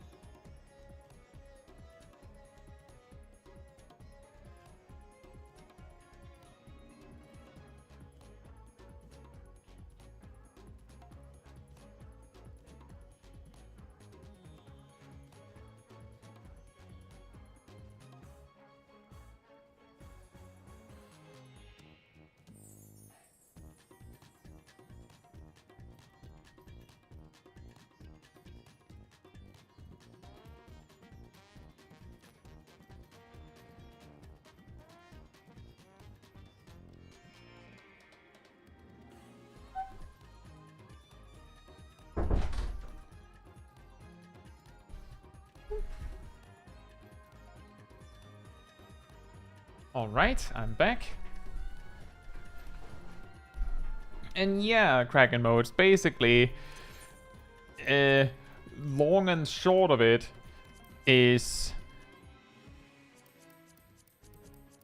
that a lot of Stormblood content is on the menu. What are these?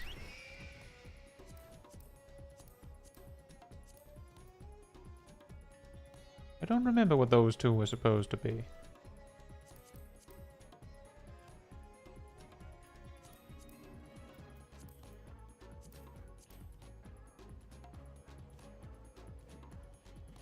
And thank you, Baron. And yeah, that's also a classic. Can't hard mode. Oh yeah, probably.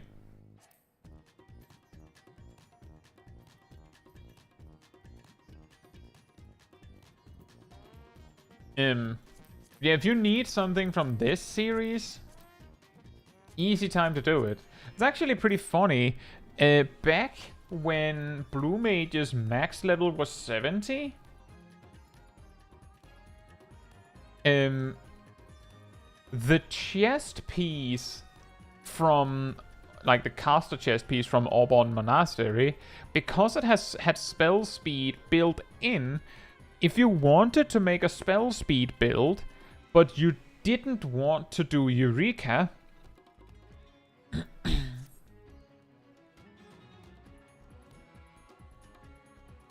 yeah, look, it's Frey.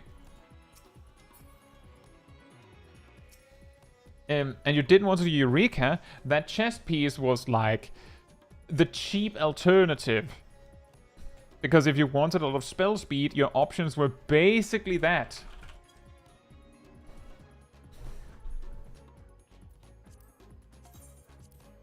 Also, hey Weaver 1, I feel like it's been a while.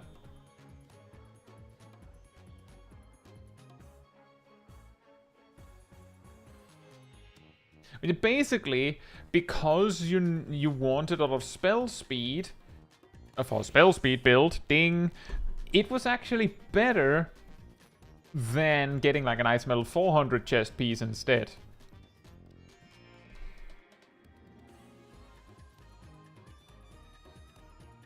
Yeah, Smol Kai doesn't have any of the optional A Realm Reborn dungeons at level 50, I believe, so that's probably it.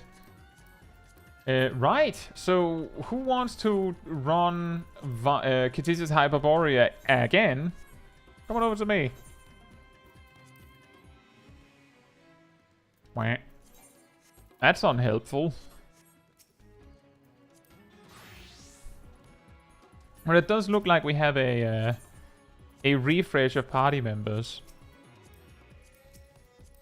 We have a lot of people, so we could easily have multiple groups. Either way.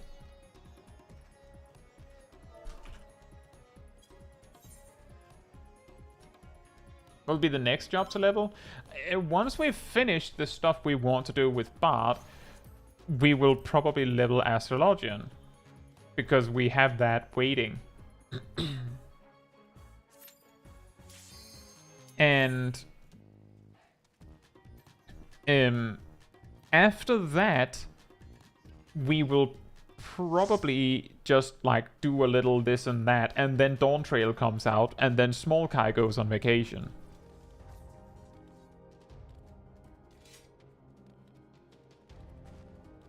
No worries, Rithian, we'll see what happens. We're playing BG3. That's also a good game. I have yet to finish that. I'm working on it with Sip. Just in time for a new Astrologian. Yeah, indeed. Well, I mean, Smol Kai will reach level 90 with it, and then I'll play on my main.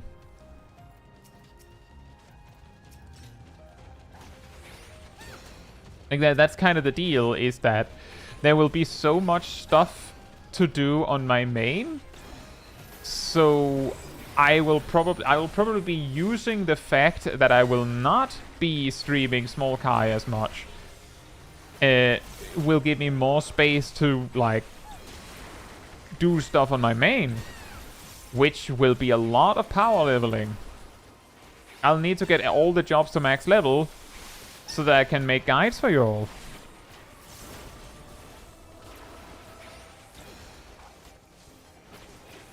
And who knows, maybe I'll be streaming a lot more in that time frame. Just power leveling streams. Don't burn yourself out. Well, Ymia, see, the trick is, fun fact, everyone, as of March this year, you could say that my official work title is content creator. So, to put it in broad strokes, It's more important that you guys get the guides than whether I burn out. I'll have time to play other games when I'm done. Because my job is to make guides for you. And you could argue that some of you, especially Yumiya actually, paid for that. So it's only reasonable that I give it everything I've got.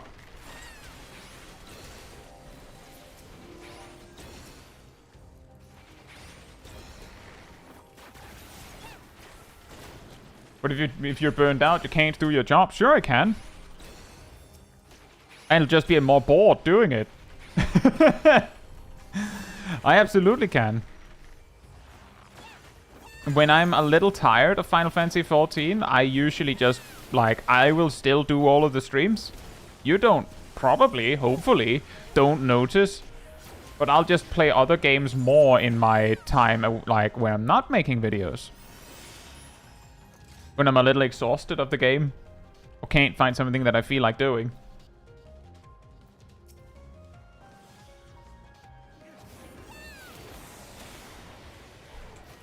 But you're right that it would be harder if I'm burned out.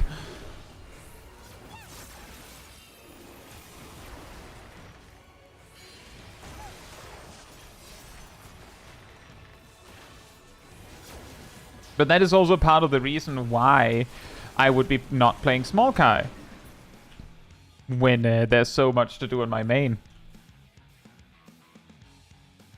It's simply because if I had to do both Smol Kai streams and also all of the other stuff I need to do, then it would be too much and I would, like, get overwhelmed with stuff to do. That's fair, Ceres. I've made videos every single week for years on this channel. Even through periods where I'm not really feeling Final Fantasy XIV as much.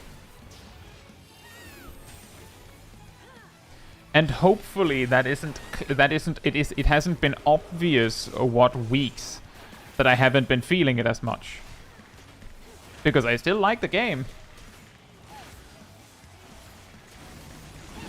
And the reason, let me just add that I make sure to not work all the time. So I do realize where you're going with that. The important part is if you're working all the time, then at least make sure that what you're doing is something you're having fun with all the time. Otherwise, make sure to take breaks.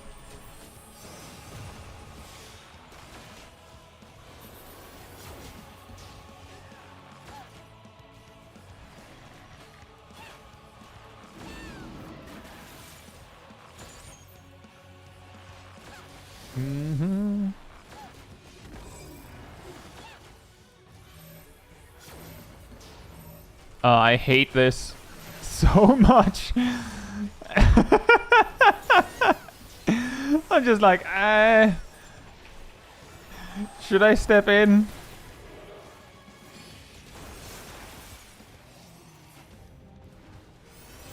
Ymir says, I couldn't make Final Fantasy XIV my job because I get bored easily.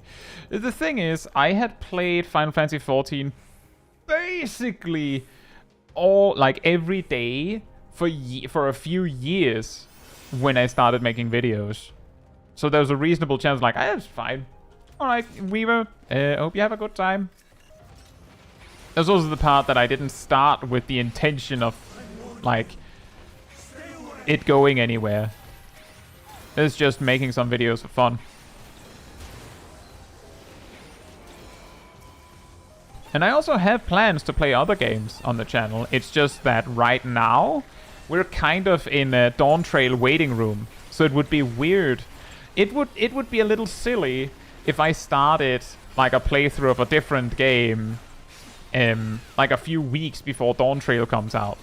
And then that game just gets like put on the back burner for like a few months or something. And then I just continue it. after like a huge break. That would be a little strange. I think, at least.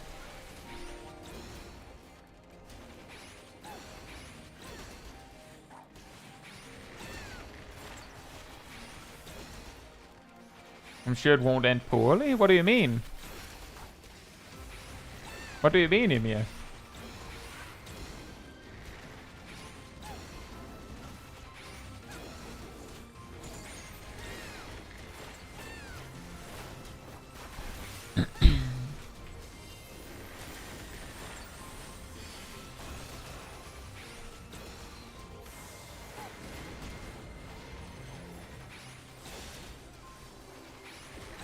I don't know. What did What did you mean, Emir?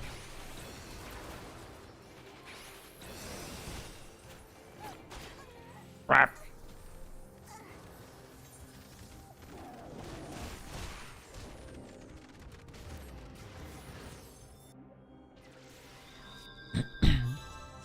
Oh, you meant the same as me. Yeah, exactly. It's a little difficult because I'm like, on the one hand, I would like to play Stranger of Paradise. On the other hand, I have a pretty good idea of how long it takes to play through Stranger of Paradise. On account of having played through it multiple times. So I know that if I stream, hypothetically, if I streamed a playthrough of Stranger of Paradise, let's say 6 hours per week, leading up to Dawn Trail, we wouldn't finish unless I went extremely fast. And you know me. It would probably make more sense to practice with trying a speed run of Final Fantasy XIV before I did that. Just to see if I could actually for once do something fast on stream. I'm here to kill chaos. Yeah, exactly. I do feel like I have a good idea for a run of a playthrough of Stranger of Paradise on stream.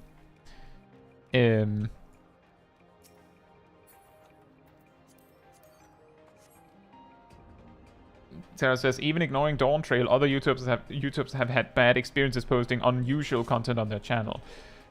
That's true, but the thing is that... Let me give you an example for a sec. I've had bad experiences posting Final Fantasy XIV content on my channel. It's not about posting a different game necessarily. It's about posting a game that your audience doesn't care about. Or posting something that your audience doesn't care about. Or even more specifically, posting something that people don't care about. Like, here's the thing. I feel like a lot of the time when YouTubers post something else other than, like, their bread and butter game, like, if I went... Like, I make guides a lot of the time, right? If I then went and made, like, just a random, like, video of, like, a Let's Play...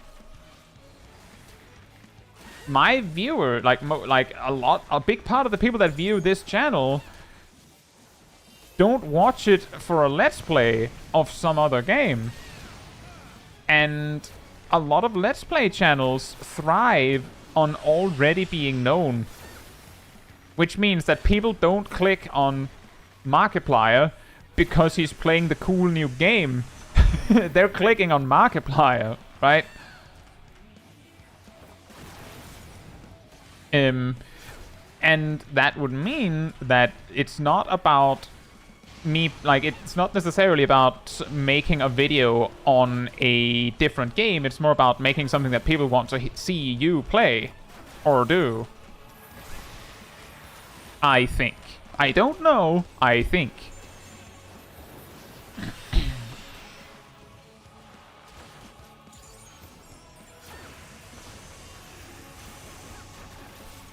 But the real danger is also if you just, like, as a channel, you just switch completely over to something else. Because then, like, the people that are already there don't see any reason to stay.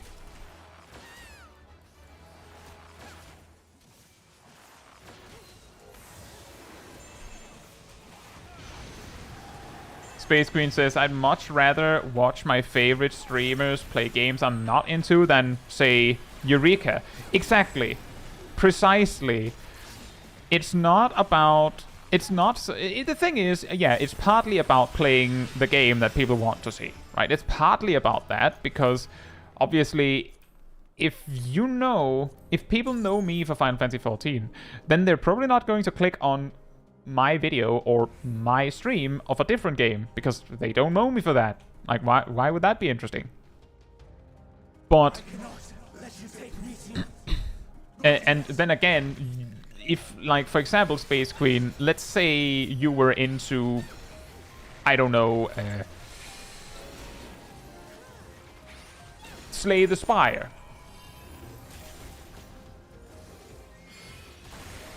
Your favorite streamer one day, who isn't normally someone who plays Slay the Spire, is playing Slay the Spire that day, there's a reasonable chance that you would watch someone who's known for Slay the Spire before you'd watch your favorite streamer play Slay the Spire, because it might be more entertaining with a person that knows all the content. Maybe. But it depends on what you watch a streamer for, I suppose. Again, I don't know. That's what I think. But that is exactly it, is that it's more about making something interesting than being stuck in something. Like, I'm just saying that I realize, in part, why the content, like when I make a video that doesn't really land, I kind of know why, and it's partly because it's like, well, the people that watch it, the people that watch when I make a video that kind of bombs, they still get over 10 times the views they would have gotten a year ago, right? So there's still an argument to be made that it is partly about whether you know that I actually make good content. And yeah, exactly, Philippe.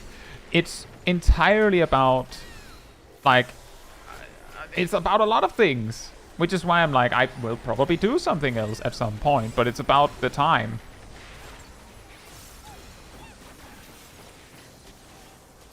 And I can also assure you all that if I suddenly were, like, doing, like, variety stuff, it wouldn't be, oh, this week we're not playing Final Fantasy XIV anymore. That wouldn't be how it would go down. So it wouldn't just be sudden complete switch over. Because the thing is, I'm also making this kind of content because I enjoy this kind of content.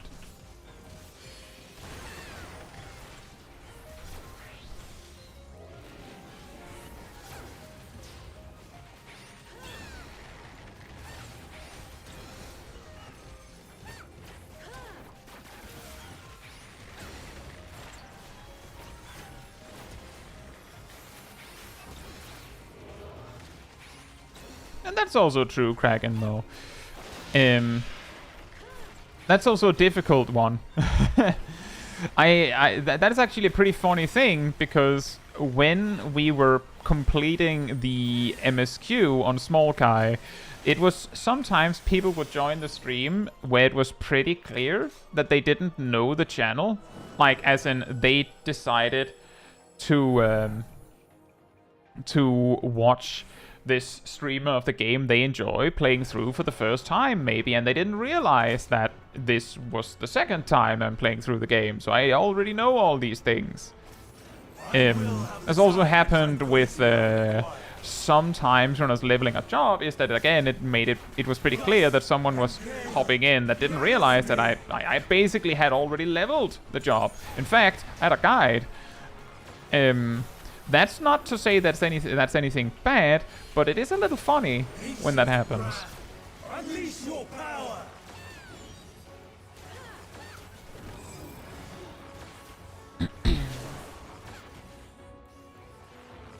Dancing winds, pierce my foe.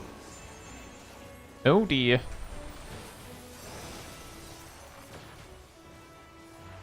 Stars on high. All is rain. Indeed, why would you play this game and make content for it if you hated it? Exactly.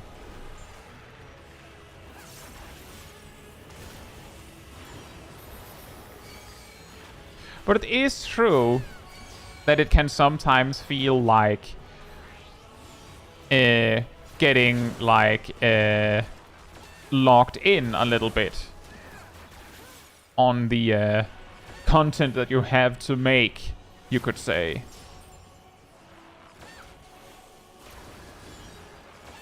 Because people wouldn't watch you for something else.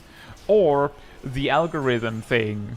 The weird thing with the algorithm is that some channels or some YouTubers do this thing where they just make an additional channel to post that other stuff on it.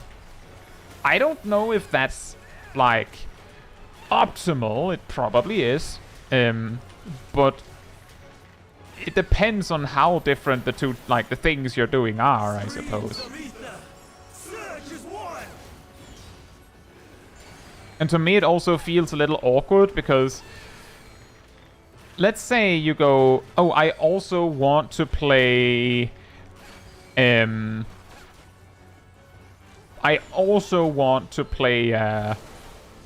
the Spire, let's say. I don't actually play Slay the Spire that much. So I make a separate channel to put my Slay the Spire content. And then I do that for a month. And then I find out that 1, people are not watching it, and 2, I didn't actually want to play Slay the Spire that much. Now I just kind of have the channel there. And that's a little weird.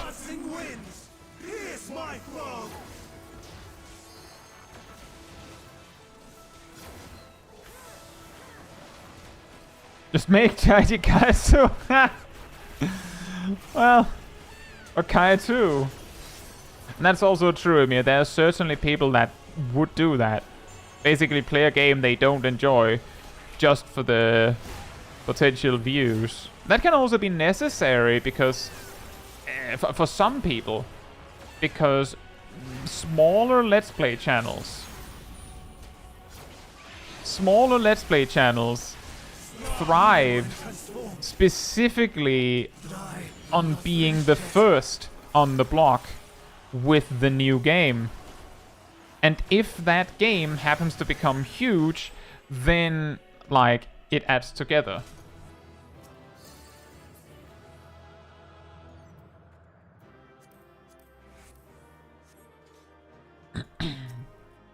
It's all based on that is all based on the algorithm. If you post something that the algorithm doesn't feed to your subs, I think it thinks you didn't post a video at all and aren't posting anymore. That's not how it works. That I can actually assure you is not how it works. The way the algorithm works in that regard is that, in broad strokes, the first people that the algorithm tries to feed your content to are your subscribers. So if your subscribers don't click the video, then the algorithm goes, oh, so this is garbage. And then it doesn't recommend it to, like, strangers to your channel. Because, well, the people that like your channel doesn't want to see your new video, so it's probably bad. I've also heard that there's also the possibility with really, like, older channels, because, you know, people subscribe to stuff and eventually they change interests, but they don't unsubscribe. It means that they land in this situation where a percentage of your subscribers are basically never going to click your video. Ever. To some degree, the eldritch monstrosity known as the algorithm probably realizes and latches onto this. Well, you're a subscriber of this channel, but you never watch it, so whatever, right? But it does matter. That says only in the first few hours. Let me give a little story and the reason why I'm pretty confident in some of my understanding of how the algorithm works. Last week, I posted a video about how to farm mock tomes, right? I posted it at an unusual time for the channel, and it got very, very few views, like extremely few, honestly. And the YouTube itself said to me in like the YouTube Studio stuff, it said people are not watching because the video was posted outside of the time where people normally watch your content. And a few hours later, like when we started to reach the point where people normally watch my content, whoop, it started going up, because that's when the algorithm went, right, this is the time people watch your channel. I don't know how it works exactly, and I'm pretty sure you don't know either. Where the witch says, I didn't start seeing your channel until I was watching Cider Spider. See, that's also just a case of, well, you also, like, I also make Final Fantasy XIV content. And maybe there was an overlap.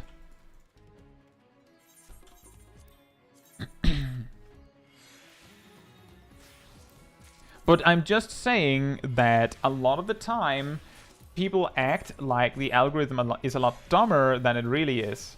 It's not, like, intelligent, but it's not completely whack either.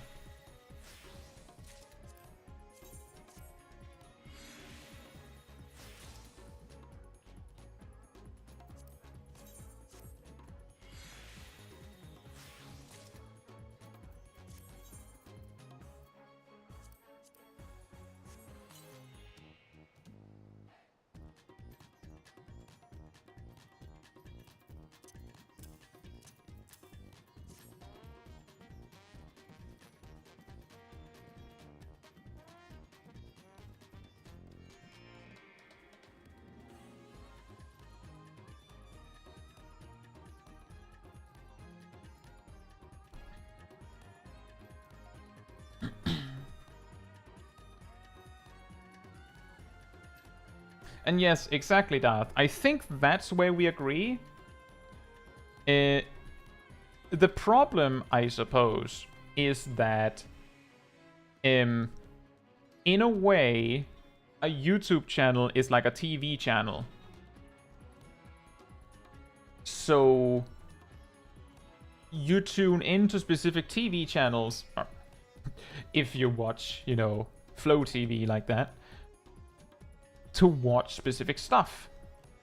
So because of how specific YouTube channels can get,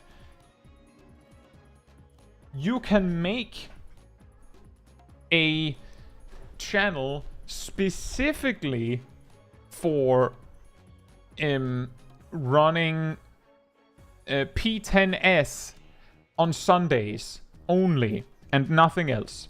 You could do that. I don't think anyone would watch that beyond like once for the gimmick, but you could be that specific.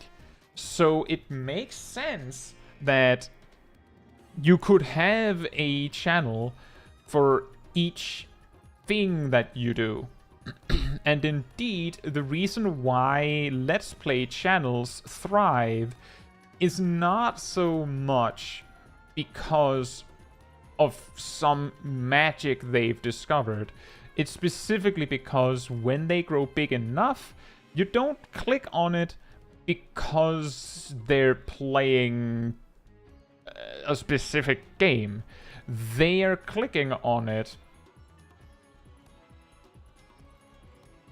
because they're clicking that stream or that video because the person is recognizable.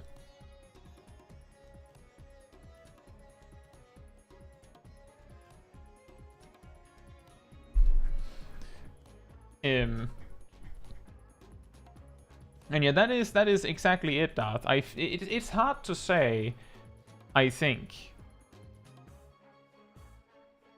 Gleaming, this new theory based on the Smol Caetsu stream experience. Is streaming the MSQ again like smurfing for streamers? In a way. The whole reason why I made Smol Caetsu was to actually have, like, you know, a lot of streamers that may have gotten into Final Fantasy XIV basically have their initial reaction to the MSQ cataloged through their streams.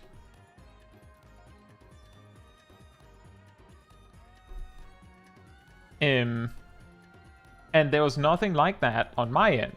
And it was just also an obvious thing that I could stream. I believe at that time, I streamed that.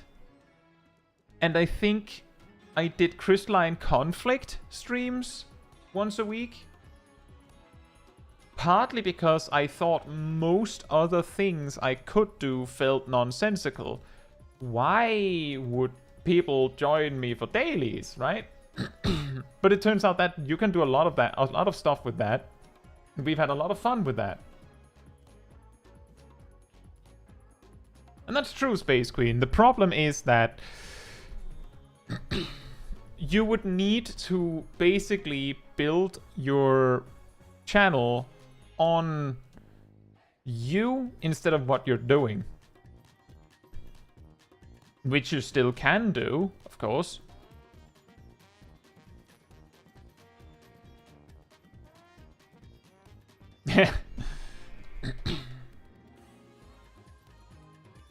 Smol Kai also helps to keep the how to level efficiently videos accurate. I feel the interesting thing there is that most of the things that I changed between my first and my second video on that were things that I was told, not so much things that I learned. Beyond, you know, being able to check those things.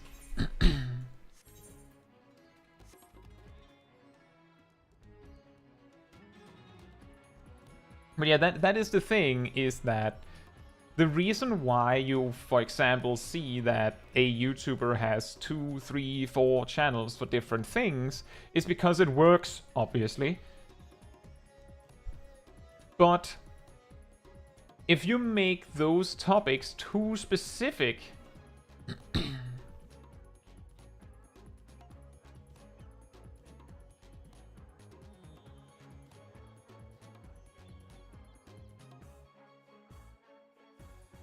if they get too specific, then you need to have a lot of channels. And I mean, personally,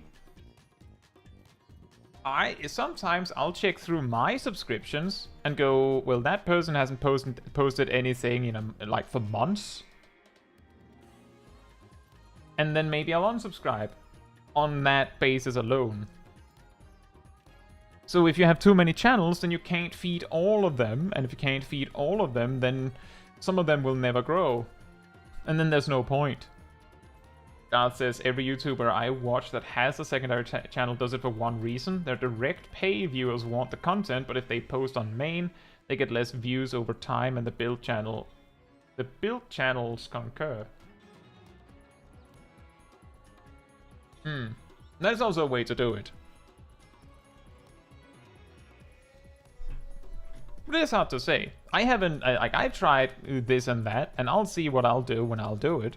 But for now, we still have Dawn Trail. Anyway, does anyone want to join me for Kisses Hyperborea again?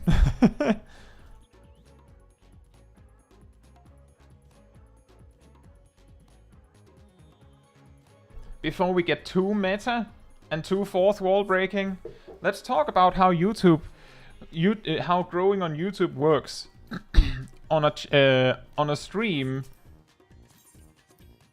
of a YouTuber.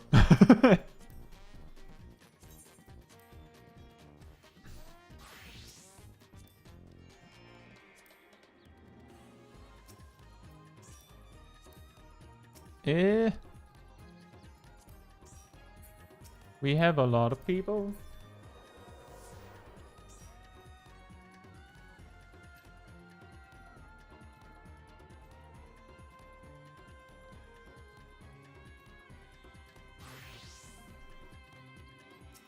I mean, among the group here, this is the way to get 3 that I haven't had with me today.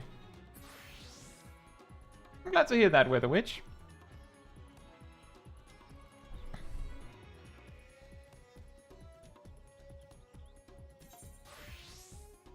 I think ultimately also, just to finish on this thought, is that when people say, well, I'm too locked in, I can't switch to different content, it's perhaps also expecting that if you post content that you don't normally post, that it has to perform just as well as like your bread and butter content, like the content you make every day, or you've made every day.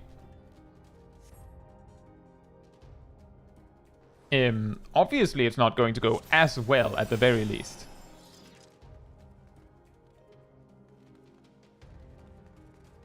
Please, turn back, else I might be forced to. And also that just doing the same game isn't always good enough.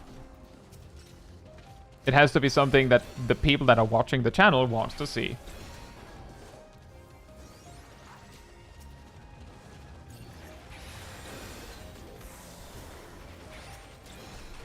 Now back to the thing about the lions and the panthers here. I'm pretty sure panthers don't have that color scheme, right? Panthers are black only, right? Or am I the idiot?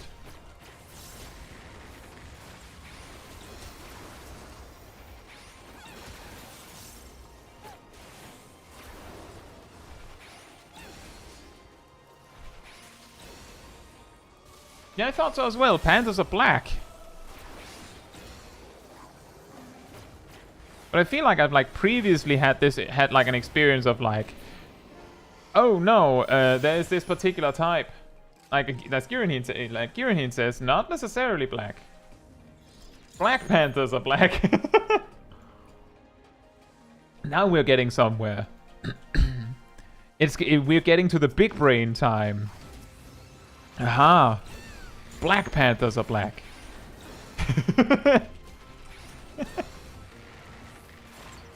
But leopards are panthers too.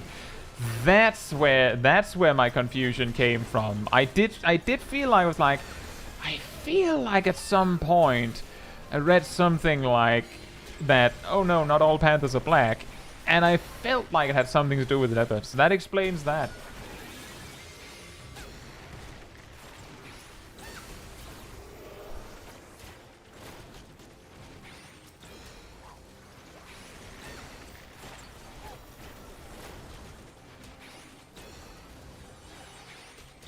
Florida panthers aren't black, at least. Oh.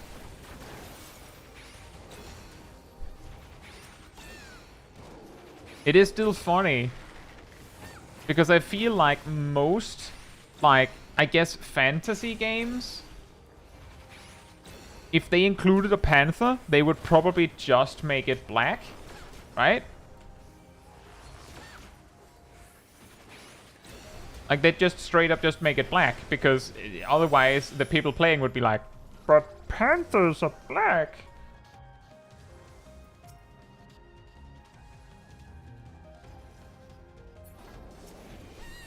And there's no, like, and that's not what they're going for. Like, it might distract the player from what they were actually going for.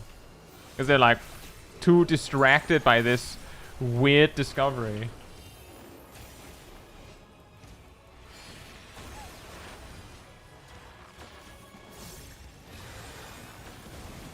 Probably very few games give a about taxonomy, yeah. That too. There's also the possibility that they act like, because the thing is, those quirls, the panthers, were just colored like a regular quirl. Like straight up it was just a quirl. But if a quirl is normally colored like a leopard, then, like, the person making the translation could just be like, well, I mean, it counts, right?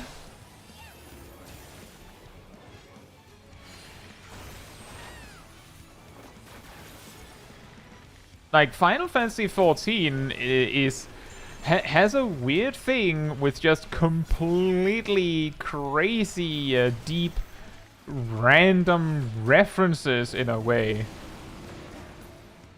At least in the English version. By which I, of course, mean starboard, larboard. Did you know cougars aren't big cats?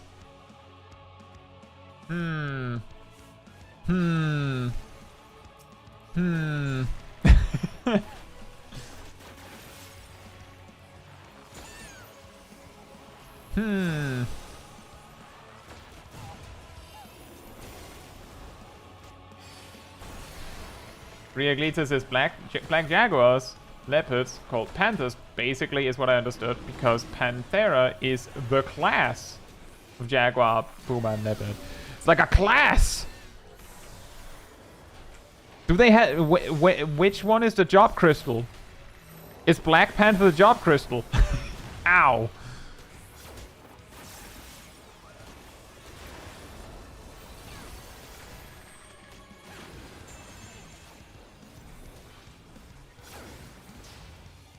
Jaguar that forgot his job crystal.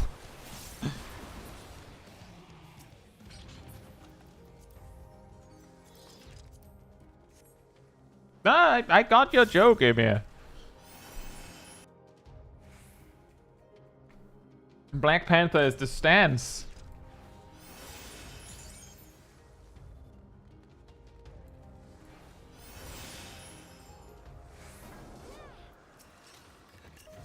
They aren't big cats, but they are big cats.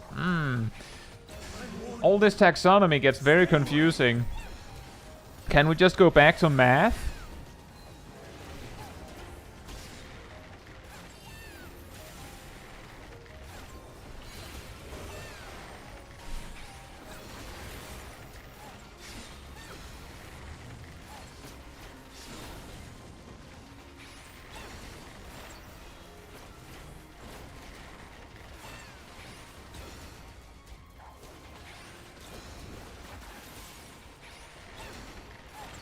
Isn't Black Panther the leader of an advanced African civilization? Oh boy.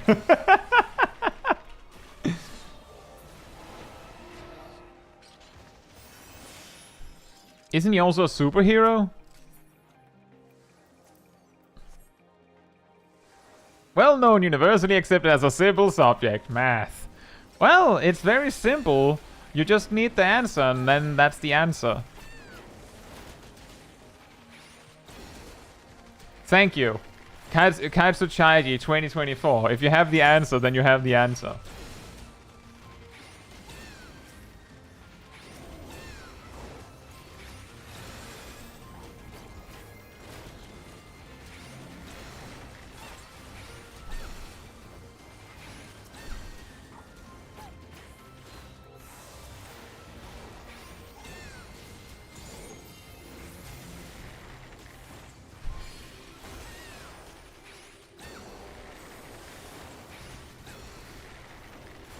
Did we use Limit Break in the last run? I feel like we didn't.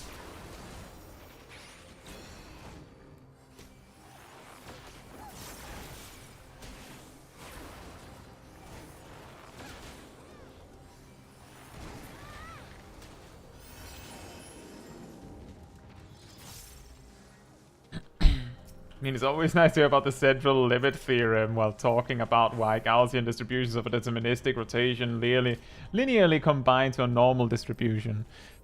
Oh boy. Oh boy. That does sound interesting. I don't think I can explain that one.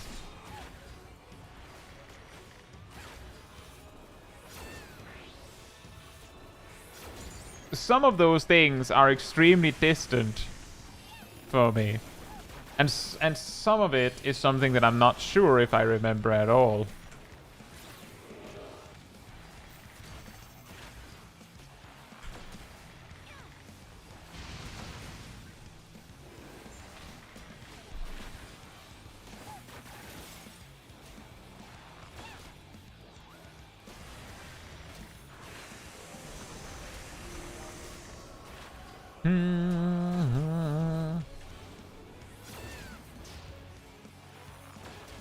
I do find it funny with the amount of bosses that really insist on using like their mechanic from the center of the room, that when you just keep it in the center of the room,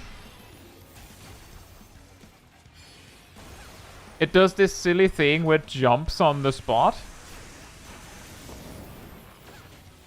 Why do you wait so long on Army's Pain? I waited because I could see that the cooldown on Mage's Ballad further down the road was not going to be ready if I ended armies early. or started armies early. Basically I switched to armies Paeon too early, which meant that I had to wait a little longer with Mage's Ballad later. A good old case of, oops, you made a mistake, so be careful or you'll make an even bigger mistake.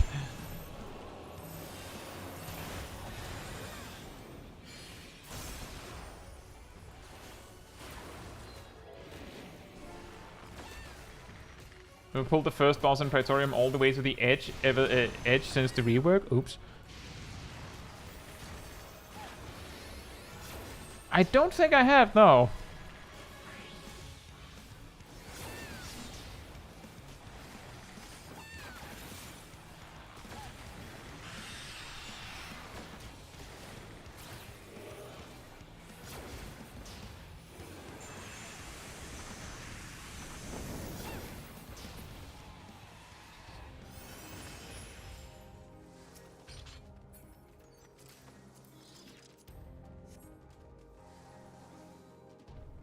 See, Parent says a deterministic rotation is one that can be plotted out precisely, ergo one lacking procs, i.e., in other words, a rotation that doesn't have any randomness involved. I cannot let you take Meteon. Not yet. If you take a damage distribution of a skill, you end up with a Gaussian distribution with some skewness. And a combination of skills, a rotation, is the sum of these distributions. Linear combination of enough distributions result in a normal distribution due to the central limit theorem.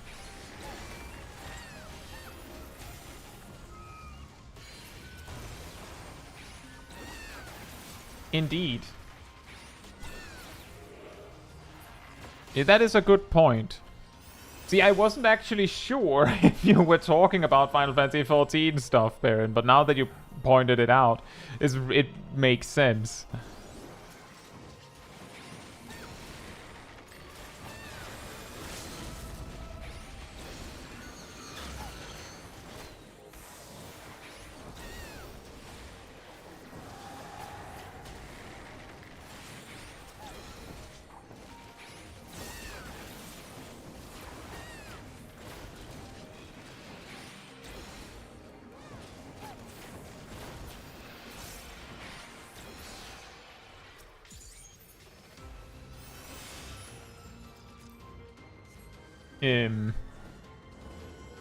But it is also quite funny when you think about it that Final Fantasy XIV has more deterministic rotations than not, right? Hear their answers before they're expunged from existence. I at least find that quite interesting when you really think about it. All 4 tank rotations.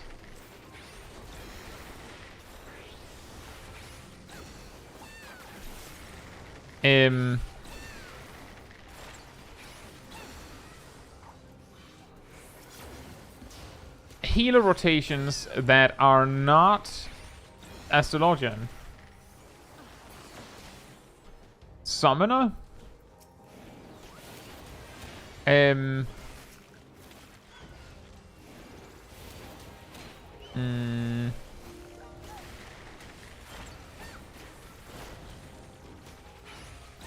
All melee DPS. And machinist.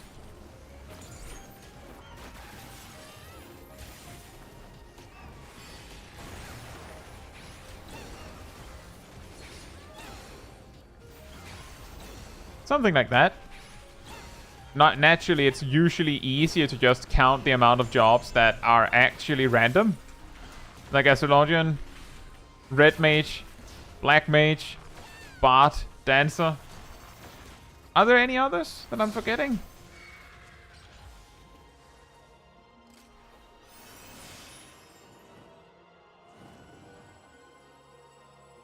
Blacksmith. I mean, aside from a certain few exceptions of actions, I will have the time and tranquility I require. crafters are mostly something that you could plot out. It's just that you're told in advance whether your next action is going to crit, for example. And then what you're going, and then you have, then what you have to do is figure out what you're going to do with that information.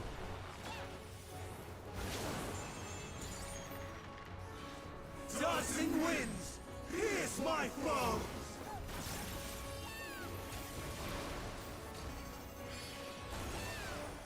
Would chakra generation in Brotherhood make Monk count as having a random rotation? Oh yeah, I suppose so. I guess it depends on whether you genuinely feel that it like makes your rotation random, or whether chakra doesn't actually make a big enough impact on the actual way you play the job that you care. But I suppose that would make it random.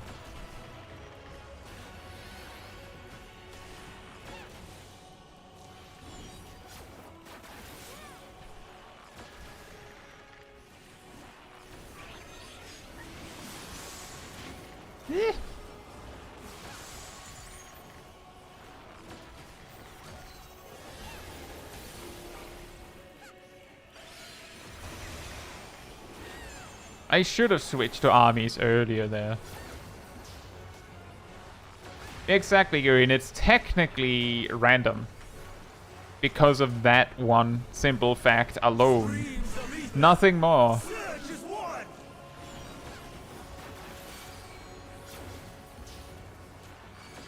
And yes, I did, Perrin.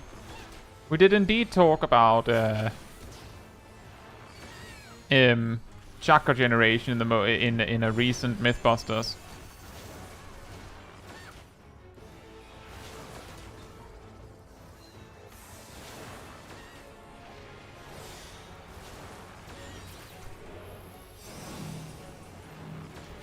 The key here is that when I think of a rotation in that sense, I more so think about the things that you would actually like write out of the rotation. And under most circumstances, I don't think you would write out when you're using Forbidden Chakra, because you don't know when it's going to be available. So it just becomes invisible. Like you probably have also seen almost every single time that most of the time when I talk about, like, for example, the Paladin rotation, I will mention Expiation and Circle of Scorn in the opener. And then, yeah, you mean I was distracted by talking about other stuff, and the tank was dead.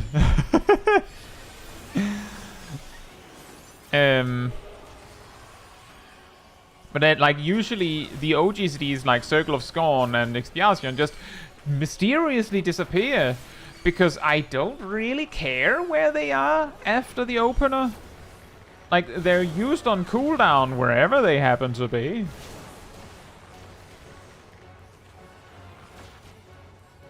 And only if I really need the information will I spell it out. But most of the time it doesn't really matter. Even when transformed, but I am not finished yet.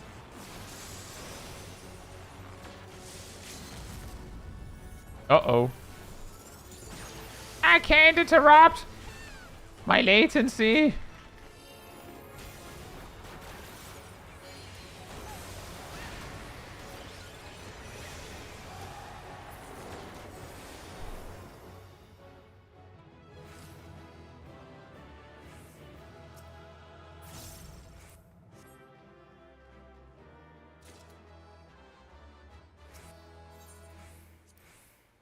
Space Queen says, don't feel bad about being distracted. Most ranged physical took head grace off their bar and AR.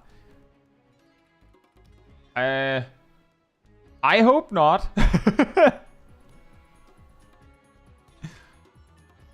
Although, in fairness, there's a lot of things that makes interrupting really, really weird in the game. By which I mean, most of the time, it's like, you're supposed to know what interrupting is, because the game doesn't actually tell you. Like, that's already a bad start.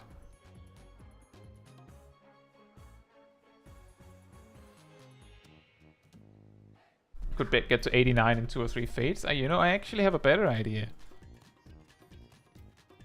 How much is this? I think this'll do, actually.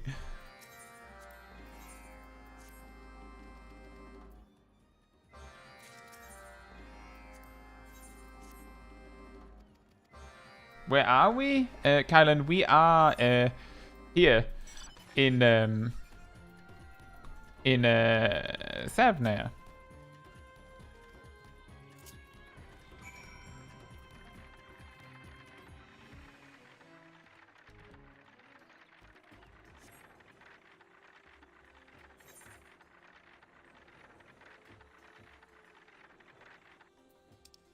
Oh, whoops.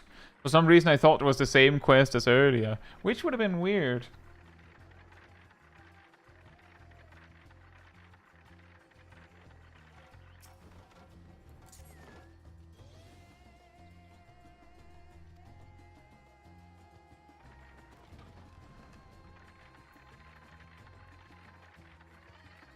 But it is funny because personally, I have all of the buttons relevant for a job on my hotbars when I'm playing the job. But that's because I have the button space for that, right? When I say relevant is, of course, I don't have undraw on my bars, for example, because it doesn't do anything. But a lot of people would say that that shield bash is useless, so there's no point in having that on your bars as a paladin.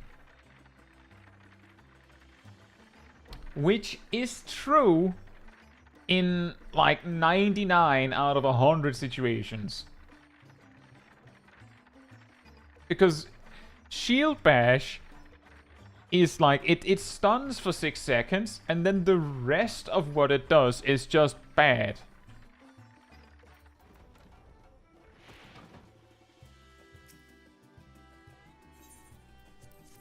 Gotta make sure you have repos on your bar. I usually do, actually.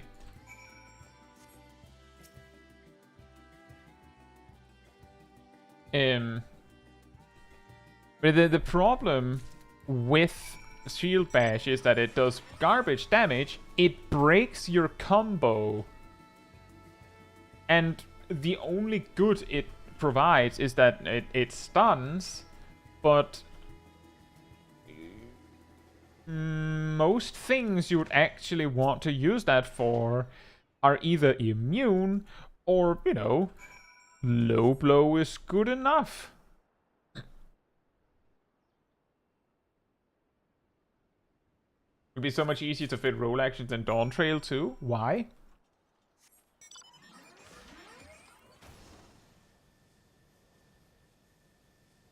Realistically, you also wouldn't want to be in a situation where shield bash is useful.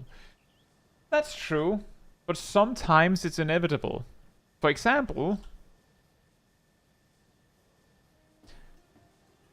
if you're fighting something that needs to be interrupted, and the fight is dragging on for some reason, then having a stun with no cooldown is really handy.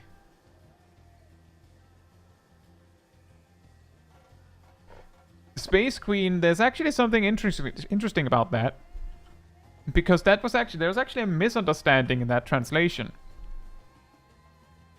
The combos being condensed is not something they promised. What they are promising is being able to condense buttons that turn into the next button or enable the next button. For example, jump turns into Mirage Dive. apparently the presentation was misunderstood, and everyone, including me, thought that it also meant combos. And the only jobs we've seen where we would be able to determine whether these condensed combos is actually a thing would be Viper and Pictomancer gameplay that we saw. But we don't know if that's actually how the jobs work, or if it's actually a matter of a toggle requisite into Confiteor. We don't know. We know Confiteor will turn into into the blades like it has for years at this point. But beyond that, not much. You should add an interrupt to repose and sleep. It would be really funny if casters would be able to help with interrupts by doing something terrible. That would be funny in most cases where you would use it.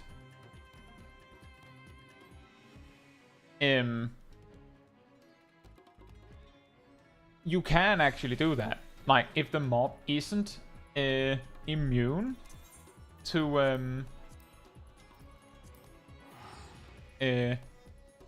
sleep, then you can use that. Remember role quests? I mean, the role quests end at level 90, so we wouldn't want to do that until we're ready.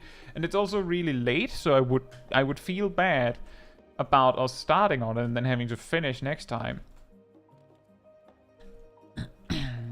So we'll probably do the role quests next time. You also meant next stream, fair enough.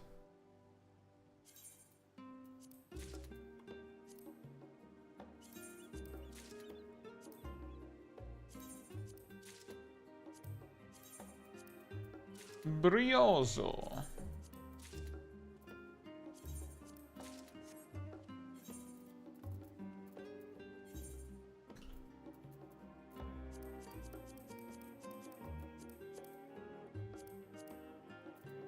That looks nice. We can't dye it yet. Huh? Ah. Like, why is that not grayed out? That makes no sense.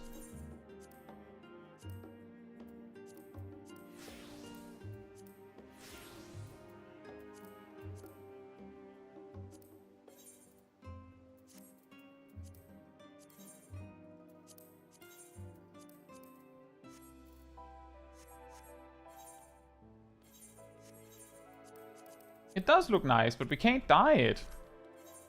So we better use this one. At least until we can.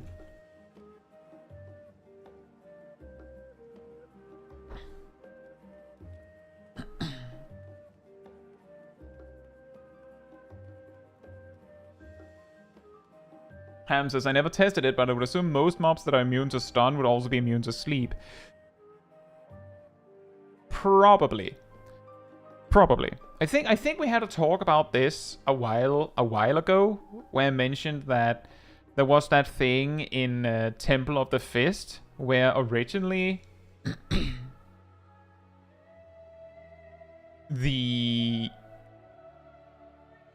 most of the mobs in the dungeon were immune to deep freeze, Ram's voice, for no reason. Like, they were, as far as I remember, they were not immune to stun. They were specifically immune to deep freeze.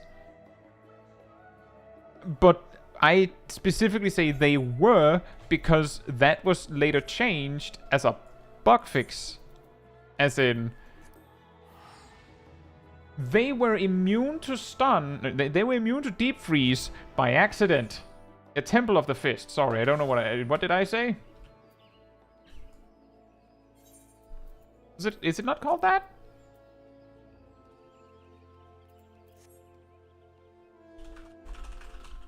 The Temple of the Fist, yeah.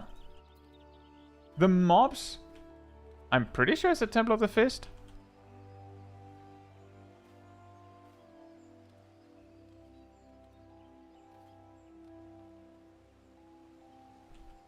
Yeah, in the Temple of the Fist, the mobs were immune to deep freeze. And later that was changed. And it was reported as a bug. But why were they immune, right? So what I mean by that is it is possible that a random mob in the game is immune to stuns but not sleep. And vice versa. We just don't know it yet. I feel like we'll be able to easily finish the leveling next time. And then we'll be able to do the role quests. And then, if nothing else, we can start on on the run of leveling Astrologian. And that will probably take 2 streams, I think.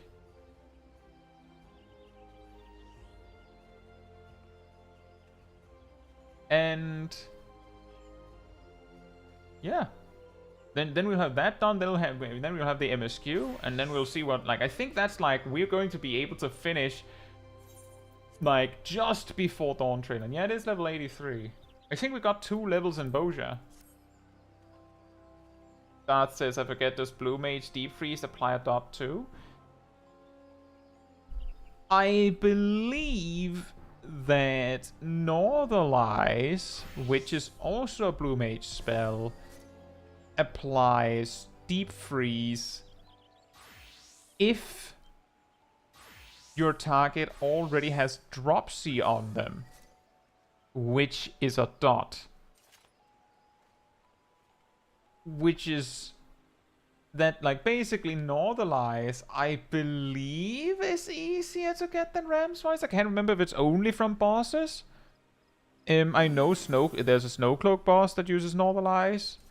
But I wouldn't be shocked if there was, like, a random Yeti in Western Kurthas that uses Northernlies. And yeah, that's true. Northernlies also removes it.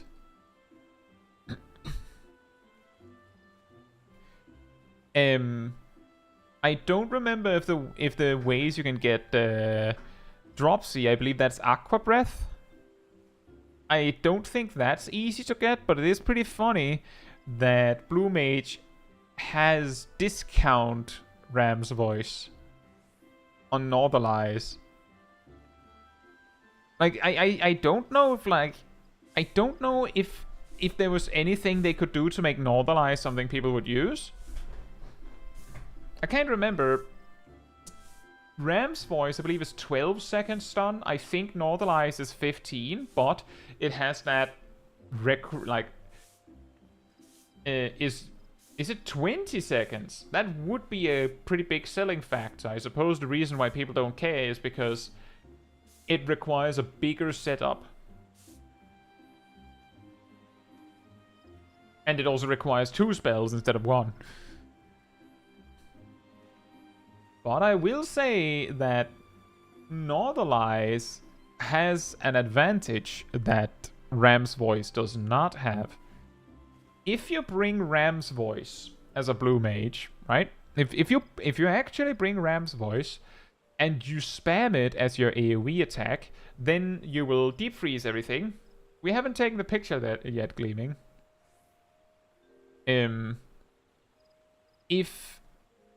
If you spam Ram's voice, you will deep freeze everything for 12 seconds. Then when the deep freeze hits below 6 seconds, your next Ram's voice will stun them for 6 seconds.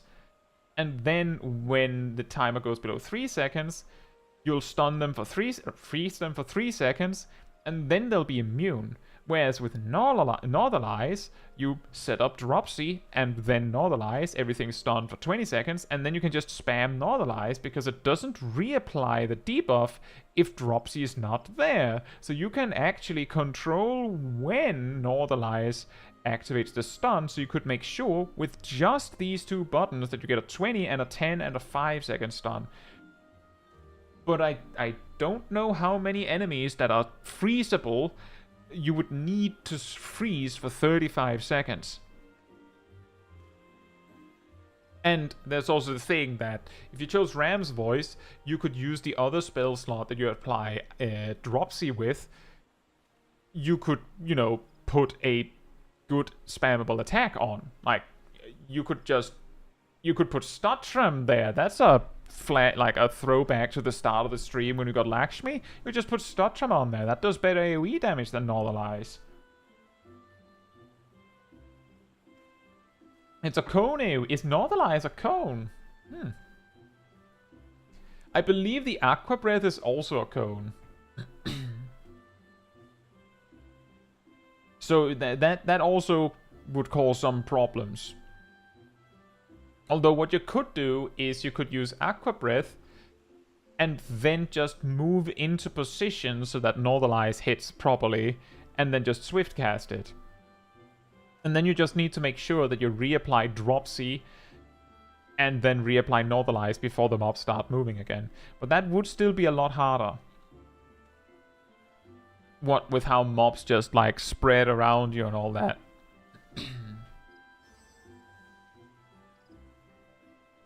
But that does say a lot when Blue Mage, like at this point, they have the choice between easy Ram's Voice and more powerful but more complex Northern Eyes. And I don't think anyone, once they've gotten acquainted with Blue Mage, has chosen Northern Eyes over Ram's Voice, because Ram's Voice is just easier. And again, if the enemy is susceptible to being frozen, then the enemy is, I think, always susceptible to being vibe checked. So when would you need to freeze them for 35 seconds?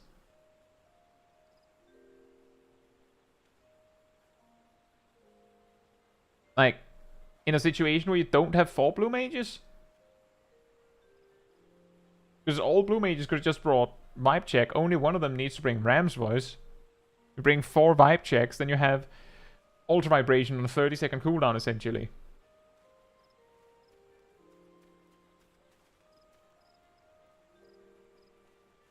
Essentially.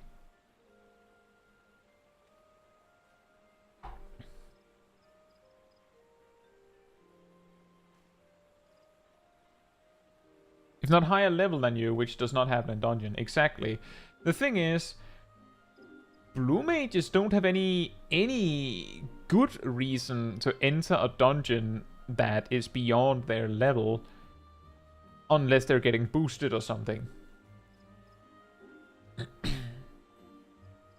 And by which I mean unsynced run to get a spell or something. Because Blue Mages have that whole XP boost from grinding mobs thing. And that XP boost does not apply to dungeon mobs, for some reason. And does not apply to most everything in the game. Like, as far as I know, the only mobs Blue Mages get a huge XP boost from is regular mobs in the open world. Fate mobs don't count. I remember, I tested that one. Which actually reminds me of a pretty funny story. Or, it's not exactly a story, it's more like an experience. On my leveling guide, my most recent one, someone a little while ago basically went in on it and was like, yeah, basically what you have to do, like, I figured it out, everyone. Easiest leveling strat. So what you do is you go to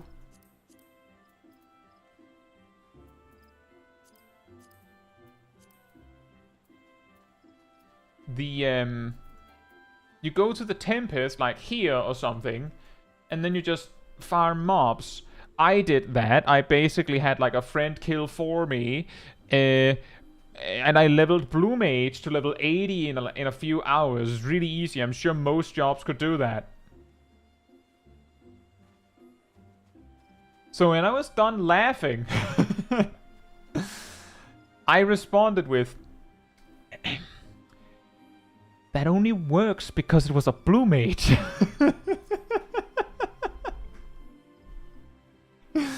Like, it was like, did you forget that Blue Mage is weird? Yeah, you could also just go to Thevnir or Labyrinthos or something.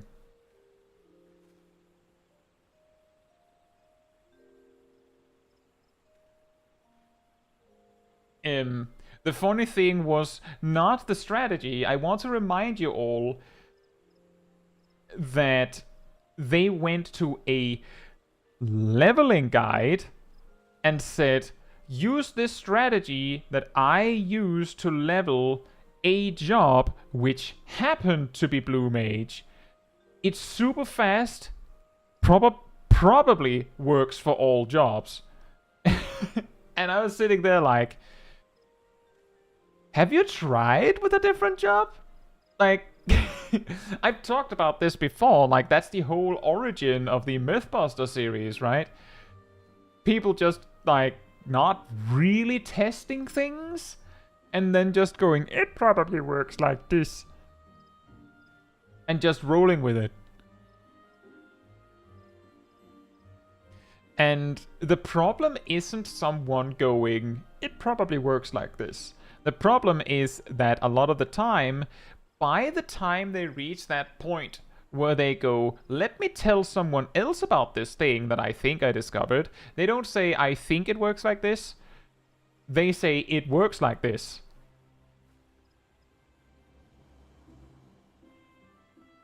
And the funniest ones, the best ones, the 10 out of 10 comedy ones are the ones where it would have taken 5 minutes to test.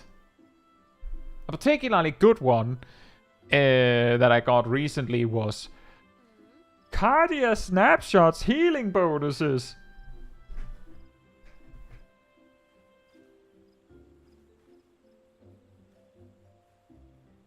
That doesn't even require 2 players.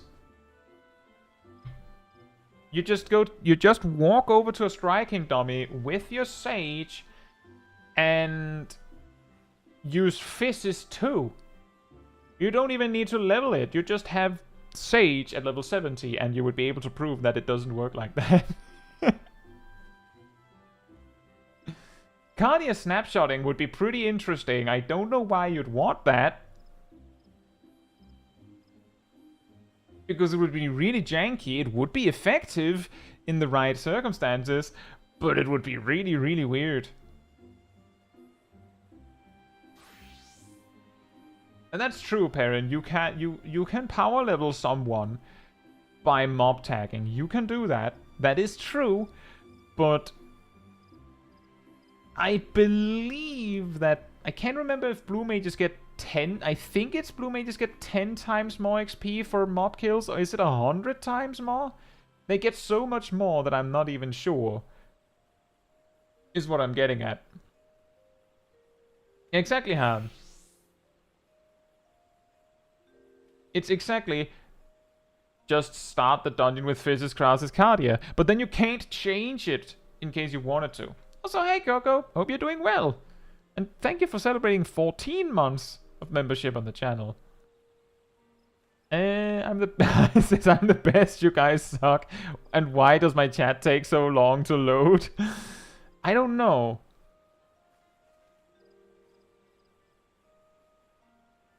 But yeah, Blue Mage gets so much more experience that you can, like, the idea that you can power level Blue Mage to 80 by having someone else kill mobs for you, essentially, is good, but I'm just saying that it doesn't take that long to level 10 levels at a time. Like, I had no issues leveling Blue Mage, quote-unquote, legitimately from 70 to 80 when they increased the level cap by 10. Like, no major issues, because if you focus on mobs exactly at your level, then you have the kill chain bonus, and you can use Ultra Vibration and Missile if you want to, which means that every 2 minutes or so, depending on your spell speed, you can just round up the mobs in the area, kill like 5, and then you can just like kill, like maybe like if you have enough cooldowns, you could just round up mobs again and you just AoE it all down, and then round up mobs again, maybe, you know, farm a little bit, but you can basically just power grind really fast once you have some spells. I can't remember how early you can get 1000 needles, but I remember I had it in like level 20s or so. And I used 1000 needles as a level 24 or 25 or something like that to kill morbals that were level 32 or 33 with no danger to me. And yeah, Coco, they are adding a third data center. We can't access it yet, but they're adding it for Dawn Trail, is the intent.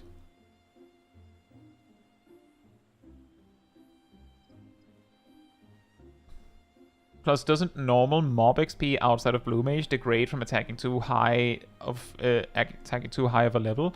I don't know. The thing is that mob grinding XP from regular mobs in the open world is bad. Bad.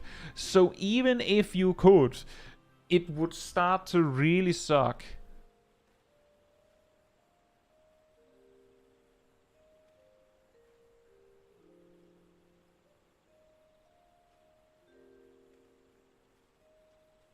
Parents says, back when I was helping my free company leveling Blue Mage back in Shadowbringers, it would take about an hour or two to get someone from 1 to 70 in Collusion. Yeah, exactly.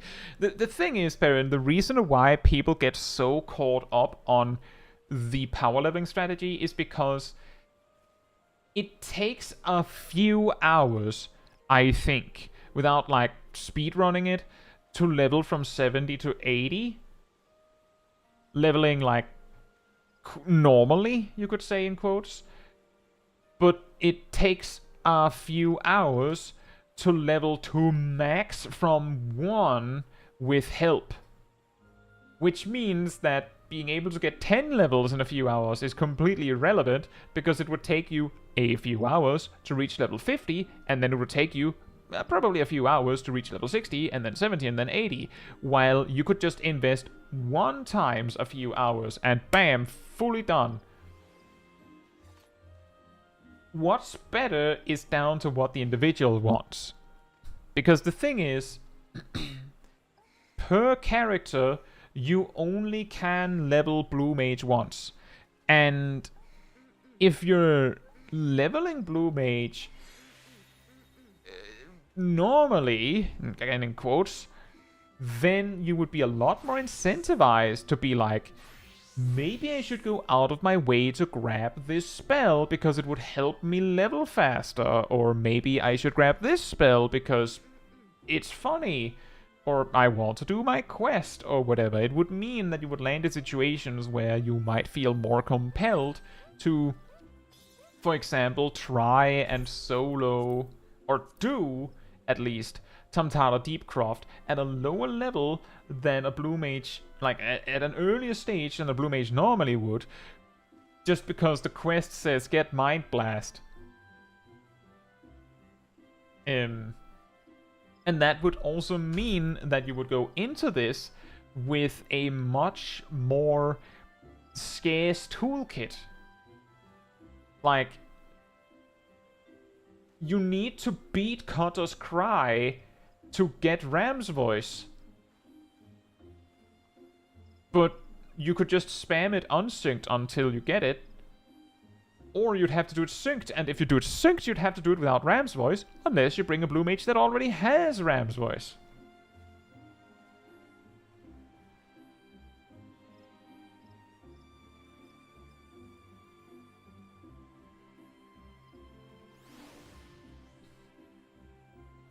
Yeah, exactly, Darth. Interestingly, Darth, if the Blue Mage player is a Sprout or a returning player, and the booster is a mentor, you can be in party. I'm actually pretty sure it gives you an additional XP bonus if you are in party with that particular setup. That's because when a Sprout or a returning player is in party with a mentor, you get like that mentor buff bonus, and logically that one nullifies the level difference like XP negation, or whatever you want to call it. And yeah, exactly, Perrin. Also, Aetherial Mimicry you need to get for the first time. You need to get Ram's Voice.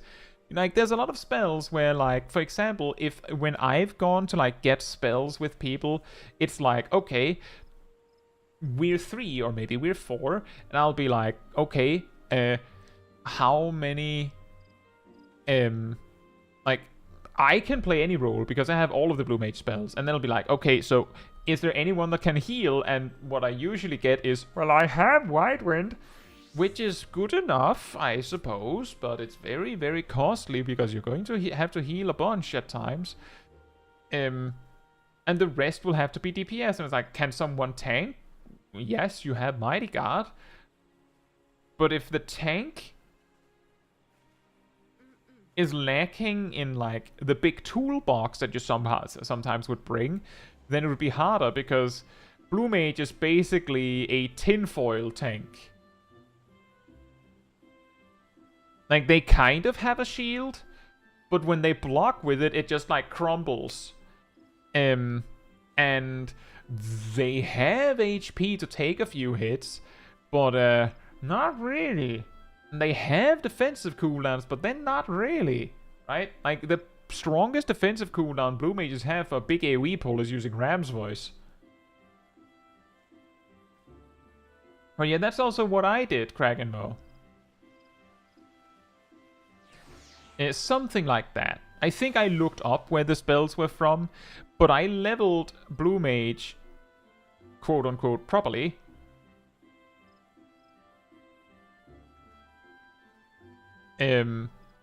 Which meant that I was exactly put in situations where, like, I soloed the dungeons that I needed spells from. And I, like, for example, Aurum Vale, you got Glower from, which you needed.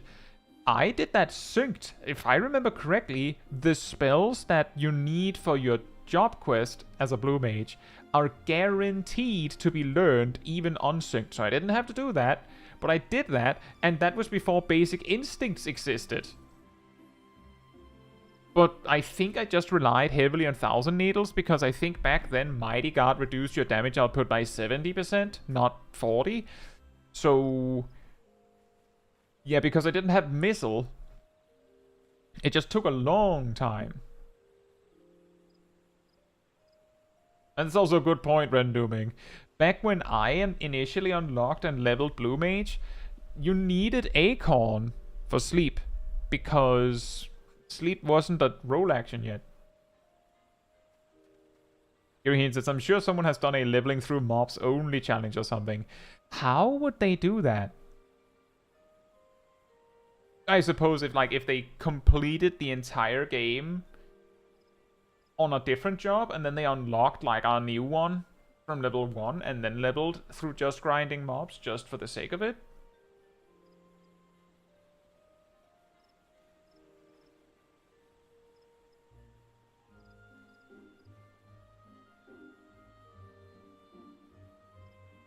Get to level 90 before handing in the first quest.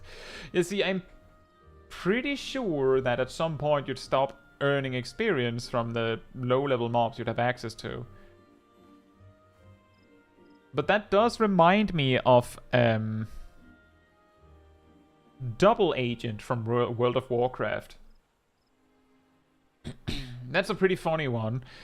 I think I'll tell that, and then we'll take picture for the next thumbnail, and then we round up.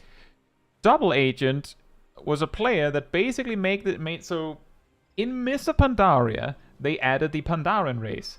When you started as a Pandaren, you started, of course, at level 1, but as no faction, as in you were not Alliance or Horde. And then you like worked your way through your story quest, because there was a story quest that was mandatory. And at the end, you had to choose whether you wanted to join the Alliance or the Horde. And when you did, well, that was a permanent choice. And that story covered like 12 or 13 levels. So like, if you joined Alliance, you'd probably go out to Westfall after that. If you joined Horde, you'd probably go out to the Barrens after that and be slightly higher level than you'd normally be when you enter those zones, and that's it. But picking up flowers and mining ore veins gave you an amount of XP. Like, an amount of XP. I believe it didn't scale. In fact, if you were a lot higher level than the plant, then you didn't get very much XP. Like 2 or something like that. Might have been like 100 just fixed, I can't remember. But the point is, because you could farm XP at any level using herbalism and mining, it was possible to reach max level without ever choosing a faction. Now, a key important fact there is that you would not be able to get a mount without choosing a faction. So Double Agent specifically played a shaman so that they would at least get Ghost Wolf. So they had like a mount. You could say a mini mount in a way. Better than nothing. And they reached level 90, which was max at the time. And I think they also reached a level 100 when Walls of Draenor came out. Now it says, I feel like after that story, Blizzard said no fun allowed and removed XP from Grey Gathering, but I don't remember for sure. I know at least that it was still possible in Legion. I'm pretty sure I saw Double Agent reach level 110. Pretty sure. But it is pretty funny that you could do that, right? He did it till 120.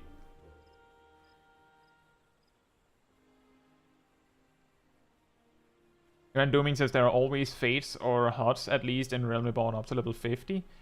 Well, the reason why I said that the person would have had to have completed the story fully to be able to level exclusively through mobs is because that would mean that fates don't count. You would have to exclusively grind mobs, right? So while the idea is good, that would disqualify, which means that the only way you would be able to do such a challenge is if you've already unlocked access to mobs of high enough level that you can reach level 90. I don't know what level mobs you'd need to reach level 90. Honestly, I don't know if mobs stop giving XP at a certain level. Like, how high level do you need to be for level 1 mob to no longer give XP? Yeah, I was talking about WoW, Emir. With that said, oh, you could join a fate that kills mobs while synced. You could do that. I wonder if that would feel like cheating. With that, we could take a picture right here. Since everyone's here anyway. If you would like to do an emote on the picture, make sure to do an emote first. If you would like to have an expression, do that second. If you don't want to do an emote, or you want to be sure you're not doing one, it might be helpful to sit down and stand back up. That resets what you did last. So you can have an idle pose. Then you get armory bonus for leveling a class lower than your highest level job. That would also be true, yes. I mean, another way you could do it would just be to, like, grind on your character, right? You just grind mobs, and then when you reach a point where it's no longer possible for you to find mobs you can level on, you take a different job and do the MSQ until you unlock new zones to level in. And then, by making sure that your grinder job is the highest level, you're safe. Like, you're not cheating in that way. But yeah, that is an interesting point, Emir. The reason I said I wonder if that would count as cheating is because, I mean, if we're talking about killing regular mobs to level in, like, comparison to Blue Mage doesn't get any benefit out of doing that. Like, Blue Mage basically says that doesn't count as a normal mob. Like, their XP sensors go, beep, beep, that's not a normal mob. And then it doesn't count. Right, I can't ready check this many people, so I hope you're all ready.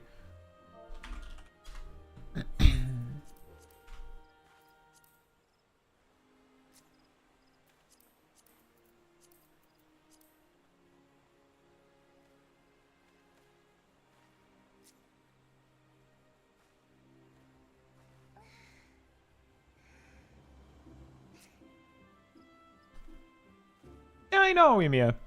But I'm saying the... Oh, okay. Okay, now I get it. Right. You use a fate to sink down. And then you just kill mobs in the area. Okay.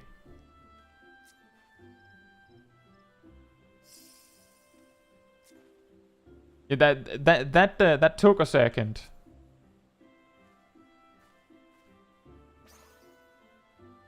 I do actually remember that in Eureka, people have done this.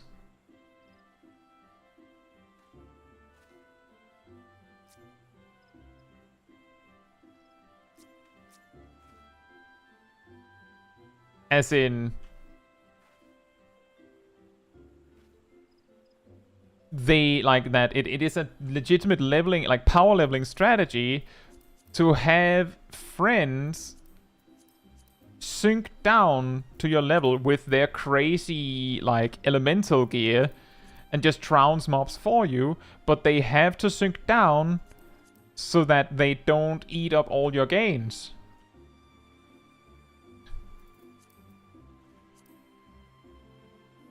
All them gains. Don't steal my camera. I'm using it.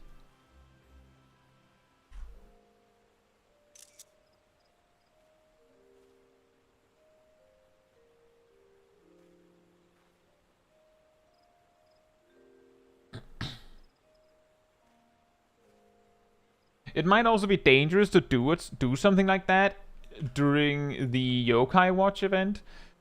Could you imagine? Like, you've been grinding away at this like challenge for weeks just for the fun of it, and then like you sink down to a fate, and then you see like a blue mage just come in like mid-air somehow by some impossible means. They're actually casting Ram's voice as they're falling down on the boss fate. Just slam down Ram's voice and instantly alter vibration, and you're just sitting there like, really? Really? And now you have Fate XP.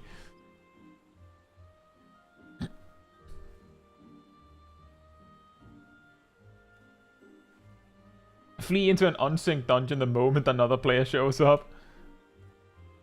Oh yeah, because I hadn't even considered that. You get hit. You hit some. You do 1 damage, and now you technically participated.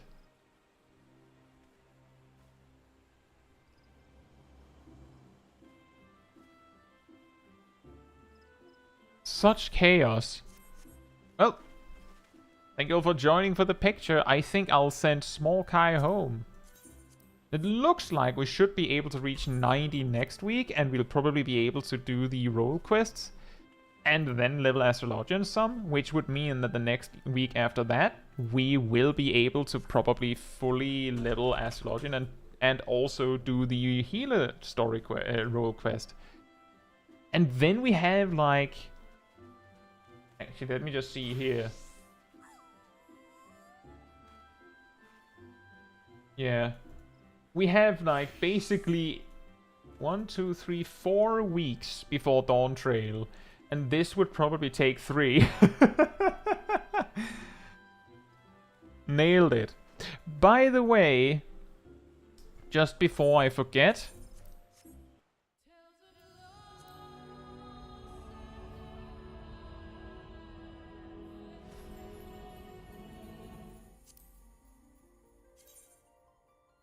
there is an extra stream coming tomorrow. Tomorrow, around noon my time, we're doing Palace of the Dead, which features Sip, who's in the chat right now.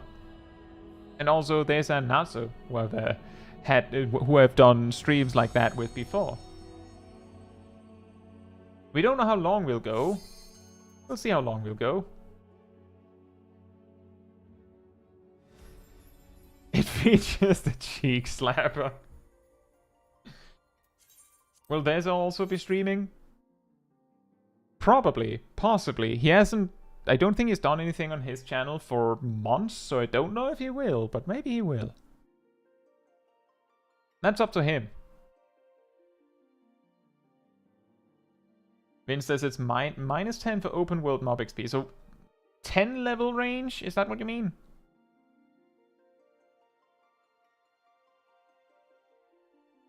It shouldn't count if you don't participate?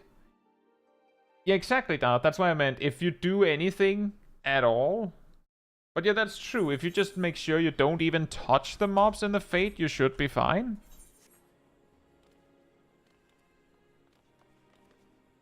Toko says Kyle always does these streams when I have 12-hour shifts. Well, I don't know when you have those. And I also discovered that it kind of had to be now.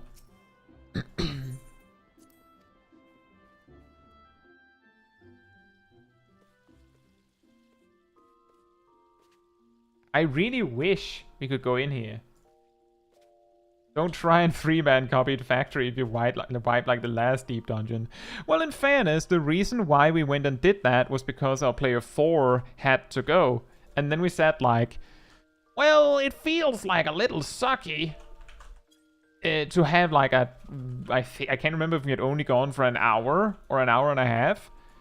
And then quit that early. I mean, some people do like an hour stream and call it a day, but I feel like I mean, speaking of that preacher thing with Cape Westwind I talked about earlier, I mean, like, right before a stream like this, I have eaten, I've prepared water, I have a big cup of tea at the ready, like... Aside from snacks, I'm like strapped in to game for hours, right? So it feels like maybe a little bit of a letdown, both for me and for you, if we start and then like an hour in, we have to stop. So we did something else. I think usually on those streams, you also just like, if we end up running out of stuff to do, we just talk about something. I really wish you could get into that. Why can you not?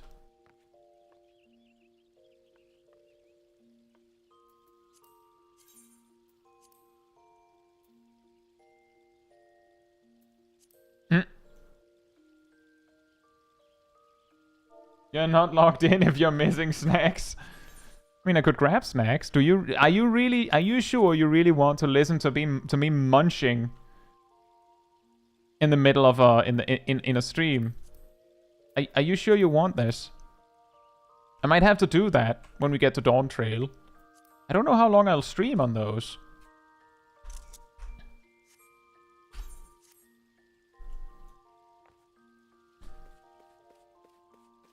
Maybe this is next time if player 4 goes, we're going to do Criterion Savage with 3 people.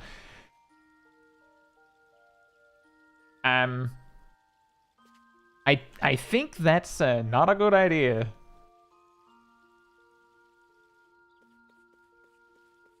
Karen says, like, when Savage drops, I have the slow cooker prepped with chicken tacos for me to eat at 2 a.m. Yeah, that sounds pretty good, though.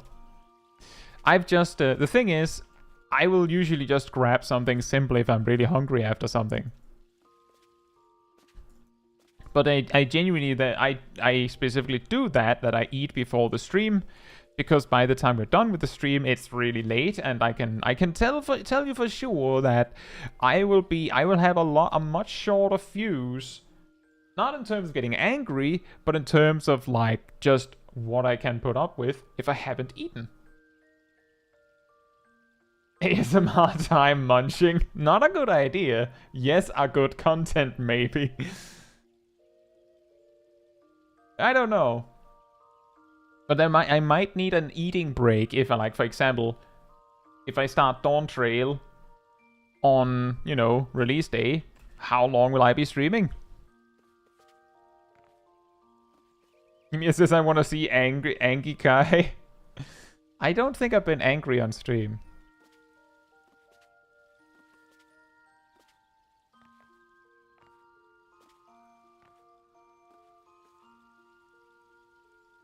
But that's actually an interesting point. If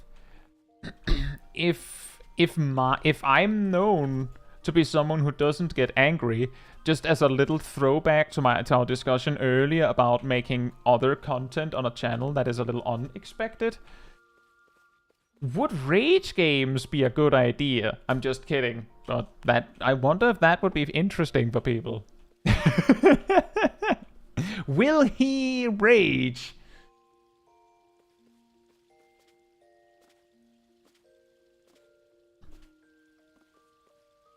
It says, hangry is a studied phenomenon. Yes, it is. Indeed. You'd want a judge to have just eaten before your sentence. Right. Anyway, as you might have seen on the weekly schedule, the Palace of the Dead stream tomorrow is starting around 12 GMT plus 2, which is, of course, 5 hours earlier than usual.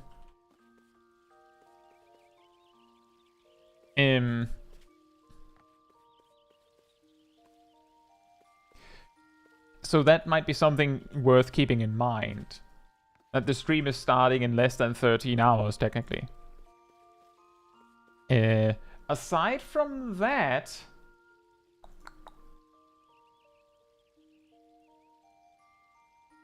if you enjoyed the company of the wonderful people in the chat, or me, remember there's a Discord community server that you can join, where you'll find most of the people in the chat, and you'll also find me. You'll also find the weekly schedule, where you can see what else is coming up on the channel in the coming days. I usually update it Sunday or Monday.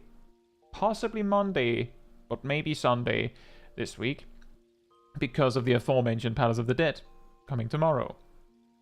You can also find the announcement room where you'll see links to videos or streams when they come up.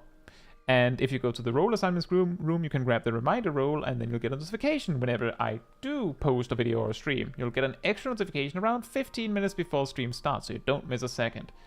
And if you enjoyed this particular stream, it helps me a lot if you leave a like on it in the YouTube stuff. That tells the YouTube algorithm, I'm pretty sure, that you enjoyed the stream and you'd like other people to enjoy it as well. So naturally, that helps me.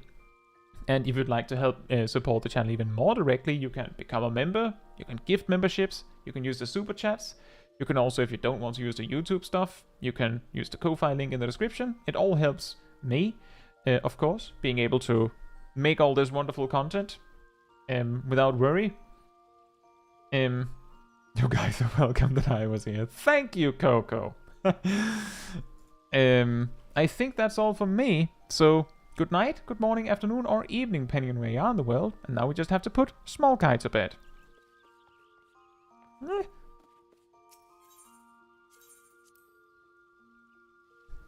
Good night. Good night.